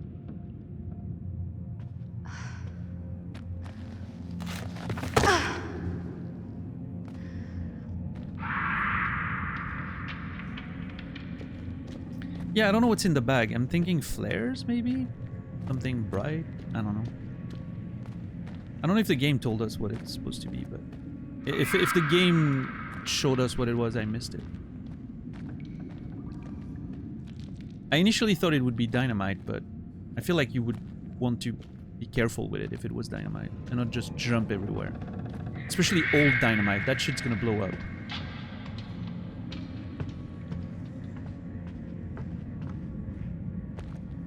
Totem.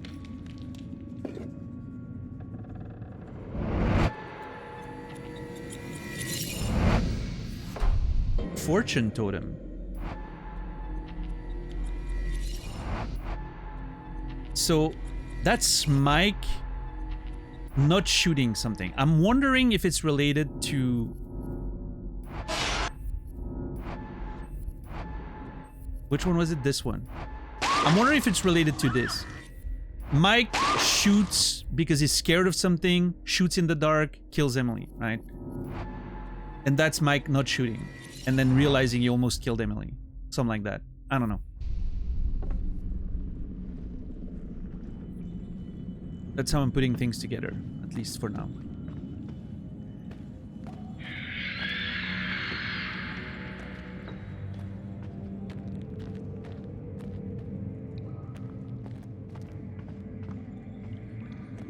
Speaking of immersive sim, what's the verdict on Indiana Jones? Now that time has passed and more people have played, maybe finished it. Was it as good as it looked? It seemed really cool when it first came out. Like, a lot of people were getting into it and saying it was a lot better than expectations. So, I don't know. It's pretty good.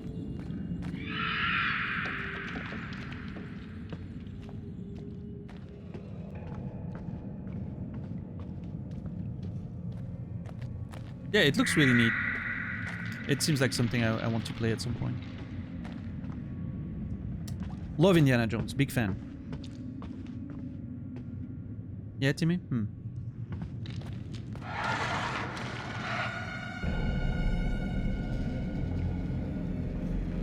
Uh-oh.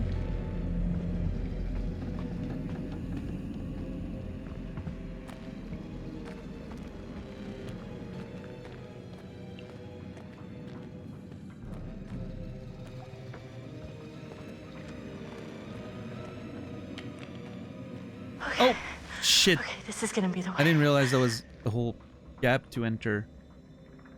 God damn it. I should have explored. Yeah, I feel like I may have missed a clue there. That's okay.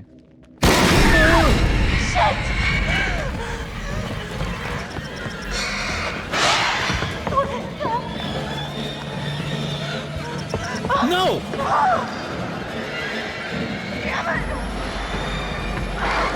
What the fuck?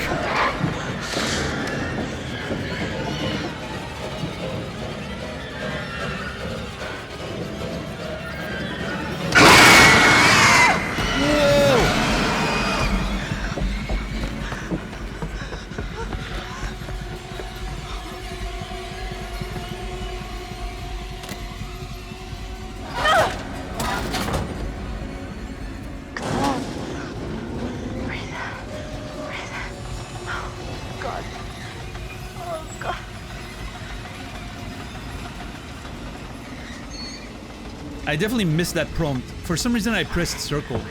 Snap out of it, Em. Shit.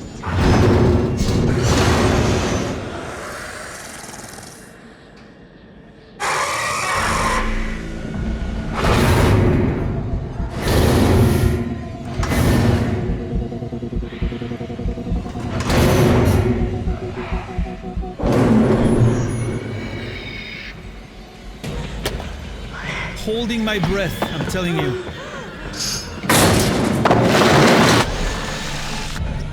Oh. Dude, those prompts are getting really fucking hard.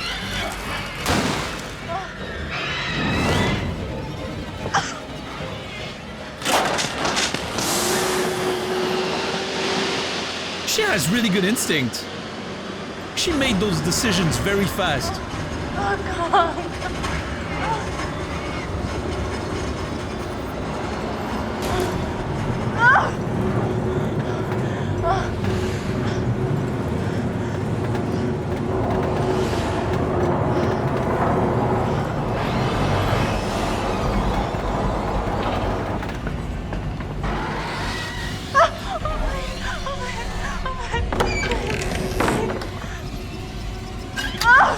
Holy fuck.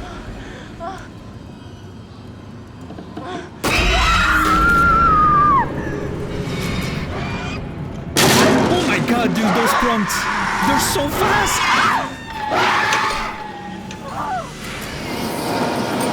I'm telling you, Emily is so strong. Holding on to a thing like that is crazy.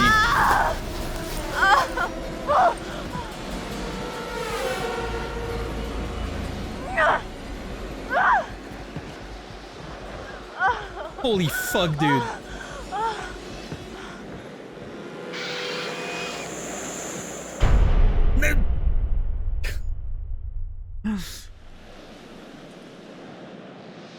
Oh yeah, I'm sweating. I'm actually sweating. That was really fucking intense.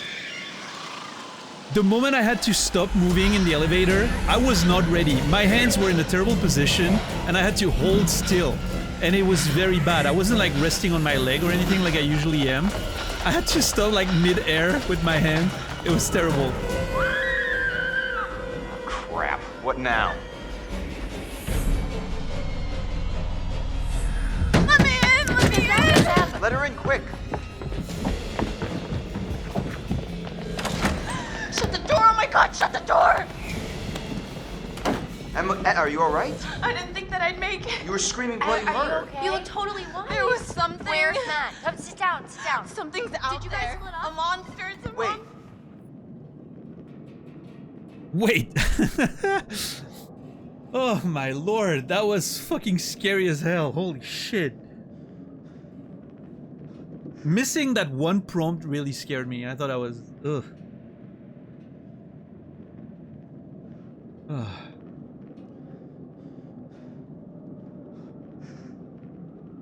Where's Matt? Yeah, we haven't seen Matt in a while. It's still in the mines, I think. I mean, he jumped off the falling tower, and we haven't seen him since.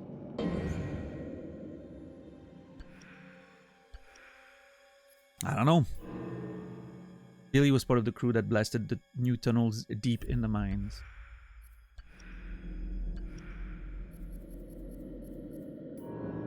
Emily gave the flare gun to Matt. Emily has no defense against the attack and was bitten. Oh, shit.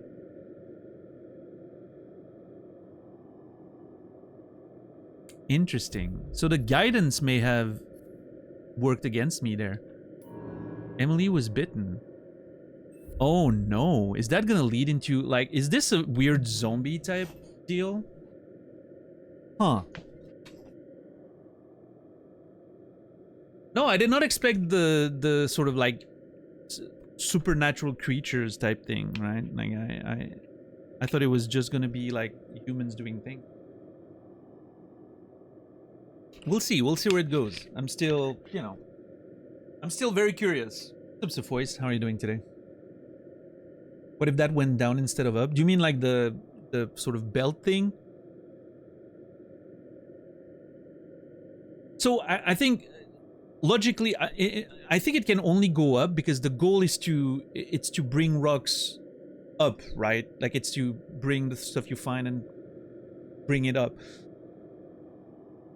To go down, you just throw stuff down, you know, like you let gravity do the work, basically. So usually those belts go upwards. So I think that's a fair bet that she made, I guess. But yeah.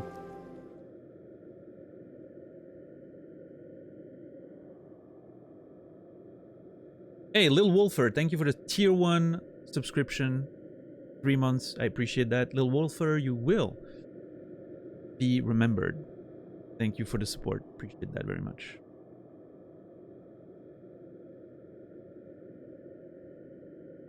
Although I guess with heavy rocks like that, maybe you would have to use belts to bring it down. But like, I mean, it makes sense. You know, you're in a mine. You want to bring stuff upwards, right?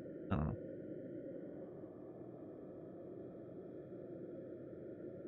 The only I've never worked around a mine or anything. The only similar thing I've seen is when beet farmers were coming to my village when I was a kid, and they would empty their huge they had like trucks full of like tractors and everything full of beets, and they would use like a similar belt like that to put them in the barns where they would store them near the train station, and then the trains would come in and load everything, and it was a whole thing.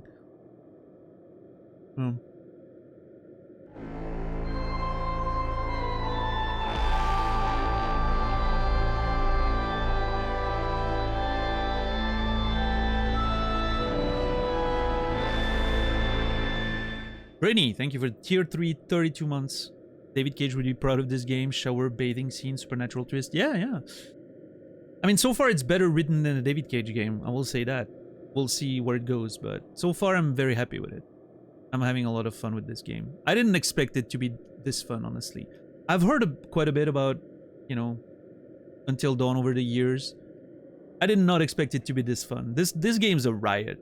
I don't know, like again, like the teen horror movie vibe is just exactly what I'm looking for in a game like that.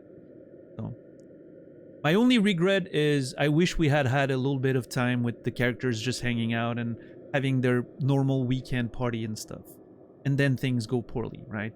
I love a good slow burn with the characters just hanging out and partying at first. This immediately went off the fucking, you know, rails.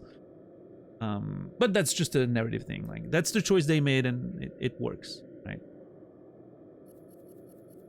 But I personally prefer when you get to see a little bit of like normal stuff is happening and then it goes poorly. All right. Anyway, confused, a monster, or concerned? M, are you okay? I mean, she did mention a monster. You would think someone would be worried about that, right?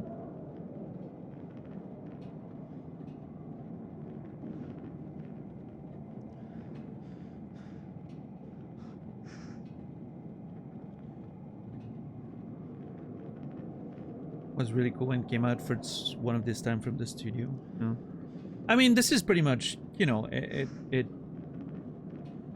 follows the sort of like Heavy Rain, Quantic Dream sort of type of game, right? It's very much in the lineage of that.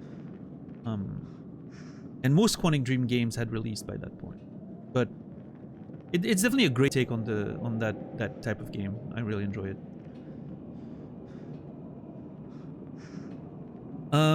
Yeah, I think questioning the monster is probably a good idea. What's up? What's up, Zvorkin? Which cliffhanger was it exactly? Oh, they were fine. Turned out it was Josh doing what is basically a prank to get revenge on his friends for what they did to his sisters. Yeah. So I was right about Josh being alive, by the way. Very glad I called that.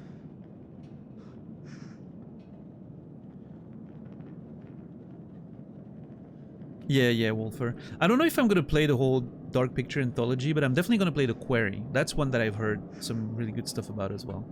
People have been recommending it, so. Yeah, the Quarry is definitely one I'm gonna play. Hopefully I like it just as much as this one. And then the whole Dark Picture, we'll see how I feel after the Quarry. I mean, I'm not gonna play them back to back, but eventually. Alright, I'm gonna go with Confused. About the monster. I want to question the monster thing. What are you talking about? I said there's something out Like there. what? Ash, relax. It was Josh. It was all Josh. No. Listen to me. We got him tied up. He can't hurt you. No, it was after me, and it wasn't human. Hold on. Confused what happened or concerned where's Matt? I want to keep questioning what's going on, but yeah, where's fucking Matt? I mean, she doesn't know where Matt is. It's not gonna help us to ask that, I don't think. I'm gonna keep being confused with Chris. Em, can you tell us exactly what happened? I am trying to tell you. We were climbing up the tower, and it fell. The whole tower just fell right into the mine. Whoa. What mines? There are these mine shafts all over, running under everything. When the tower fell, we ended up down there. I don't understand. The tower fell? How'd it fall? I was walking down there in the mines, and it was dark, and I found this pile, and there was Beth's head. Wait, what? Beth's head, I found it. my god. What the Are fuck? you serious? Yes, I'm serious. I think they fell down there. Oh, Jesus Christ. But the worst part is I don't think that Hannah died, like, from the fall, not right away. Wait, what? What do you mean? I don't know, I feel like she was down there, like, starving to death for weeks. When we were all up here looking for her, and we had no idea. That's horrible. And then Listen, Golem out of in nowhere. the tower, there was a radio, and I got through to someone, but then that was right when the tower collapsed. Em, you made it. Oh God, yeah, Mike! barely. What about Matt? We're trying to figure that out. Yeah, and then there was this monster that was chasing her. She's all messed up, guys. Emily? Hey, Em? Whoa. Who the fuck can that be? Matt? Josh. Jess? It's not Jess. Sorry, man, but who is it? I don't know. We should check it out. I got your back. Good. I'm still holding hope for Jess, but I think Jess may be dead, actually. Maybe dead.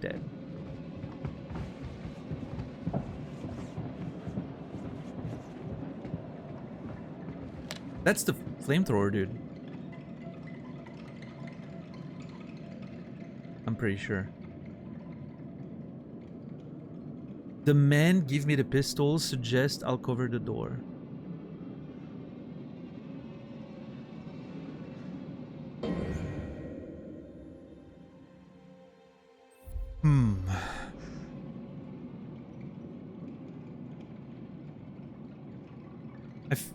I feel like if I demand, Mike is not gonna go with it. He's a very, he's a very stubborn dude. If I suggest, maybe he'll be like, yeah, you're right.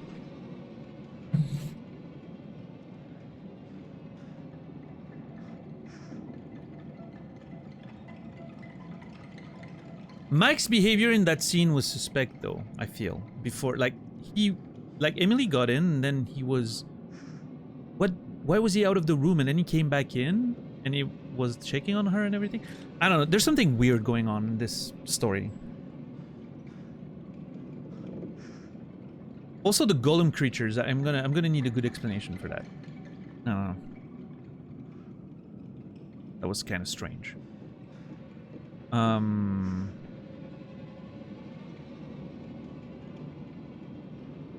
I'm gonna suggest.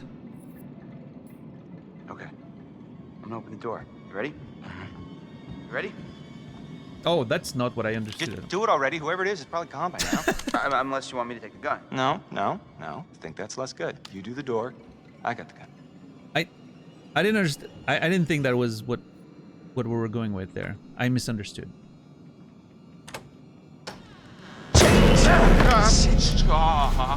Hold on there. Hold on there, mister. Freeze. Ow, what? All right. Just take it easy, Grandpa. Okay, everybody, just calm down. Now, just move over there. Go on, move. Let me say what I came to say.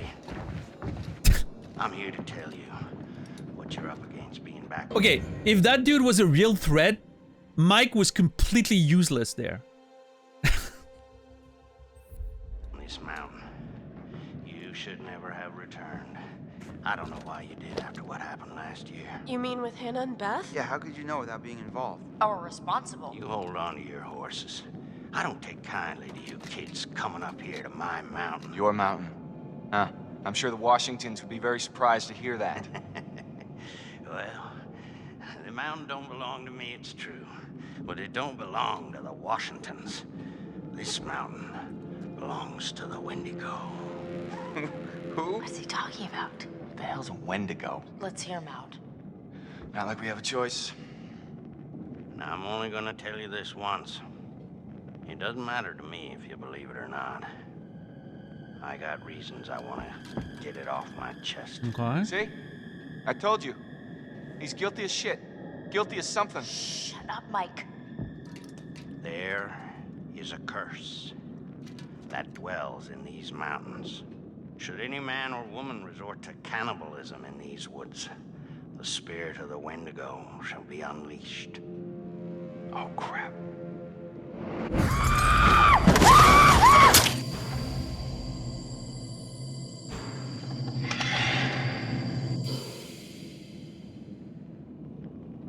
You're gonna need to find somewhere safe. The basement might be okay.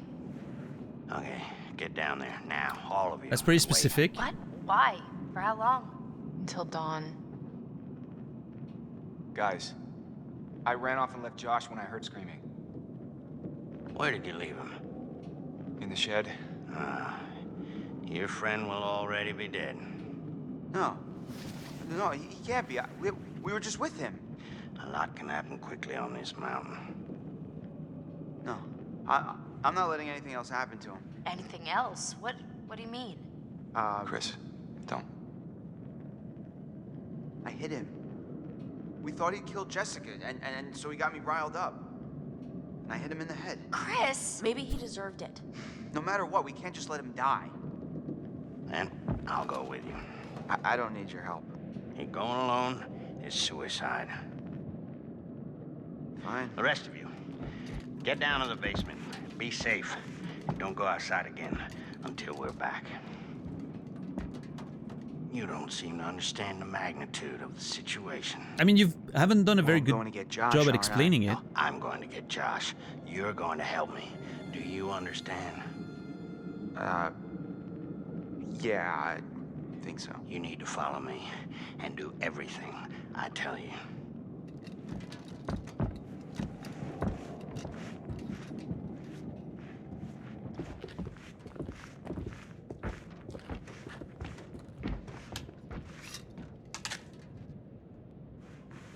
This is the end you point towards the thing you want to kill.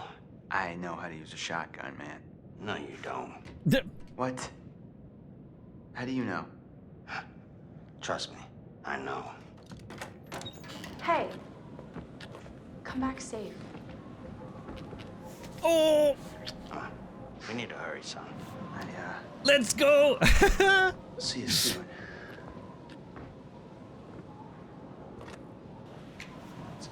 So tell me, you're the expert on these things. What's a guy got to know? You just be careful. You follow my lead. Now I'm worried for Chris.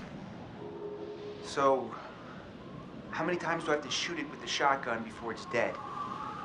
Well, you'll be shooting it a long time. You mean this thing won't even kill it? No, but it'll slow it down. Well, how do you kill it? They don't like fire. I don't like fire. They fear it, and it can kill them if you have to. See, their skin is like, it's like tough armor, unless you burn it off first. It's gross.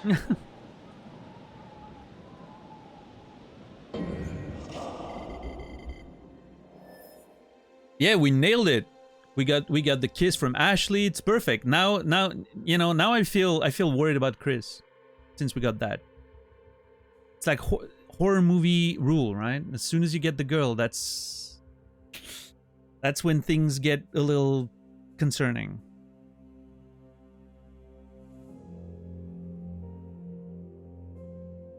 What happened to Josh? Oh, it's a long story. He's working. Yeah, is we put him in the barn and tied him because he pulled a prank on everyone. Yeah. Chris's funny score went down. Yeah. His romantic score is pretty high though. I think Matt still had the potential of doing the funniest thing in the entire game.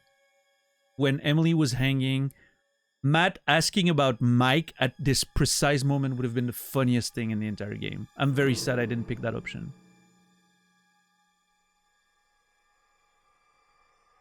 Map of the mountain with sightings, recent disappearances, marked dates. The work of an obsessive mind. This must have been Wendigo sightings and the mystery guys was collecting. Yeah. Okay, so Wendigo is like the mythical, you know, creature that lives in the mountains. And apparently the curse, when people resort to cannibalism, it unleashes the curse, which is a very specific thing. How often does that happen? Oh no!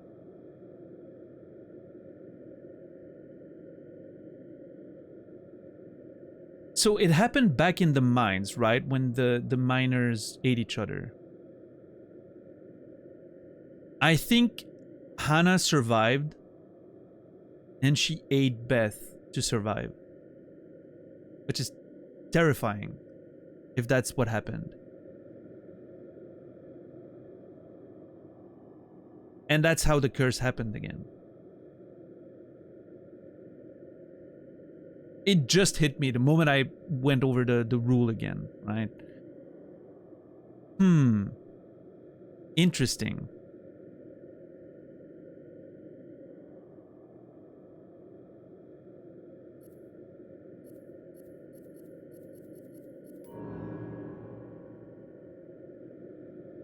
Ashley was concerned about Chris as he left. Aww.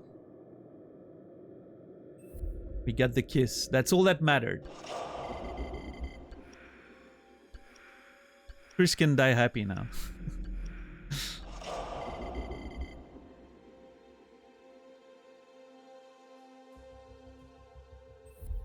Well, what are these things like? I mean, are they just crazy unpredictable, or... I mean, can you figure out what they're gonna do? Well, they adhere to some patterns, like any animal or human. Well, you mean like how? Like they've got schedules? Well, they only hunt at night. Oh. Why? I didn't ask. They don't like the sun? Like they don't like the light and everything? No? That makes sense. The, pro Wendigo tips? Like if I rub garlic all over me, they won't be able to smell me or something? Oh, they'll still smell you. Anything like that? They can't see you if you're standing still. It's like toads. Sight is based on changes of movement in their field of vision. Okay. So if I don't move, I'm basically invisible. Yeah. Well, I wouldn't recommend testing it out. Unless you have no other choice. And now I'm worried that if Emily got bitten, I'm worried that she somehow has like an infection of some kind, and that's gonna... And I'm worried... That could be why Mike shoots her in that totem thing, right? If these things, Wendigos, are or were human, do they still have some aspect of humanity in them? Well, they retain certain things. So I'm assuming the creatures were is it the really miners, right to kill them? right? Maybe they could be cured, or... So maybe They Hannah's one of surrender them. human rights the moment they eat one another. Yeah. There's no cure, there's no redemption. I mean, if they're still human, I don't know if it's right to hurt them. When you're staring one in the face, it's them or you. You feel free to take the high road. You won't be on it for long. So, okay, Oh. if you eat someone in those mountains, you turn into one of those things. So all the miners, right? So that's like 18 of them or however many. And then Hannah potentially turned into one of them. That's what I'm getting. Okay, cool. Got a lot of lore dump right there.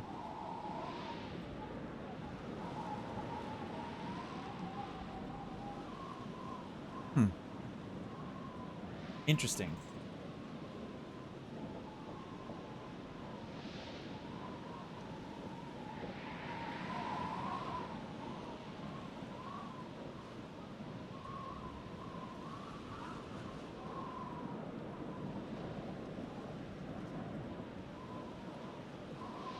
Flamethrower guy must be your instant favorite for the lore. I'm actually not a huge fan of lore dumping like that, when it's not like presented in a way that I feel like this is a little bit too lore dumpy, but I get it. You know, you gotta get the information through the player somehow.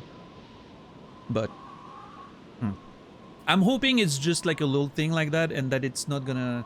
I'm hoping it's not gonna suddenly. I'm hoping that the end of the game's not gonna feel too rushed. I feel like that's usually where, you know, like it sort of starts being very rushed, and like you get a lot of information out of nowhere, and doesn't all make a lot of good sense.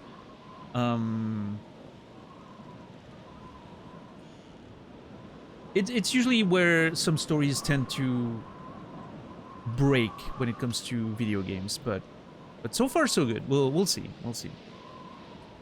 I'm not too worried as of now.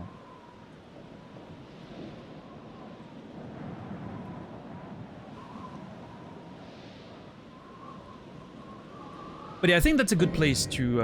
I think that's a good place to stop. We're about to go on an adventure. We'll do that tomorrow.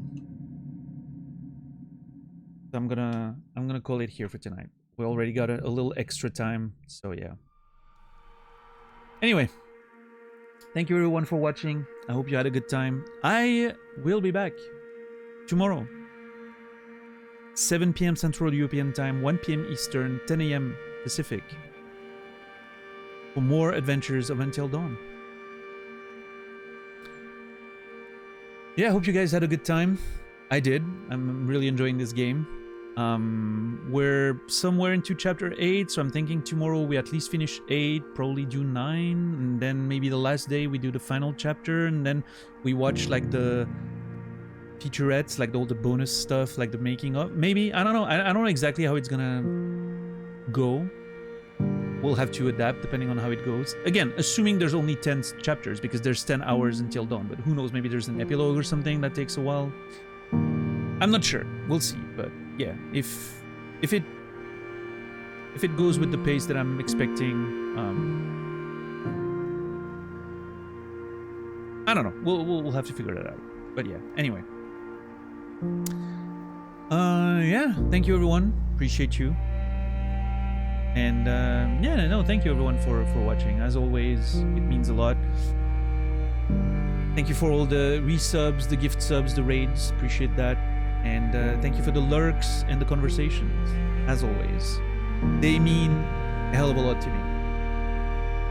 I will be back tomorrow, 7 p.m. Central European Time, 1 p.m. Eastern, 10 a.m. Pacific. I wish... Remember when this was going to take 3 days? Yeah, I was really optimistic there. I don't know. I really thought it was gonna be a lot faster, but... Yeah. Anyway. Hold on. Yeah, I wish you all a beautiful rest of your day, evening, or night. I will see you guys tomorrow. And until then, remember me, and I will remember you.